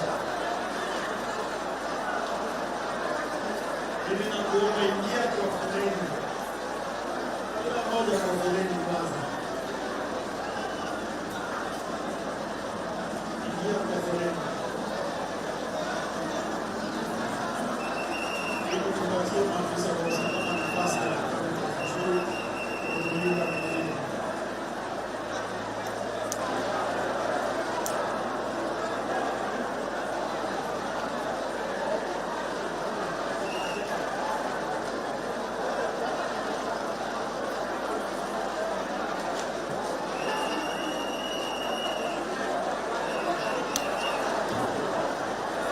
Tuendelee kusoma kwa laini hiyo, inasoma vizuri kwa haraka na huo ndio mwendo.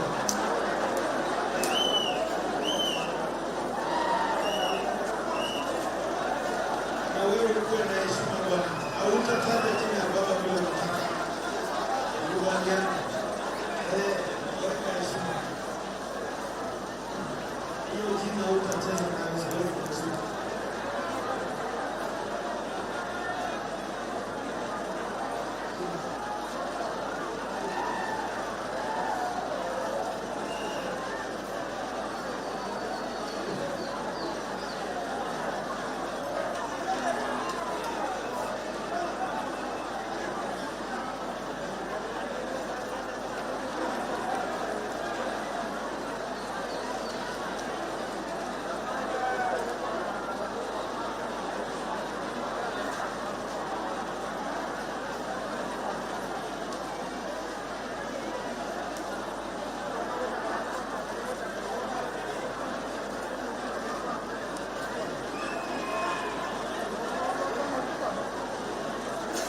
Tuendelee kusoma kwa haraka. Asante wananchi wapendwa.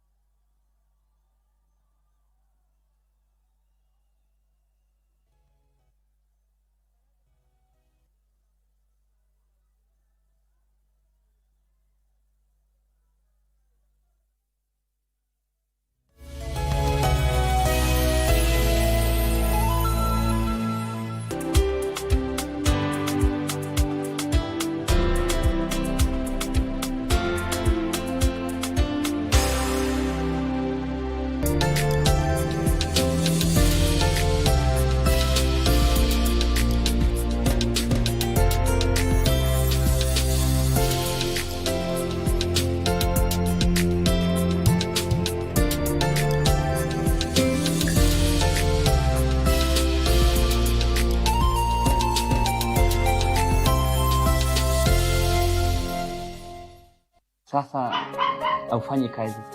Sifanyi kazi, siwezi. Nikifanya kazi damu yangu ni kama sijui inatembea ama nini. Naona nachaba ndio. Hiyo natoa jasho.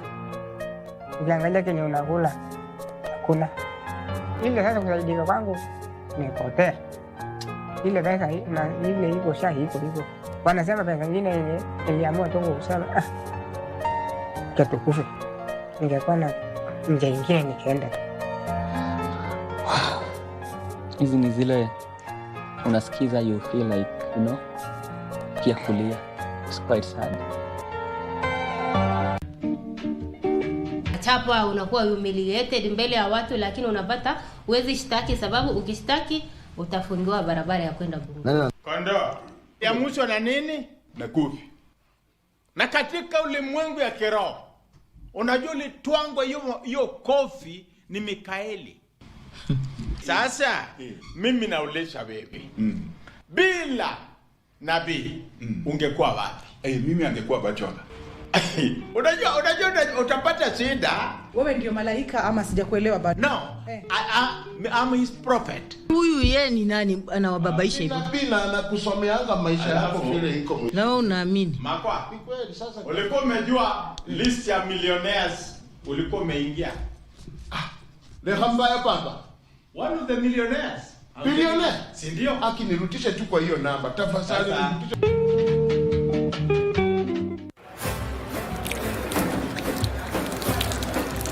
Katika Qur'an tukufu Allah Subhanahu wa Ta'ala anatuamuru tukumbushane, kwani kukumbushana kunawafaa waumini.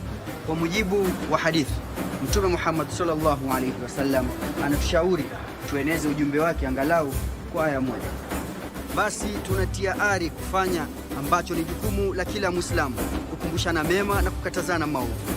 Tunakuletea mawaidha za mashehe, wataalam, maustadh, madrasa, makala spesheli na Okti Fatuma Yakub, mafunzo na historia za mitume na maswahaba, na burudani kupitia nashid na wasifu za munshid. Tazama ukumbi wa Kiislamu nami Alishe kila Ijumaa saa 9:30 katika KBC Channel 1.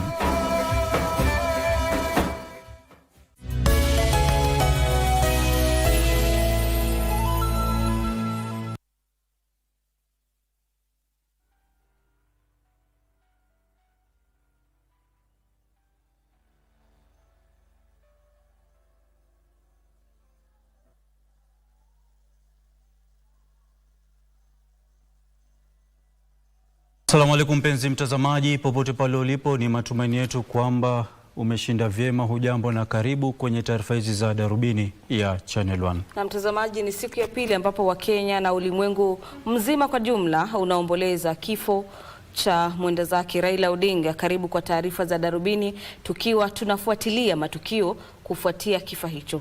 Na mtazamaji, kumbuka kwa hivi sasa kuna shughuli inayoendelea katika uwanja wa Kasarani, ambapo maelfu na maelfu ya Wakenya wamejitokeza kutazama mwili wa mwenda zake Raila Odinga. Kumbuka wakati wote tutakuwa tunakurudisha katika uwanja wa Kasarani, na wewe pia ushuhudie yale yanayoendelea katika uwanja huo.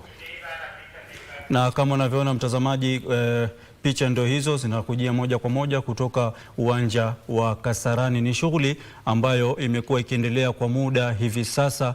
Maelfu ya waombolezaji wamefika katika uwanja huo wa Kasarani angalau kumwona kwa mara ya mwisho kiongozi anayeaminika ama aliyekuwa amependwa na wengi humu nchini Kenya, vile vile katika Afrika nzima na hususan kanda ya Afrika Mashariki. Na mtazamaji, karibu, lakini kwanza hivi ndio vya mshahamu.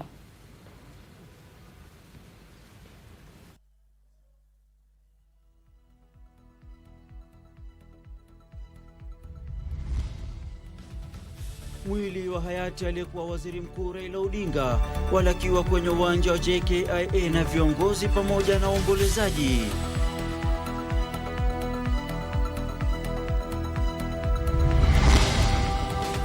Msafara wa jeneza lililobeba mwili wa Raila ulipita taratibu kwenye barabara ya Mombasa, ukishindikizwa na umati mkubwa wa watu kuelekea uwanjani Kasarani.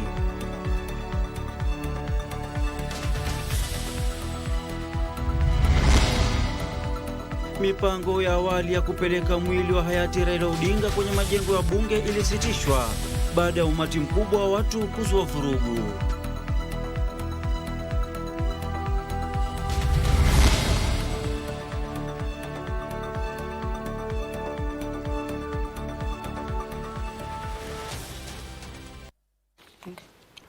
Na mtazamaji, mimi naitwa Ahmed Jumabalo, ukipenda nite AJB, na Lensa Odingo ndio msaidizi wetu kwa upande wa lugha ya ishara. Karibu mtazamaji, na tunakusihi uzidi kutazama runinga ya Channel 1. Mimi naitwa Gladys Mongai.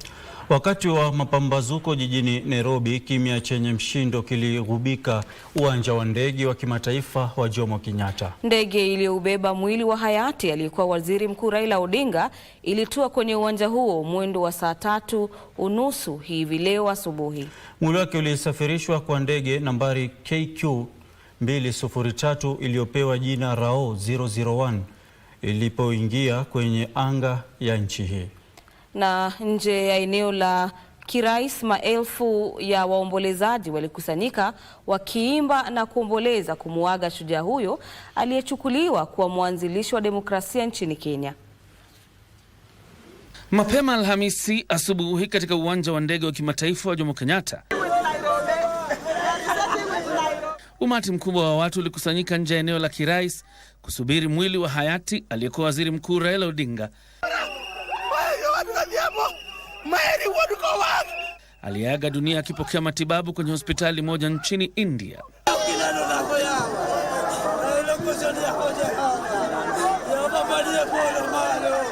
Nyuso zao zinaadhirisha uchungu wa kumpoteza shujaa waliyemwenzi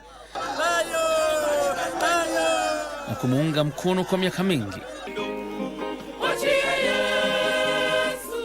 Kwenye eneo hilo la kirais, vikosi vya ulinzi vya Kenya vilihitimisha mipango ya jinsi ya kuupokea mwili huo.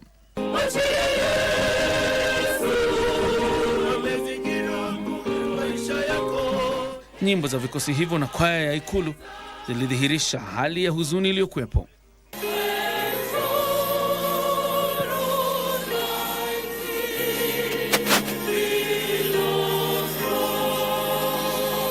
Nje ya lango la eneo hilo, mashirika ya usalama yalijipanga. Muda mfupi baada ya saa 2:30, maelfu ya wafuasi wakawasili.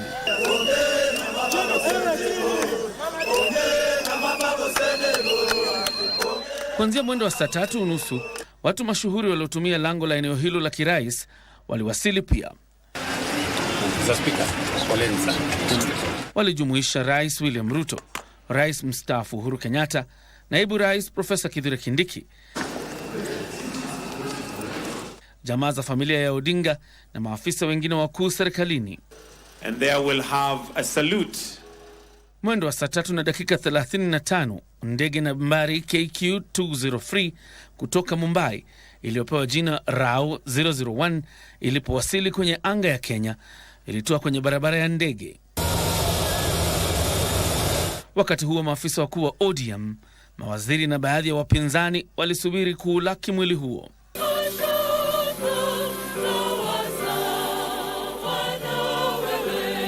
Wahudumu wa shirika la ndege na jeshi waliulaki mwili huo, huku jeshi likifunika jeneza kwa bendera ya Kenya. Kwa upande mwingine wa ndege hiyo, binti kitinda mimba wa Raila Odinga, Winnie Odinga, aliyekuwa na kofia ya babake, aliwaongoza maafisa wakuu serikalini na maafisa wa chama walioondoka nchini Jumatano kuelekea India kusaidia kusafirisha mwili huo humu nchini kuondoka kwenye ndege hiyo. Mlinzi wa kibinafsi wa muda mrefu wa Raila, Morris Sogeto, alikuwepo pia akigubikwa na majonzi. Afadhalini, wacha tumalize hii. Ngojeni tumalize hii. Umati wa watu, labda kwa kuchoka kusubiri kwa muda mrefu, ulivuka ukuta wa usalama nje ya eneo hilo la kirais na kufika kwenye barabara ya ndege.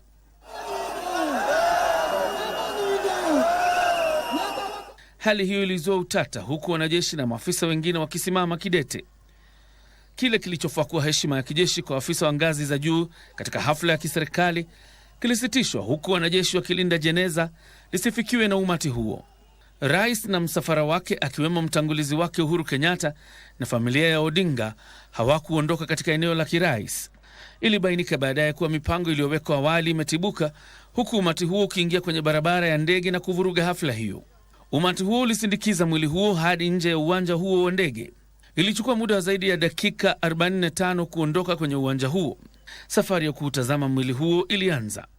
Nje ya uwanja huo wa ndege, juhudi za naibu rais Kithure Kindiki na seneta Oburu Odinga, wanaoongoza kwa pamoja kamati ya kitaifa ya maandalizi ya mazishi, pamoja na waziri wa usalama Kipchumba Murkomen, kufanikisha usafiri wa haraka wa msafara huo hazikufaulu. We don't take this for granted because this thing has hit us. It has hit us hard and it has hit us right in the heart. Mama na family, tafadhali wafanyie heshima zao za mwisho. So nataka tukubaliane tunaenda uwanja gani na tunaenda njia gani. Waombolezaji walipinga wazo la kwenda bungeni au kwenye uwanja wa Nyayo, wakisema maeneo hayo ni madogo. Lazima tukubaliane. So tusikizane kwanza, relax. Mwenyekiti wa chama cha ODM, aliye pia gavana wa Homa Bay Gladys Wanga, ndiye aliyefaulu kukomesha sintofahamu alipotangaza kwamba msafara huo utaendelea kwenye uwanja wa kimataifa wa michezo wa Moi, Kasarani. Msafara huo uliendelea kwa mwendo wa pole hadi ulipoingia kwenye barabara la expressway kuelekea Kasarani. Kwenye eneo la kirais huko JKIA, rais na msafara wake walisalia humo pamoja na ujumbe uliokuwa India. Binti Odinga alikabidhi kofia ya babake kwa mamake kuashiria mwisho wa enzi na labda mwanzo wa nyingine. John Jacob Kuria, Darubini. Naam, shukran sana JJ kwa kutuchorea taswira halisi ya jinsi ilivyokuwa kuhusiana na shughuli nzima na harakati zote za siku ya leo kukaribisha ama kuupokea mwili wa hayati Raila Odinga. Na mtazamaji, asante sana JJ, pia ameeleza vizuri taswira katika uwanja wa ndege hadi katika uga wa Kasarani, sio? Kulingana na jinsi alivyosema kwamba Gladys Wanga ilibidi aingilie kati na kuarifu umma uliokuwa na mshawasha wa kutaka kumwona Raila Odinga kwamba wangeweza kufanya hivyo katika uwanja wa Kasarani. Lakini mtazamaji, kwa sasa mwelekezi wetu anatuarifu twende kwa mwenzetu ambaye yuko katika maeneo ya Bondo. Wycliffe, karibu kwenye Darubini siku ya leo. Wakazi wa Bondo wamejiandaa vipi kuhusiana na shughuli ya mazishi ya mwenda zake Raila Odinga?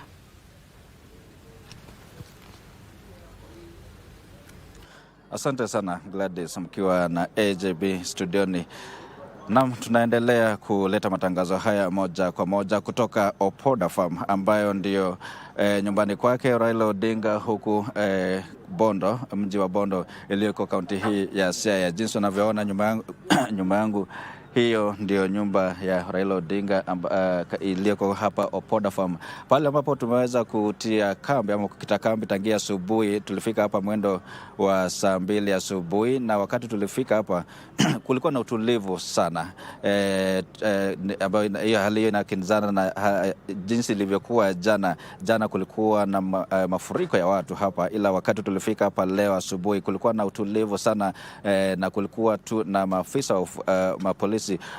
wa polisi walikuwa wameshika doria katika lango kuu la kuingia katika boma hili la Opoda Farm na kuhakikisha kwamba amani unadumishwa.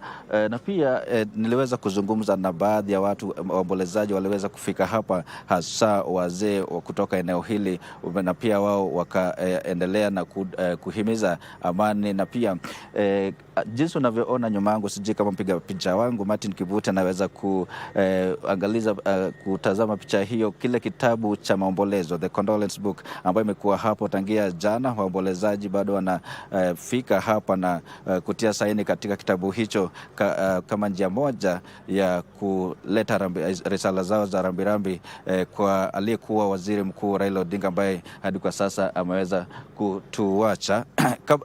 Wakati ilifika jioni, basi ndugu yake mkubwa Oburu Odinga aliweza kufika hapa na wakati alifika hapa moja kwa moja akaingia katika nyumba hii.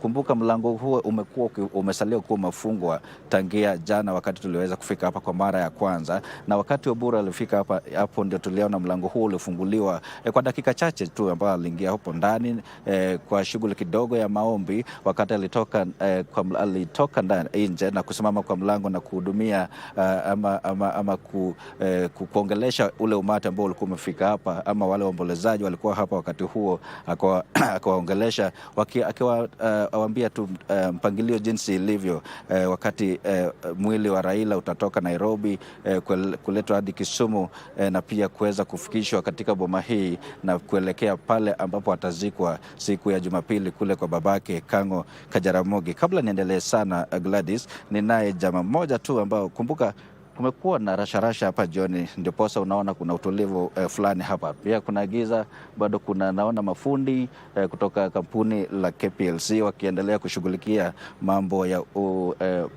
mambo ya lighting hapa na pale. Ila kwa sasa wacha niongeleshe mtu mmoja hapa ameweza kufika hapa jioni ya leo, aweze kutueleza pia yeye kulingana na hali jinsi ilivyo. Kuna yapi ya kusema? Kaka, kama unaweza fika hapa atazamia pale.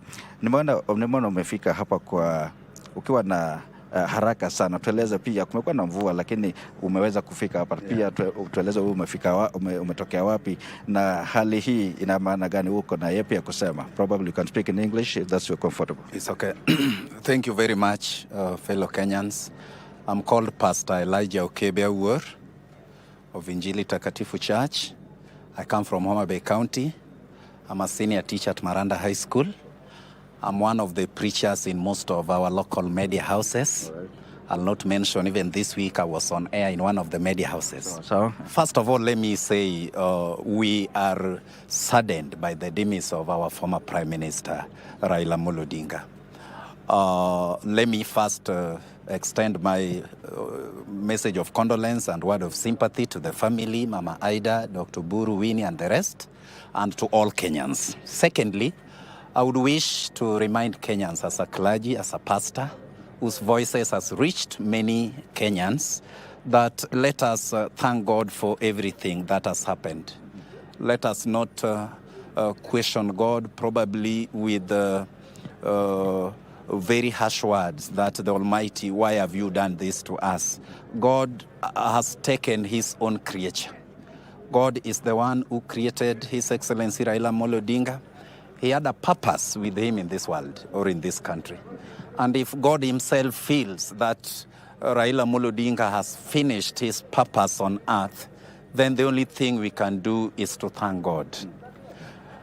Secondly, let us embrace peace, because Raila was a champion and a beacon of peace. If we mourn him with peace, is when God will receive his soul and put in the right hand where he had put the souls of watakatifu wote na mwanawe Yesu Kristo. Nikimalizia ni Zaburi 91. Kama kuna shida, God is our refuge. Let's all go take refuge from God. He will give us an alternative. He has several alternatives that will play a role like Raila. He will not leave us. I'm talking about God the Almighty himself. That's what I can say. Thank you so much. Labda kwa mwisho tu, ikiwa utazungumza pia, simamia tu hapo, tueleze unaitwa nani. Kuna kijibaridi kidogo, kumekuwa na mvua jioni ya leo, lakini naona bado kuna watu tu wameweza kukita kambi hapa. Labda tueleze wewe ulifika hapa saa ngapi, umetoka eneo gani? Kwa majina kwanza naitwa Kizito Kelvin Wasonga. Mimi ni mkaaji wa hapa Bondo. Nimeishi huko karibu na Just. Sasa nilikuja hapa mapema kitu kama saa 5 mchana kuomboleza Raila Odinga, baba wetu. Tuko na uchungu sana. Sasa tuko hapa tunaomboleza kwa amani na kwa upendo, na jaribu kuwaeleza Wakenya Raila amekufa, tukue na amani, tumzike vizuri na Mungu bado ako nasi. Asante sana. Gladys na AJB, hizo tu ni baadhi za semi ambazo tumeweza kupata siku ya leo kuanzia asubuhi. Wakati tulifika hapa mwendo wa saa 2 asubuhi, tumenena na wengi. Hapo awali tumeweza kuleta matangazo haya moja kwa moja tangia asubuhi, na tumeweza kuchora taswira ya hapa jinsi ilivyokuwa. Nimeona pia kuna mahema ambayo yanawekwa hapa kando na hii jumba hili. Kumbuka mwili wa Raila Odinga utaletwa hapo kutoka Kisumu siku ya Jumamosi, na hiyo inaashiria kwamba kutakuwa na umati mkubwa hapa usiku huo. Kwa hivyo inabidi basi kuwekwe mahema pande ile, ndiposa watu wengi watakapofika hapa waweze kuelekezwa pande ile nyingine. Kile ambacho pia cha mno cha kusisitiza ni kwamba usalama umeimarishwa pakubwa. Hapo jana niliona maafisa wa polisi walikuwa hapa jana, walikuwa wachache mno, ila leo wamewekwa kila kona. Lango lile kuu kutoka barabarani na pia lango la kuingiza inaingiza watu katika boma hili, maafisa wa polisi wameshika doria hapo. Ila mchana kulikuwa na umati kubwa sana, na umati huo ulilazimisha mpaka wakaingia hapa kwa mayowe tu kama njia moja ya kuonyesha heshima zao kwa aliyekuwa waziri mkuu Raila Odinga. Bado tutaendelea kukagua hapo na pale jinsi hali ilivyo, na kuendelea kuwajuza watazamaji wetu kila kipindi tutakacho kipata. Kumbuka Raila atazikwa kule Kango Kajaramogi, na mwanahabari mwenza Ala Naoko alikuwa huko, na pia ikifika mwendo wa saa 3 pia ataweza kujumuika nanyi na watazamaji wetu, pia atawaeleza nini kilitokea pale. Manake Ubura alipotoka hapa alielekea moja kwa moja hadi pale Raila atakapozikwa. Ila kwa sasa wacha nirudishe usukani kwenyu studioni AJB na Gladys Mungai. Wycliffe Okech, kama labda unatupata kwa haraka sana, tumeona hali ilivyokuwa jijini Nairobi. Ilikuwa shughuli hii ya kutazama mwili fanyike katika maeneo ya bunge, lakini wenyewe wakasema kwamba sehemu ile ni ndogo. Sijui labda katika sehemu ama kaunti ya Kisumu na vile vile nyumbani kwake huko Bondo wamejipanga vipi. Lakini mtazamaji, inaonekana ni kama Wycliffe tumempoteza, hatuweza kujibu hilo swali kwa hivi sasa. Naarifiwa tupate pumziko fupi. Na mtazamaji, tunapumzika kidogo. Matayarisho hayo kabambe zaidi tutapata taarifa mwendo wa saa 3. Kwa sasa tunapunga unyunyu, tukirejea ni taarifa tele, kwa hivyo usikuende mbali.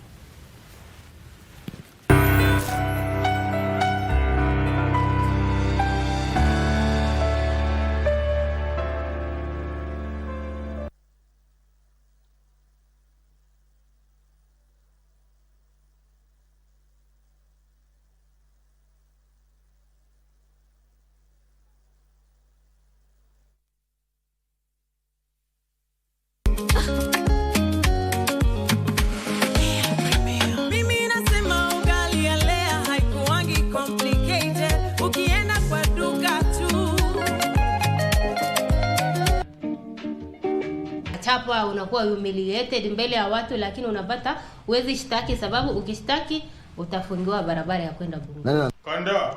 Ya mwisho na nini? Na kofi. Na katika ulimwengu ya kiroho, unajua litwangwa hiyo kofi ni Mikaeli. Sasa mimi naulisha wewe. Bila nabii ungekuwa wapi? Unabai, unapika, unashiba. Lea Premium Flour, nurturing the world. Available in a store near you.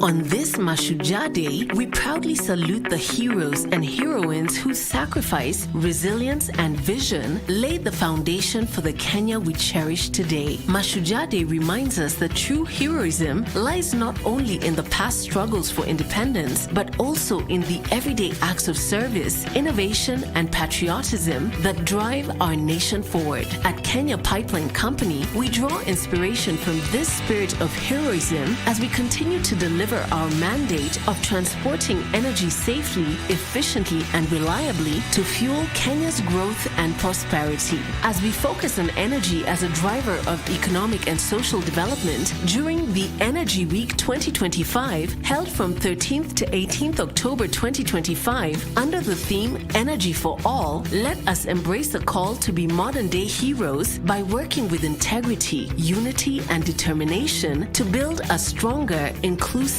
and sustainable future for all Kenyans. On behalf of the KPC family, I extend warm Mashujaa Day wishes to all Kenyans. May we continue to honor the past, celebrate the present, and shape a brighter tomorrow together. Happy Mashujaa Day.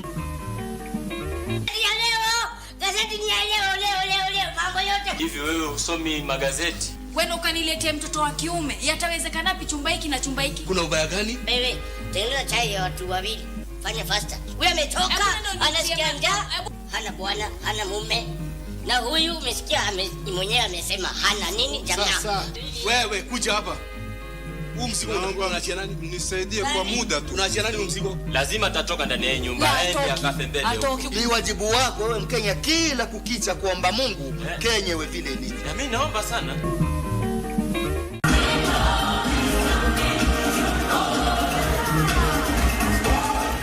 It's art, it's culture, it's fun, it's attitude.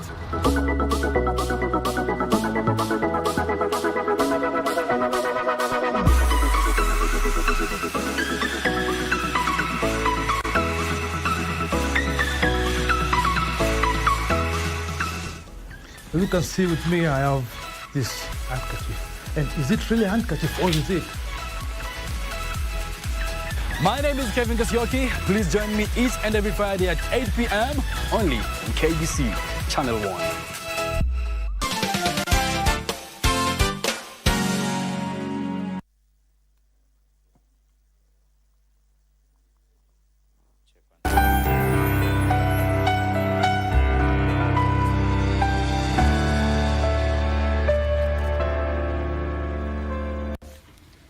Asante sana mtazamaji na karibu tena. Mipango ya awali ya kuweka mwili wa mwenda zake Raila Odinga katika majengo ya bunge kwa ajili ya kuagwa na umma ilisitishwa baada ya umati wa waombolezaji waliokuwa wamekusanyika hapo kuzua vurugu, hali iliyolazimu shughuli hiyo kuhamishwa katika uwanja wa Kasarani. Mtazamaji, waombolezaji waliokuwa wamefika kuaga mwili wa Raila waliwazidi polisi nguvu na kuvunja vizuizi vya usalama bungeni. Hali ya taharuki iliongezeka huku baadhi ya waombolezaji wakijaribu kuingia ndani ya majengo ya bunge, jambo lililowalazimu wabunge kuingilia kati na kuwataka waombolezaji watulie na kudumisha utulivu na heshima. Mapema asubuhi nje ya majengo ya bunge jijini Nairobi, hali ilionekana kuwa tulivu huku waombolezaji wakiwa wamewasili kwa ajili ya kuaga mwili wa mwenda zake Raila Odinga. Vizuizi vya polisi vilikuwa vimewekwa kuhakikisha usalama. Hata hivyo, utulivu huo haukudumu kwa muda mrefu, kwani umati uliokuwa ukizidi kuongezeka ulianza kukosa utulivu na kutaka kuruhusiwa kuingia ndani ya bunge kabla ya kuwasili kwa mwili. Hatimaye walifanikiwa kuvuka nyaya zenye nyembe na kusogea karibu na lango la majengo ya bunge. Baadhi ya waombolezaji walionekana juu ya mapaa ya majengo ya bunge. Mvutano huo uliodumu kwa zaidi ya saa moja ulisababisha mabadiliko ya ghafla ya eneo la kuaga mwili wa Raila Odinga kutoka bungeni hadi uwanja wa Kasarani. Hata hivyo, uamuzi huo haukupokelewa vyema na baadhi ya waombolezaji waliosisitiza kuwa mwili wa Raila Odinga lazima uletwe bungeni. Tunataka baba hapa. Baba tumpate kwa pia parliament, tumuone kwa parliament. Mambo wanatuambia huko hatutaki. Nataka baba akuje hapa juu iko na usuni sana ya baba. Inalia kwanza jana mpaka leo sijalala hata kidogo. Why should these people take Raila to Kasarani? Na sisi kama watu wa Nairobi tumengoja Raila hapa. Hatuwezi enda Kasarani mpaka waone Raila hapa because Raila ni wabunge wa kwanza kutengeneza sheria hapa kwa bungeni. We came here because we were instructed by the program that Baba will be brought here. We demand Baba here. Jowi, tuweze kuletewa mwili wa mpenda wetu Raila Amolo Odinga iweze kufika hapa parliament. Kwa hivyo kwa sababu tumetoka manyumbani bila fare, tutafikaje Kasarani? Nilikuwa nimekuja hapa kitu kama around 9. Sasa tumengoja mpaka saa hizi. Imagine tumekaa tunaambiwa ati Raila ati anapelekwa wapi? Kasarani. Tumefika hapa hii masaa, nimepanda gari, waste time yangu kuja hapa, nasikia baba yuko. So nasikia vibaya sana. Tukotaka kuangalia mwili yake tukonfirm kweli alikuwa amekufa. Wakati wa mvutano huo, sehemu ya lango la majengo ya bunge liliangushwa. Nancy Okware, Darubini. Na mtazamaji, wakati wote tutakupeleka hadi eneo la Karen ambapo mwanahabari mwenzetu Joseph Wakungu amekita kambi hapo. Tunatarajia Naibu Rais Kithure Kindiki ahutubie Wakenya kuhusiana na mipango na shughuli za mazishi ya mwenda zake hayati Raila Odinga. Na mtazamaji, tukizidi kusubiri ripoti ya hivi punde kutoka kwa kamati hiyo andalizi ya mazishi, hebu tusonge mbele na taarifa ambazo tumekuandalia kuhusiana na siku ya pili ya shughuli za kumsherehekea mwenda zake Raila Odinga. Manake mtazamaji, wengine wanapokuwa wanalia, wengine wanasema kwamba wanamsherehekea kutokana na jitihada alizotoa katika kuunganisha taifa.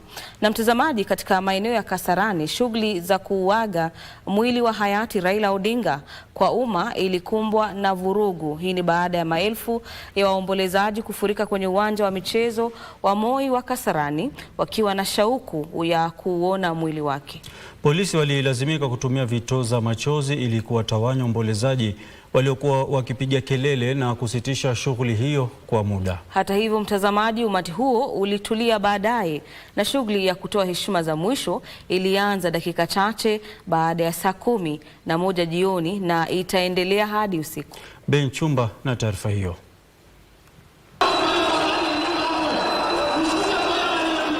Hii ndo taswira kamili iliyoshuhudiwa katika uwanja wa michezo wa Moi Kasarani. Mamia waombolezaji walifurika uwanjani wakitarajia kuaga kwa heshima mwili wa mtu aliyemtambua kama shujaa.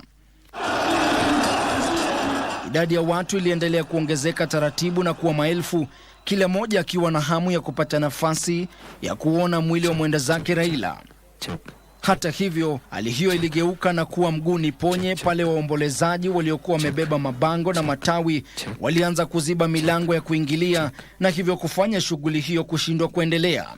Licha ya juhudi za kuwatuliza na kuomba waendelee na utaratibu wa shughuli hiyo, wengi hawakuwa tayari kutia agizo hilo, jambo lililowalazimu maafisa usalama kutumia vitoza machozi kuwatawanya.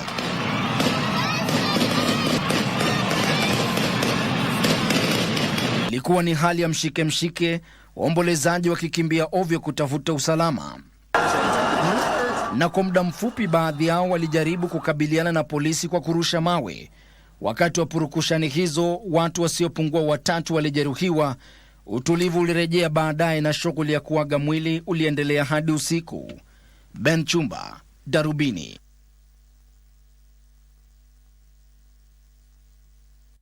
Maelfu ya Wakenya walikusanyika kwenye barabara ya Mombasa na jijini ambako msafara uliobeba mwili wa hayati Raila Odinga ulipita taratibu kabla ya hafla ya kutazama kwenye uwanja wa Kasarani jijini Nairobi. Msafara huo ukiongozwa na jeshi, jamaa na maafisa wakuu serikalini ulizua majonzi kwenye sehemu hiyo ya kilomita 30, huku Wakenya wakikusanyika kumuaga mtu ambaye walimrejelea kuwa baba. Mwanahabari wetu John Kahiro anatuarifu zaidi kuhusu safari hiyo ya majonzi. Dakika chache kabla ya saa 5 leo asubuhi, msafara wa kijeshi uliobeba mwili wa hayati aliyekuwa waziri mkuu Raila Amolo Odinga uliondoka taratibu kwenye uwanja wa ndege wa kimataifa wa Jomo Kenyatta. Taratibu ukijumuisha waombolezaji, wanajeshi, viongozi wa kisiasa, familia na wafuasi. Msafara huo ulipita kwenye barabara kuu ya Mombasa ukielekea kwenye uwanja wa kimataifa wa michezo wa Moi Kasarani na ili kutazamwa na umma. Safari ya kuelekea Kasarani ilitokana na mabadiliko ya eneo kutoka majengo ya bunge katika juhudi za kushughulikia maelfu ya watu waliotarajiwa kutoa heshima zao za mwisho. Kwenye barabara hiyo ya expressway, maelfu ya waombolezaji walikusanyika, wengi wao wakiwa na matawi, bendera na mabango kumkumbuka hayati shujaa huyo. Na kwa mara ya kwanza barabara hiyo ilifunguliwa kwa umma, huku Wakenya wakitembea, sio kwa maandamano au siasa, ila kwa majonzi na heshima kwa shujaa huyo wa ukombozi wa pili. Msafara huo baadaye uliondoka kwenye barabara ya Mombasa na kuingia kwenye barabara kuu ya Thika Super Highway. Na kwenye uwanja wa Kasarani, uwanja huo ulifurika umati mkubwa wa watu licha ya ilani ya muda mfupi ya kubadilishwa kwa eneo la shughuli hiyo, ukiwa ukumbusho wa uwezo wa Raila Odinga kukusanya umati mkubwa wa watu akiwa kinara wa ODM. Wakibeba mabango na matawi na kuimba nyimbo za huzuni, walisimama tayari kupokea mwili wa kiongozi huyo wa kisiasa aliyekuwa ishara ya demokrasia na mtu ambaye juhudi zake zilibadilisha hali ya siasa za humu nchini. Nyimbo zilitanda uwanjani humo, nyingi zikiwemo zile za mikutano ya kisiasa ya Odinga na ambazo sasa ni ukumbusho wake. Msafara huo wa umbali wa kilomita 30 uliashiria mwanzo wa heshima za mwisho za kitaifa za mmoja wa viongozi wenye ushawishi mkubwa zaidi katika historia ya Kenya. John Kahiro, Darubini.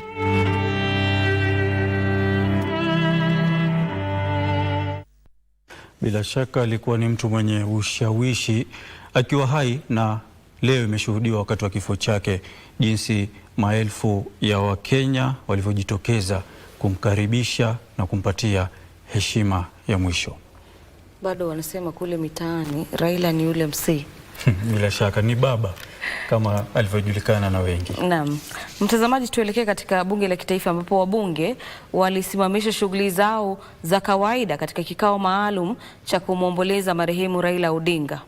Wengi wa wabunge walimtaja kuwa mzalendo, aliamini katika utawala wa sheria, usawa na mtetezi wa wanyonge. Wabunge waliotoa heshima zao kwa hayati Odinga katika kikao hicho maalum cha leo, wakiongozwa na spika wa bunge la kitaifa Moses Wetangula, walielezea kumbukumbu zao za aliyekuwa waziri mkuu Raila.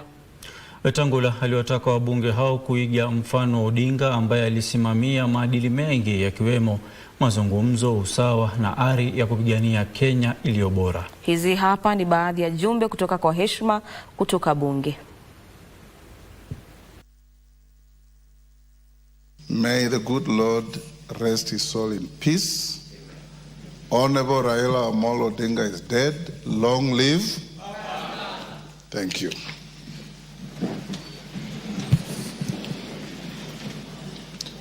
Was a man who interacted with everybody. You are truly here, and those of you who love football always sat together with the Honorable Raila watching Arsenal, which was our team.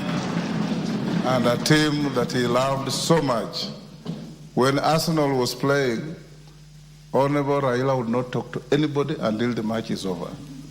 He will pay military attention to the game, and he would count all the players up to the subs. Arsenal was in his blood like it is in mine. Yours truly here, Honorable Speaker. Raila